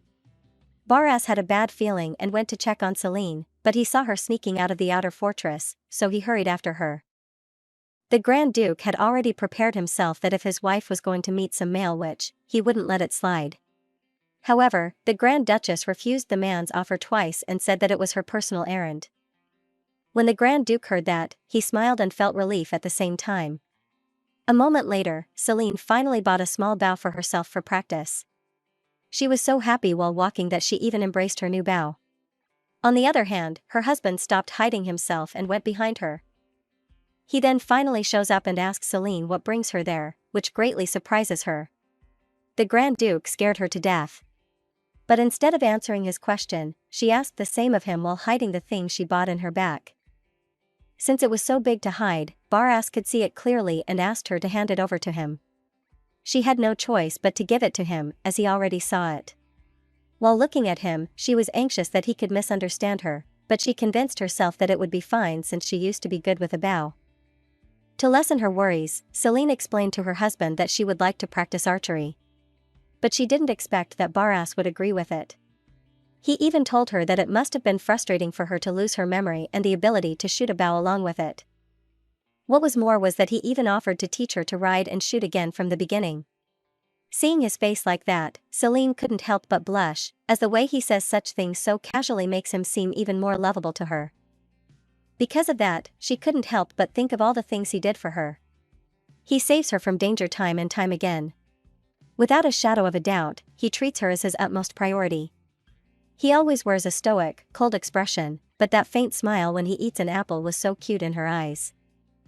He had a body like a bear, yet he followed her lead so willingly. What made her suddenly smile was when she remembered that he always fills her plate with a ridiculous amount of food, more than she could ever eat. She couldn't understand why he was doing that, but still, she found it attractive. Celine suddenly talked, but she didn't finish her words, which made her husband confused. It was still embarrassing for her to admit that she had already fallen in love with him. She looked at her husband and admitted that she was deeply, truly in love. However, she suddenly remembered the time when she lied to Barras about losing her memory. That made her freeze for a moment, and she realized something that stopped her from smiling. She knew that she had been pretending to have amnesia for a long time already, and she would probably have to keep hiding the truth from now on as well. Staying by his side like that, living as his wife, would be no different than deceiving Barras for the rest of his life. Celine couldn't help but wonder if the guilt she was feeling would fade over time. Her heart aches just thinking about it because she already knew that guilt like that doesn't fade with time, even before she asks herself whether she deserves to love him or not. While she was lost in thought, the Grand Duke started to worry as she suddenly looked unwell. But his wife was not responding to him. She thought that she couldn't love him with a heart like that. She didn't want it like that. With things as they were, every moment of happiness they shared would feel like a sandcastle built on lies. The answer was already clear: she needs to be honest with him. Because of that, she decided to start with archery. She told her husband that she was not actually good with it. After that, Celine seriously looked at his eyes and bravely stated that she didn't actually lose her memory. Surprisingly, the Grand Duke told her that he already knew about it. However, the lady was confused as to why he looked so sad in that moment. Barras held her face, looked at her, and said that her eyes looked sorrowful too, that was why. Despite being calm in front of his wife, the Grand Duke's mind was in a mess. He was so confused as to why Celine suddenly said that, and he wondered how far she was planning to go. He also wanted to know what she was going to do after saying all that. Seeing her reaction, he knew she still had something to say, so the suspense was driving him insane. However, he didn't want to hear anything else anymore, as he knew exactly what was coming next. In his imagination, he assumed that she was going to tell him that she took that body because she had something to do, but in the end, she would tell him that there was really not a single thing she liked about him, so she would decide to return the body of Celine and leave him. That thought alone would be unbearable for him. At that point, he knew she had to make a decision. Either she confesses everything and says she couldn't go on like that and ends up locked in the bathroom, or she decides to stay the way they are now and chooses to keep living like that. It was okay for the Grand Duke if she said she couldn't go on, even though it would sting a little, but he would lock her up gently and send in some apples and handkerchiefs to comfort her. Suddenly, he got worried if his wife would at least let him give one final argument before making a decision. He could also give her anything she wants if it was for her sake. His wife then asked how he knew about it, and thought that she was going to die now for being cheeky. The Grand Duke answered that she said in Labelle that she was good at drinking but never hunted, so if she were going to lie about memory loss, she should have just claimed she didn't remember anything from the beginning. The lady started crying while she revealed that she was not the real Celine. She was afraid that he might not accept her. However, Barras told her that he didn't care at all. When she said that she had no memory since their wedding day, he figured that was probably when she came into the body. To make her feel better, he told his wife that on their wedding night, even in the dark, the way her eyes followed his movements left an impression on him. She was surprised when he honestly added that he felt nothing before that, but starting from that night, something had changed. While crying, she asked her husband if he felt something strange starting then, to which he answered that it was just enough to sense something was different about her from before the wedding. To make her stop crying, he told her that he was not looking at Celine, the woman from the southwest. He was watching her, the one who suddenly appeared at his side one day, so it had always been her he was seeing. The Grand Duke then hugs his wife to comfort her and says not to cry anymore. After that, Celine felt relieved that nothing serious had happened when he told him the truth. However, there was still something that bothered her. Even if he forgave her for being a fake, she worried about what she should say if he asked how and why she came there. In her imagination, if she told him that she just woke up, and when she opened her eyes, she was already there, Celine knew that her husband would get mad. If she were to tell him that she was not from that world and that she came from a place called Seoul, he might even get madder. The last choice she had was to tell him that their world was from a novel she read, and he was the male lead who was ridiculously violent and insatiable. But if she were to tell that as well, it might sound more unbelievable and could provoke the Grand Duke. Because of her assumptions, she decided not to tell him about that yet. After they rebuild trust and confirm their feelings for each other, she wants to be able to laugh it off someday and tell him she was glad she came there and that meeting him made her happy. When that day comes, she is sure that she will finally share it happily with the Grand Duke. Her husband then suddenly said that he wouldn't ask her anything, so if there was something she had to do, she should do it. He also told her that if she needed help, he was willing to help her in any way possible. However, if she ever needs to lie again, she should tell him first so he can listen, check for weak spots, and help her figure out how to say it naturally. When Celine heard that, she couldn't help but laugh because even his jokes were so kind. But she had no idea that her husband was thinking the opposite of what he said. He thought that she really couldn't lie to save her life, and if he was not careful, she was going to get found out. If not by his sister, then by someone else. After their serious conversation, Celine clung to her husband while saying that he was really reassuring. While walking, the lady saw a flower nearby and knew that it was balsam. However, it confused her as it bloomed so soon. The Grand Duke was curious if that herb had exceptional effects. The Grand Duchess just smiled at him while looking at her husband, as he didn't know anything about it. Instead of answering Barras, she happily told him that she would just show him its use herself later. After saying that, the Grand Duchess told her husband to see her in the bedroom that night. When the Grand Duke heard that, his face turned red and he became speechless. That night, in the forest, the man, who had suddenly shown up inside the carriage in front of Celine before, caught Nephthys. He smiled at the sight of her because he didn't expect that a ghost even weeps. But suddenly, his mood changed, and he got furious. He told her that because she barked without knowing her place, he couldn't even ask the Grand Duchess for a quarter of what he planned to and had to leave. What made him even more mad was when he thought of Loan, the person who looks like Celine, ending up disappointed because of that ghost. After saying that, the man uses his power to capture the ghost and put it inside a bottle. When he was done sealing it, he said that she wouldn't be able to interfere from that moment on. Just like her master, both that woman and that ghost didn't know their place. He couldn't help but wonder why the two of them were so determined to get in Loan's way. When the man thought of that woman named Loan, his mood suddenly changed, and he smiled. He said to himself that he could do anything as long as she could be happy, so she shouldn't worry about anything else. Meanwhile, Nephthys, who was trapped inside that bottle, was worried as the situation got worse. She needed to tell her master that Celine, the Grand Duchess, was not a witch, however, she didn't know how to do that now. The Grand Duke went to the bedroom as per his wife's instruction, however, he misunderstood her words earlier, as she just really wanted to show him what balsam flower could do. Barras just laughed it off in his mind for thinking about something with Celine. Looking at her so focused, he thought that she must have been dying to hoard herbs all that time. He couldn't help but wonder how she even managed to hold back. Now that his wife was finally showing her true colors like that, at least he didn't have to worry about her running away for a while. Suddenly, the Grand Duchess said that she used to play little games like that when she was a child, so she was so happy that she got to do it again this time. Hearing those words from her and seeing how she looked made Barras happy as well. When Celine was all done, she asked her husband if he could tie it tight for her. Even though His Grace agreed, he was a little worried, as she wanted him to tie that thick ribbon around such tiny fingers. Because of it, he was so careful while doing it, which made Celine stare at him. She told him that it wouldn't hurt, so it was okay to tie it tighter. But her husband felt the opposite, so Celine had to insist that it was really fine. She couldn't help but laugh at him as he was being so overprotective of her. When he was done, she asked Barras how it looked and if he wanted her to do his fingers too. However, His Grace declined it, as he was fine, and said that she should finish her toenails. Since she couldn't do it, the Grand Duke volunteered to do it for his wife, which surprised her. Celine couldn't refuse his offer, as her fingers were all sealed, so all she could do was thank her husband. Barras kneeled in front of her, and he suddenly lifted her nightgown so he could see her nails properly. His action made Celine's face turn red as he touched her thigh unintentionally, which he had no idea about. While he was looking at his wife's feet, he hesitated for a moment because they were small. When he was putting it on her toenails, he couldn't help but think that even though she has small feet, she runs so freely with them.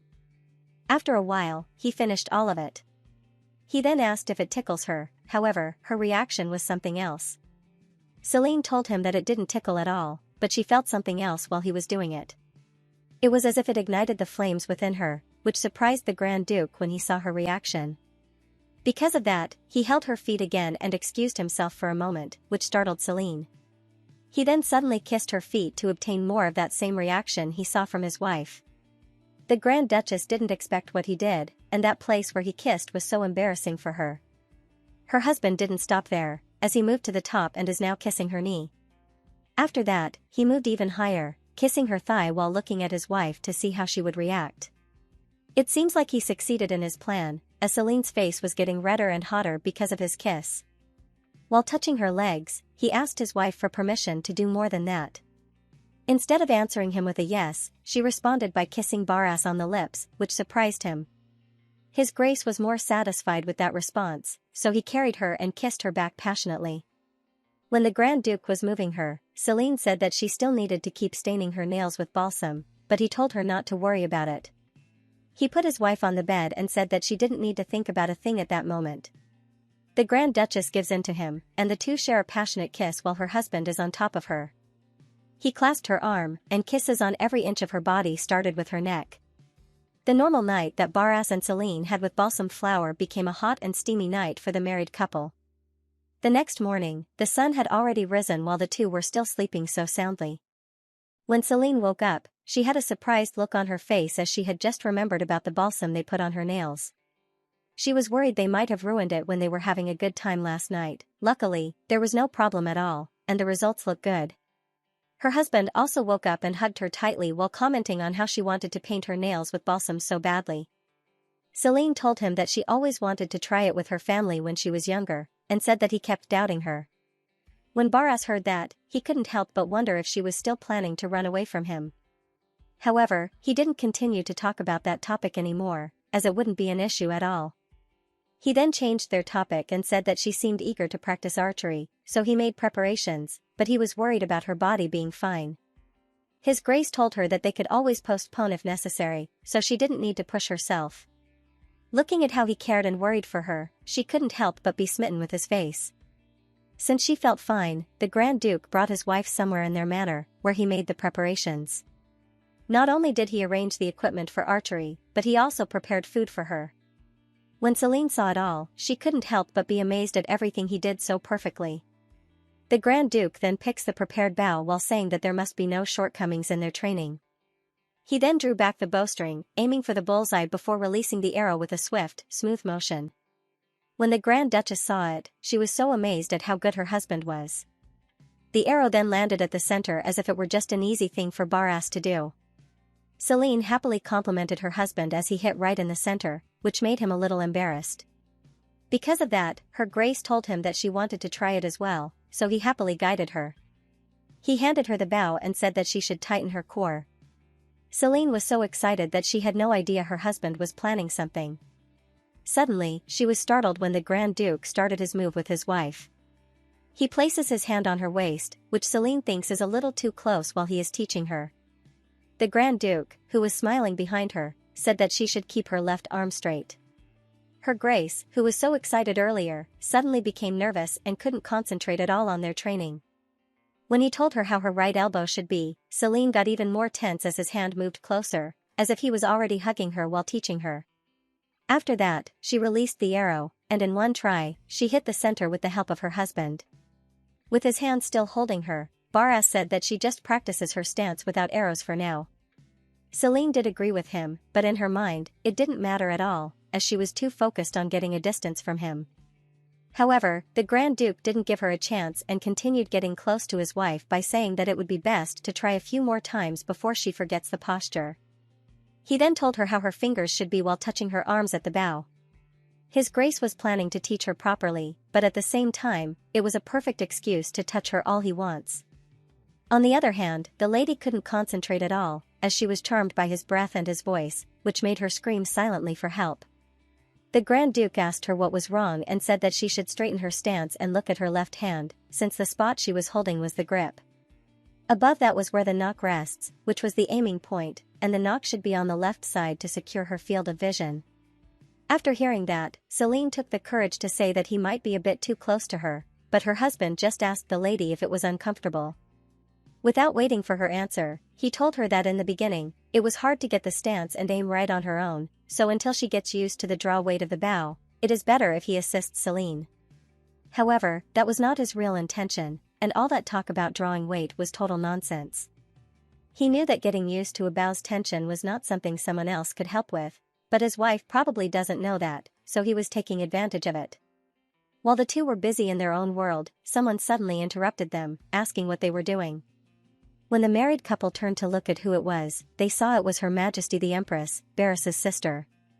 The lady then bowed her head and answered that she was just going to practice archery a bit. Her Majesty stated that she already shoots well, so she asked why she had to do that. His Grace the Grand Duke defends his wife and says that it was perhaps due to the shock from the last fortnight that she has forgotten how to shoot a bow. Barras even added that it must have been because someone forced her to shoot one, which made the Empress silent for a while. She remembered the time when one of her people reported that Nephthys was gone. He told Her Majesty that he found a charred tree in the forest of Labelle, so he believes something happened to her there. When she heard that, she knew that even if witches were natural enemies of spirits, Nephthys was not weak enough to just vanish after meeting Selena.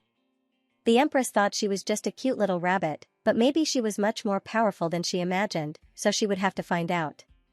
Her Majesty then realized something when her brother said that his wife had forgotten how to shoot.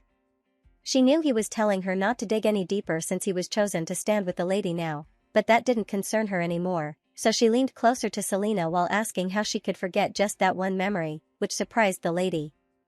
The Grand Duke questioned his sister about what she was implying by asking that. He was sure that more than just that memory had vanished.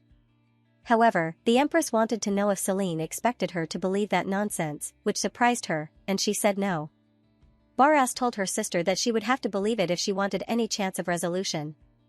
He then added that if she has something to say, she should say it to him and not to his wife. The tension between them was intense, but Her Majesty let him win, as she knew he wouldn't back down if it involved his wife. She accepts defeat for now, knowing that the lady was a witch was enough. Judging by how he was defending her, she assumed they had clearly had words between them already.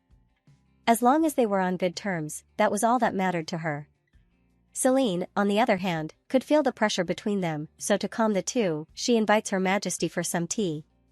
A moment of silence filled the air as the siblings looked at the lady, which made her suddenly nervous, especially the stares coming from her sister-in-law as if she did something wrong. Celine didn't know what to do next and couldn't utter a word when, suddenly, Her Majesty unexpectedly agreed to her and even smiled at her invitation. She even told the lady that aside from having some tea, she would also teach her some embroidery, which made her happy. After agreeing to that, Celine couldn't help but think that it must be because her husband and Her Majesty were siblings that their smiles were exactly the same. A moment later, the three of them were having tea just as what the lady suggested. She and Her Majesty were busy doing some embroidery while the Grand Duke was watching his wife. Celine thought that the air between the three of them was so peaceful, however, it was not the case for her husband, as it was so peaceful that it was making him anxious. He gave his sister a strong warning, even telling her he knew Celine's true identity, but honestly, he knew that she was the kind of woman no one could ever predict. That made him think that he should probably assign Anna to stay by her side. Anna knows his sister well, so even if the worst-case scenario confrontation happens, she should be able to manage it. His Grace plans to give Anna a 24-hour bodyguard mission and offload the head-maid duties to Methyline, Celine's handmaiden. After thinking about his plans, he knew it was perfect and the castle would manage somehow. While he was happily lost in his thoughts, the lady was staring at him, annoyed by his reaction. She thought that it was just a moment ago that he was stuck to her side, but now he was completely zoned out, like he didn't care. That made her wonder if she was the only one who was aware of him, which made her sad. The lady thought that she was the only one who was constantly restless about his actions. She then reminds herself that he has no feelings for her, so he could just grab her like that and stay close without hesitation. Just thinking about it hurt her a little, since a slight touch from him made her blush already. Because of those thoughts, she wants to speak privately with her sister-in-law, but she knows her husband is not going to leave them easily. Now her mind couldn't think straight anymore about what she should do in her situation at the moment. A second later, her face becomes serious, and she thinks that she could try being a little more assertive. She remembered that in a romance movie in her world, there was always a scene that could be useful for her. Usually, when a man and a woman are having a drink or a meal at a table, the woman uses her feet to seduce the man or to get his attention. Because of that, she happily decided to try that one trick on her husband at that moment. Celine was determined to do it since there was even a table there, so her sister-in-law wouldn't notice it. The lady then took action and tried those scenes in movies on her husband. However, before she could even touch the Grand Duke, Her Majesty suddenly stood up and told them that it was already late, so she should get going now, which surprised her. Celine quickly composed herself so as not to get caught with anything and happily let her sister-in-law go. It was perfect timing for her to have some alone time with the Grand Duke, who had no idea of her plans. While he was busy arranging those threads for his wife, she suddenly touched his hand, which surprised him. She then asked him if it was all right with him to have a cup of tea together. Since he couldn't refuse his wife, he agreed to her immediately. A moment later, the two of them went inside, and Celine told him to have a seat for a while. She then hurriedly gets things ready from here and there so she can have a wonderful time with her husband. On the other hand, Barras, who was happily watching the lady, thought that she was a bunny trying to run a household. That was why she was clumsy. A moment later, everything had been prepared perfectly on the table by the lady. The first thing that the Grand Duke tried was the tea while Celine was watching him carefully. Upon tasting it, he paused and became silent for a while as if he was thinking about what to say to her. When he told the lady that it tasted good, Celine couldn't feel happier after hearing that. However, she doubts it in her mind, as she had only ever had green tea in a tea bag, so she couldn't really tell if it was really that good. The lady still hasn't given up her idea from earlier, so she just goes on with it and kicks Barris's feet. His Grace felt it and was confused about what it was, but he didn't pay much attention to it. He thought that he must have imagined it. On the other hand, Celine was thinking that maybe her kick was too weak. Because of that, the lady tried it again for the second time and did it with more strength, which made the Grand Duke let out a weird noise. After hearing that, she thought that she must have hurt him, but His Grace was just surprised, as it was not just his imagination. Because of that, Celine quickly apologized for what she had done and asked if he was all right. She also added that she didn't mean to do it. Barras told her that he was fine, but the lady kept apologizing without realizing that she was already that close and her chest was just in front of him. The Grand Duke immediately closes his eyes as his face starts to get red and tells Celine that he is really fine, so she should sit down comfortably already. He was calming himself down, as she had an innocent face, but at the same time had a dangerous body. But still, he found her kind of sexy. Meanwhile, the lady felt anxious and thought that her husband didn't notice at all, which made her act a little too boldly, but after doing it, she felt guilty. Seeing her in that state, His Grace assured her that he was really fine, so she should stop frowning. Since he was worried that her leg might be injured, he told Celine to give him her leg, which she greatly opposed, as it was so embarrassing. However, the Grand Duke insisted that it was fine, as he was just going to check it. The lady couldn't do anything at all to refuse him and excused herself, as her leg must be heavy. His Grace started to massage it, which surprised the lady, and she thought it was awkward. For her, it was so embarrassing, but Barras was enjoying it and thought that her leg was lighter than a feather. While touching her feet, he suddenly told Celine that there was something she should know. The lady got curious as to what it was, but His Grace couldn't tell that he planned to keep Anna by her side as her guard, but if she didn't maintain a sense of caution, she wouldn't easily escape the clutches of his sister, whom he called the Wicked Witch. He just hopes that the little bunny was not too traumatized and told her the truth that Sania was a witch. His Grace also added that his sister knows that she was a witch too, which confused the lady. He added that she shouldn't worry too much, as he would assign Anna to be her personal knight before the day ends, and he would reduce his duties as much as he could to stay by her side, which confuses her even more. After hearing that, Celine raised her hand to explain to him that she was not a witch. However, the Grand Duke told her that even if she was one, he didn't care at all, so whatever her reason was for being there, she should fulfill it comfortably. But even saying that, he was hurt, as he wished she would trust him a little more.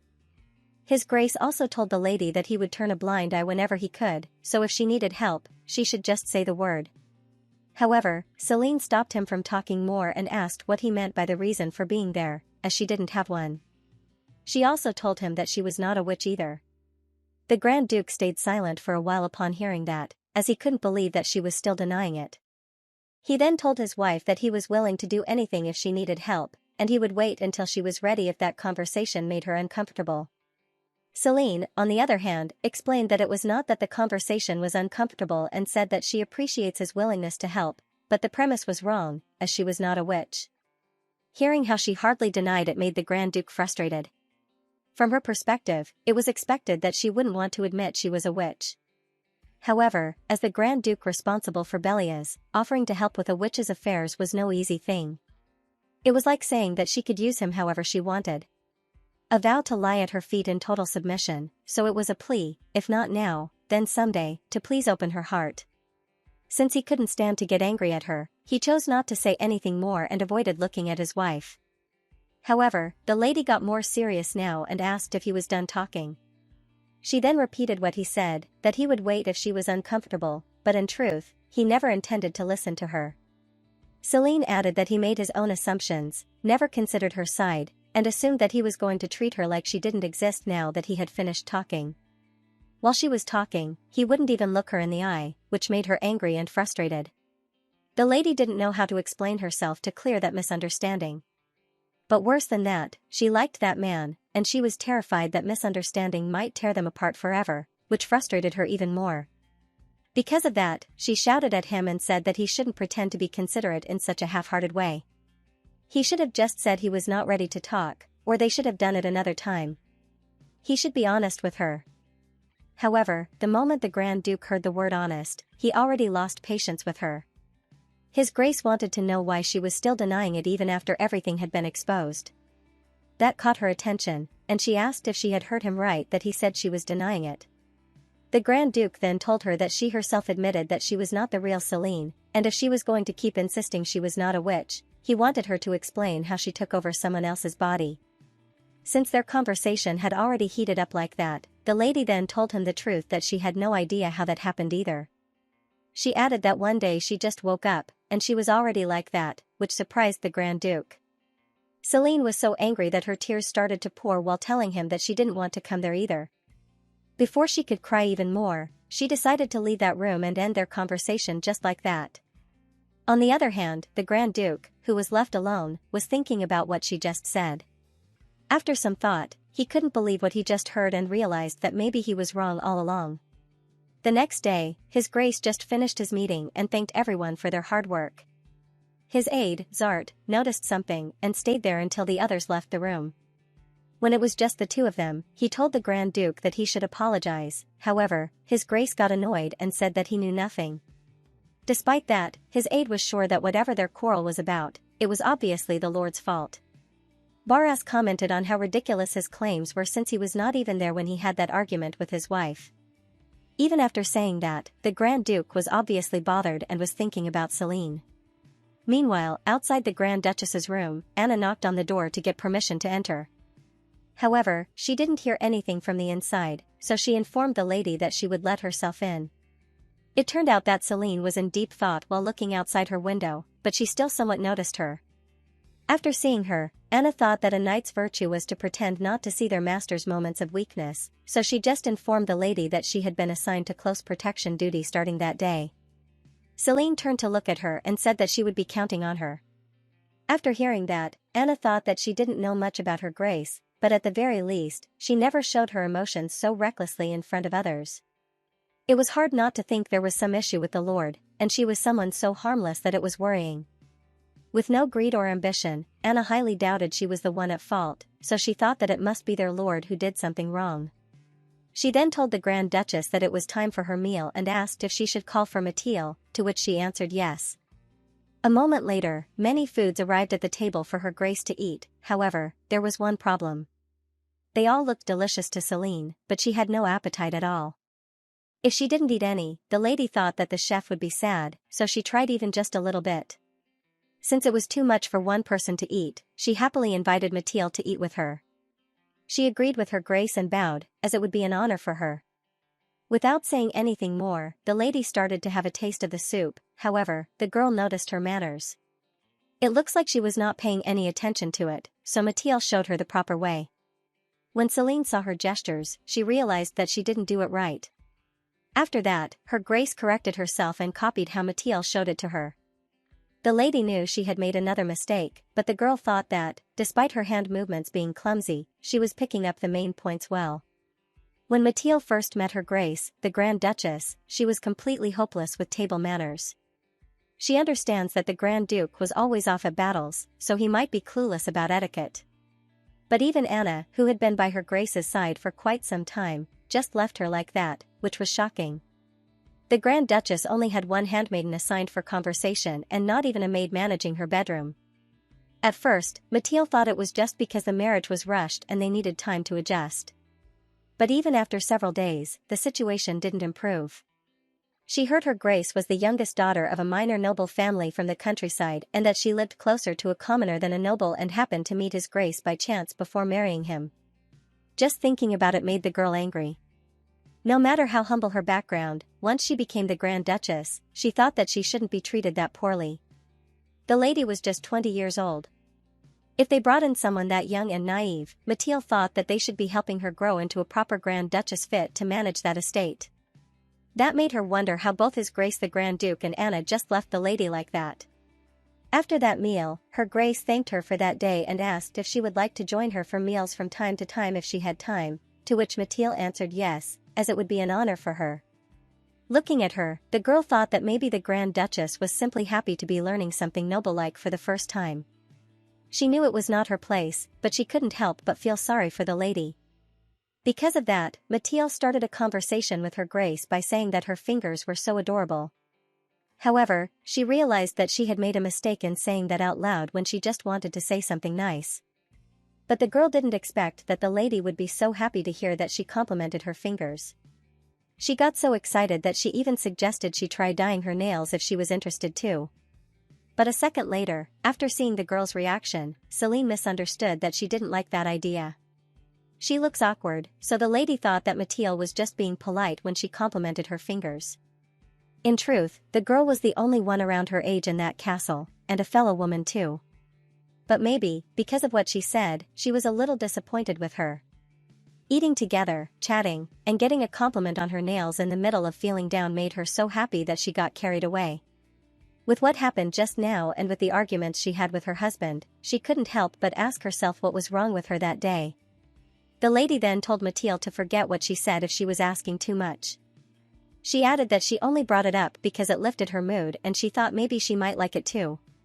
After explaining her side, Celine didn't expect her to ask about the method of applying it.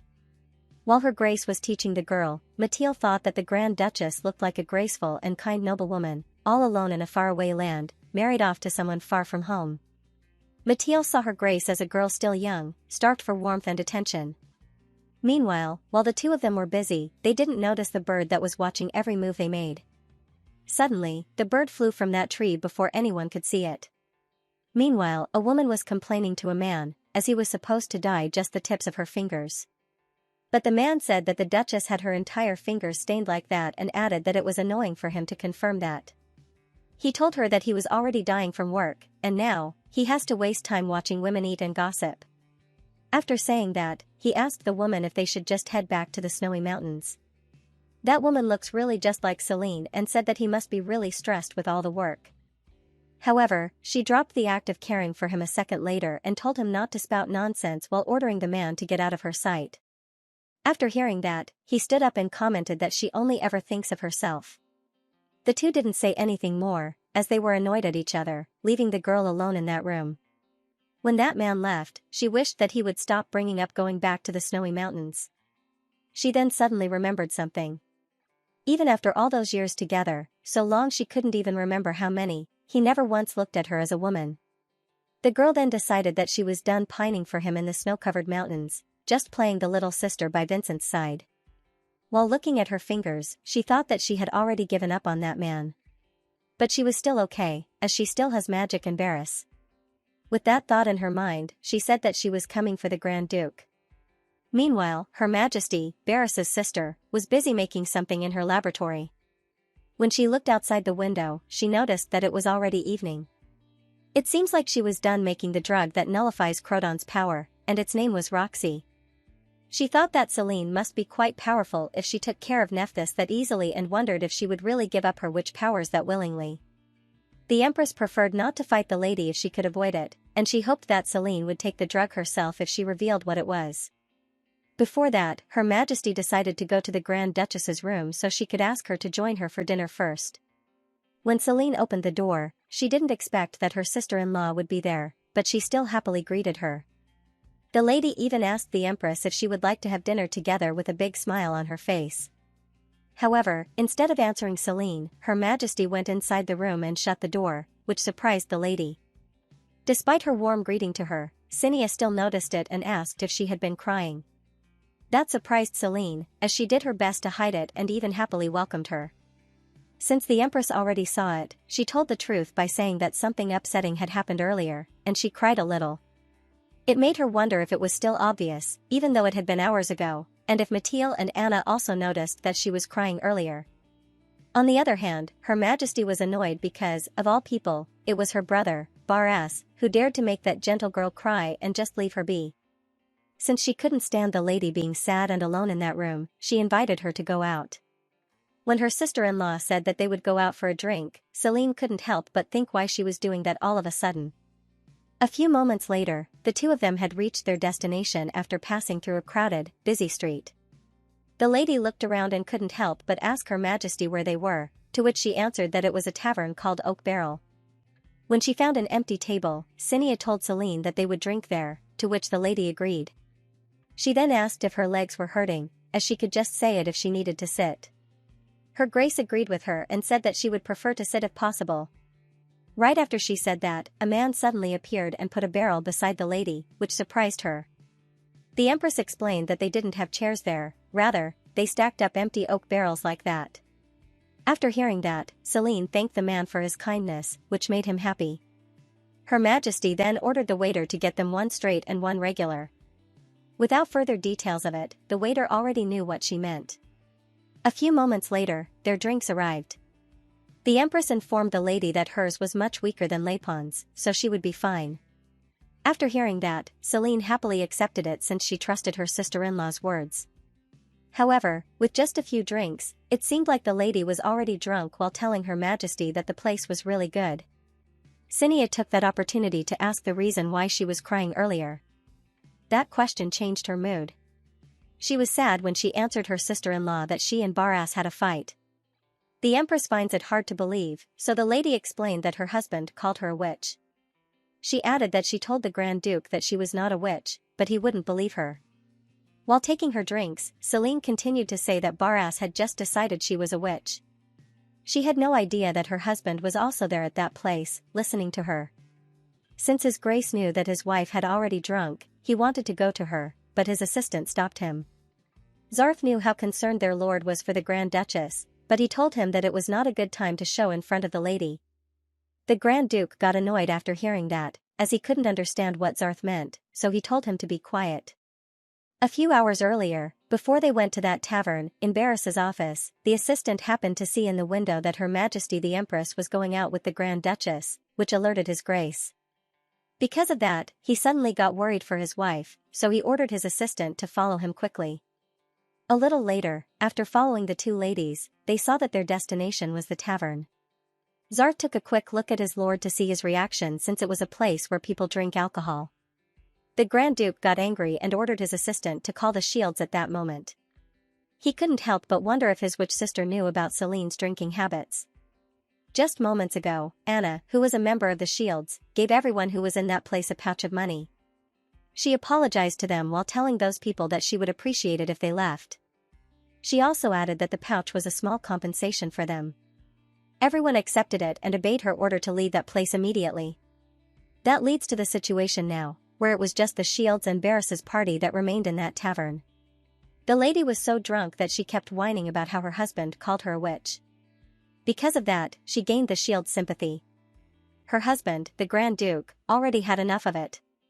He needs to get her out of there before she says anything more. However, when he was about to grab the lady, she said something that paused him from doing so. His Grace didn't expect her to say that they were a married couple. Because of that, he stops, as he wants to listen to what she would like to say more. Celine then told Her Majesty that she wanted them to become an affectionate couple who would hold hands, even when their hair turned white when they were old and wrinkled, but it was all ruined now, which upsets the lady. The Grand Duke wanted to comfort his wife, but it seems like it was already too late, as everyone was glaring at him. Then, one of his men asked the lady why her husband had suddenly suspected her of being a witch. However, the alcohol got to her as she kept crying like a child while saying that she was not a witch and didn't even know that it existed. She continued to say that she didn't have a gingerbread house, and she couldn't even fly on a broomstick. Even though everyone didn't know what she was saying, they stared at their lord as if he were the culprit. Celine couldn't control her tears anymore and said that she thought they got a little closer that day, so she couldn't understand at all why he called her a witch. After hearing that, Zarth looked at their lord and knew that he had messed up this time. The lady then questioned herself if the reason why her husband never saw her as a woman was that he thought she was a witch. The Shield's men suddenly got angry at their master when they heard their madam say that. However, just a few seconds after, Celine said that despite that, Barras was always so kind to her. He was also a strong and warm person. Everyone in that place, including Her Majesty the Empress, was so shocked when they heard those words. To clarify if they were not deceived by their ears, Cinia asked the lady if she thinks her brother feels dependable and warm, to which she answered yes. She continued to say that it was just because her husband was naturally kind. At first, she thought he was scary, as he looked so intimidating in the book she had read. When Her Majesty asked what else she thought about Barras, she told her that he was not like that at all. He was just bad at expressing himself, but deep down, he was really gentle. That was why he was nice to her as well. The Grand Duke's men were so shocked that they thought that the innocent lady had totally fallen for their lord's act. Celine thought that her husband was being kind because he liked her, but it was not like that at all. She said that one day, she wore a dress that showed her shoulders and wore heels, and her husband asked her if she had grown taller. The lady wanted to know just how young he thinks she is. That day, she asked her husband if she still looked like she was growing, to which he casually said no. That was when she realized that he really meant it, that he genuinely thinks she is still in her growth phase. Since he also called her a witch, the Grand Duke then saw Celine as a growing witch. While crying, she also remembered his comment about not even knowing if she was pretty when they were having a meal with Her Majesty. She found it funny because the day before that, her husband said she looked pretty, so she questioned how his feelings could change overnight. Celine continued to say that he shouldn't have said she was pretty at all if he didn't mean it. She wanted to know why he messed with someone's heart like that. She couldn't help but assume that maybe when he said it, he just forgot she was a witch, like what he was claiming her to be. The lady cried even more as she didn't even know why he was calling her a witch. Because of that, she said that their happy marriage was over. The Grand Duke's men looked at him as if he were the reason why the Grand Duchess was in that state. Suddenly, one of them commented that she must have been so upset, as his lordship really was hopelessly oblivious. Another one also couldn't help but say that she was clearly a literal angel rather than a witch. The last one who talked caught the lady's attention as he told everyone that his grace lured in a sweet young lady, and now he was getting cocky. All of them agreed with him and opposed every word that the Grand Duke said to her grace. That man apologized to her, as he was just really upset. For him, the lady was the most beautiful woman in the world. After hearing all of that, she thanked him for taking her side, but he didn't have to push himself so hard, as she thought that no one would really want a wife like her, who was so unappealing and witch-like. Zarth couldn't take it anymore, so he called the Grand Duke trash, but the lady suddenly opposed that and said that it was not true. She told them that he carried her on his back and got them out of the lake safely, and when wolves appeared, her husband fought to protect her. The lady shouted that he was strong and brave.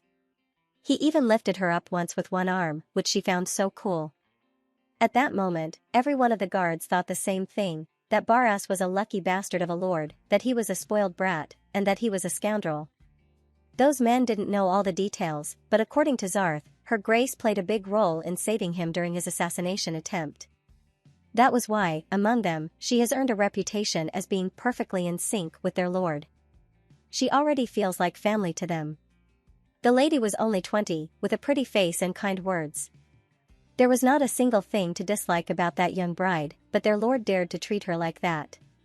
Suddenly, Celine was worried that women might start lining up because they think he is cool, and that super pretty girls will start showing up out of nowhere.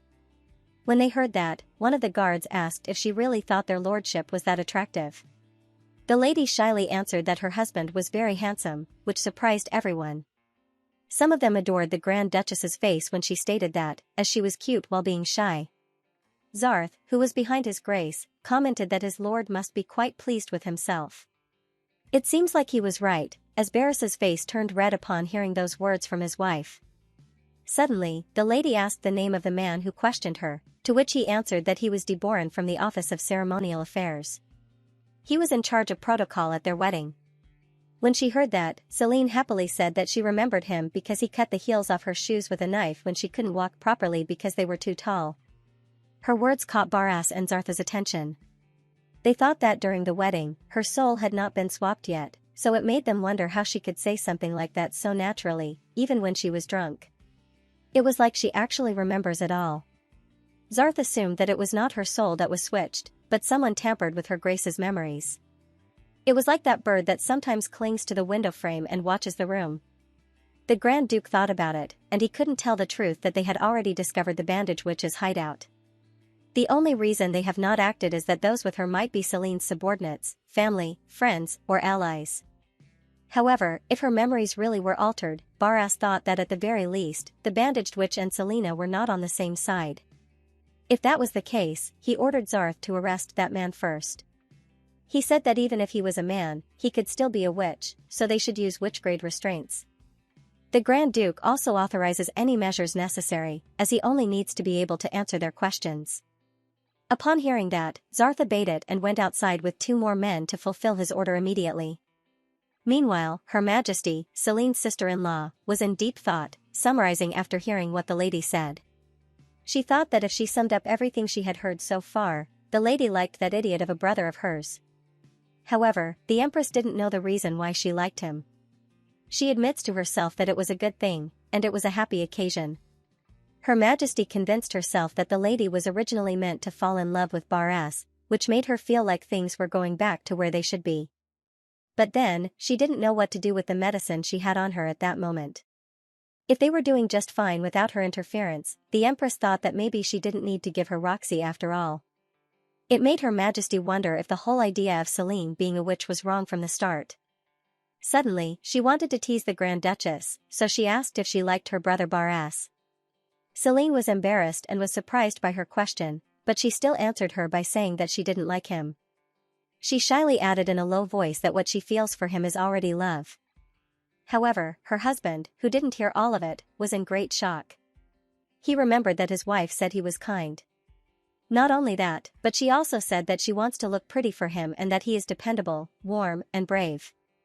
Celine also defended him from his men, saying that he was cool and handsome, so he couldn't understand at all why she told his sister that she didn't like him.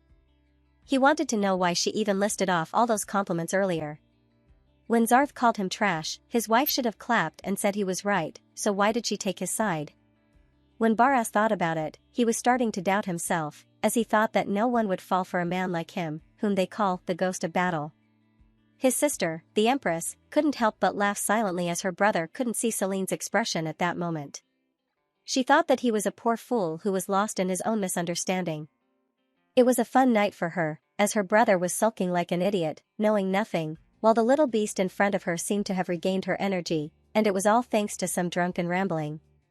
While everyone was busy with their drinks, a rat with red eyes that looked like it was being controlled was observing them from the corner, listening to their conversation. Before anyone could notice the rat's presence, he ran away through that small hole in the corner. When it was already far from the crowd, that rat was not actually controlled as it transformed into a man. It turns out it was Vincent who sealed Nephthys in a bottle and the one who suddenly appeared in front of Celine. That man then immediately went to the place where the woman named Loan was. He then told her to watch closely, as no one should grow overly suspicious if she could but mimic her manner of speech and smallest gestures. The man added that they must act ere the two grow any closer. He had thought to wait until the curse was lifted before seizing her place, but at that pace, it should be far too late. After hearing that, Loan, who had the same face as Celine, suddenly got anxious and asked when Celine might slip away unaccompanied. She also wanted to know if there was a way to draw her off in secret. To comfort the woman, Vincent told her to leave such worries to him, as he would see it done. Meanwhile, the lady was still an oak barrel, and it seemed she was really drunk at the moment. She wanted to settle the bill already, so she asked the staff there how much it was, but he answered that her companion had paid in full before leaving. That surprised the lady, but she didn't pay much attention to it as she was getting sleepy. When Celine was about to bump her head on the table, her husband went to her and said that it would be best to take a rest at home. The lady turned to look at who it was, as it seemed she was not in her right mind to quickly remember her husband's voice. Barras, on the other hand, felt sorry for his wife as she was in that kind of state because of their argument. While he was waiting for her to stand up so they could go home together, Celine was just staring at him. Suddenly, His Grace was surprised when the lady hugged him tightly, as he didn't expect that from her. Since she wouldn't let him go, the Grand Duke had no choice but to carry his wife. It was obvious on Barris's face that he was satisfied with his wife's action, despite knowing that she was drunk. While walking, the lady suddenly muttered not to speak ill of her, which caught His Grace's attention. Tears started to show in her eyes when she told him not to treat her like that again.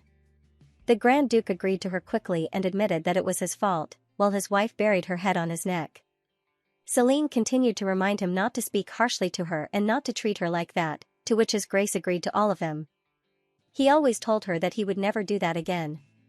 Until she was satisfied, he would beg forgiveness as many times as needed, without pause, and without end. The next day, the lady finally woke up, however, she could feel her head spinning because of the hangover. When she sat up, she couldn't help but ask herself how much she had drunk last night, as her head ached. Celine just noticed that her husband was beside her after he called her my love and asked if she slept well. However, instead of answering him, she coldly asked His Grace how she could sleep so well after what happened to them. Her response froze the Grand Duke as he thought that everything would be okay between them the next day. Barras sees clearly that his wife forgets everything in the morning when she drinks. His Grace then thought that it was all the better, as he must remain at her side, begging pardon until she was content. Later that day, Celine made herself busy by doing some embroidery on the balcony of her room. Anna was also there with her, as she was assigned as her guard by the Grand Duke. Suddenly, something had caught the attention of the two. Her knight explained that it may be a bit noisy that day as the flag seizing takes place. The lady asked what it was, so she told her that it was a tournament of sorts, in which bands compete. She continued to say that the victor was the one who held the most flags at the end and that it was treated as a public exercise. Celine then asked if women also compete in that tournament, but Anna said that they were more among the spectators. She also informed the lady that the grounds were open to all on such a day. After hearing that, the Grand Duchess didn't think about it that much and went back to her embroidery. As she stared at all the handkerchiefs she made, she thought that they looked finished at last. The lady would like it more splendid, more fair to the eye, but if she overreaches her skill, she would only ruin the work, so it would be best to be content with the initials. While Celine wraps her gift, she asks Anna if her husband is at the tournament grounds currently. Anna asked if the lady wanted her to send word that she sought His Grace, to which she answered that there was no need, as she could go there by herself. Before going, Celine wanted to know first if her presence at the grounds would be a hindrance to them. Her guard said no, however, she told her that the sport was not the most graceful sight to behold. After hearing that, the lady thought that it was a game much like football or the contests with hoops. She assumed save the ball was a banner to be seized, but still, they truly do take her for far too delicate. When she arrived there, a few men were fighting half-naked in the grounds while the crowd was cheering for them. One team couldn't help but scream and show their muscles to everyone after defeating their opponent. Meanwhile, the lady had just arrived and was surprised that Anna's words were right, but their body was truly admirable. Some of them even splashed water on one of their group's bodies to entertain the crowd more. Celine, who witnessed it, couldn't restrain herself from looking, as they were so rough, so brutal, and so near to bare flesh.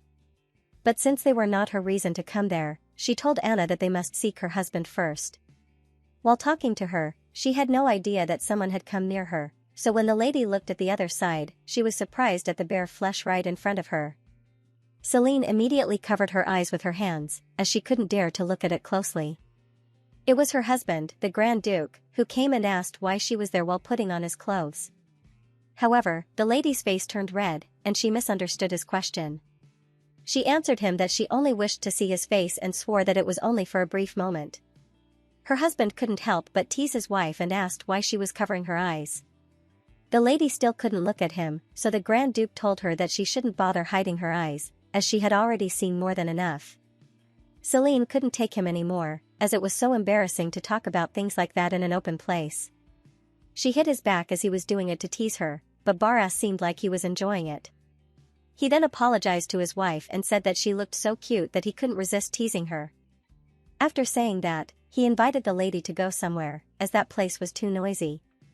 While walking, Celine asked him not to say such words again, like that, in front of everyone, as it was embarrassing, to which his grace agreed. The two didn't notice that some of the crowd already noticed their sweet moments earlier.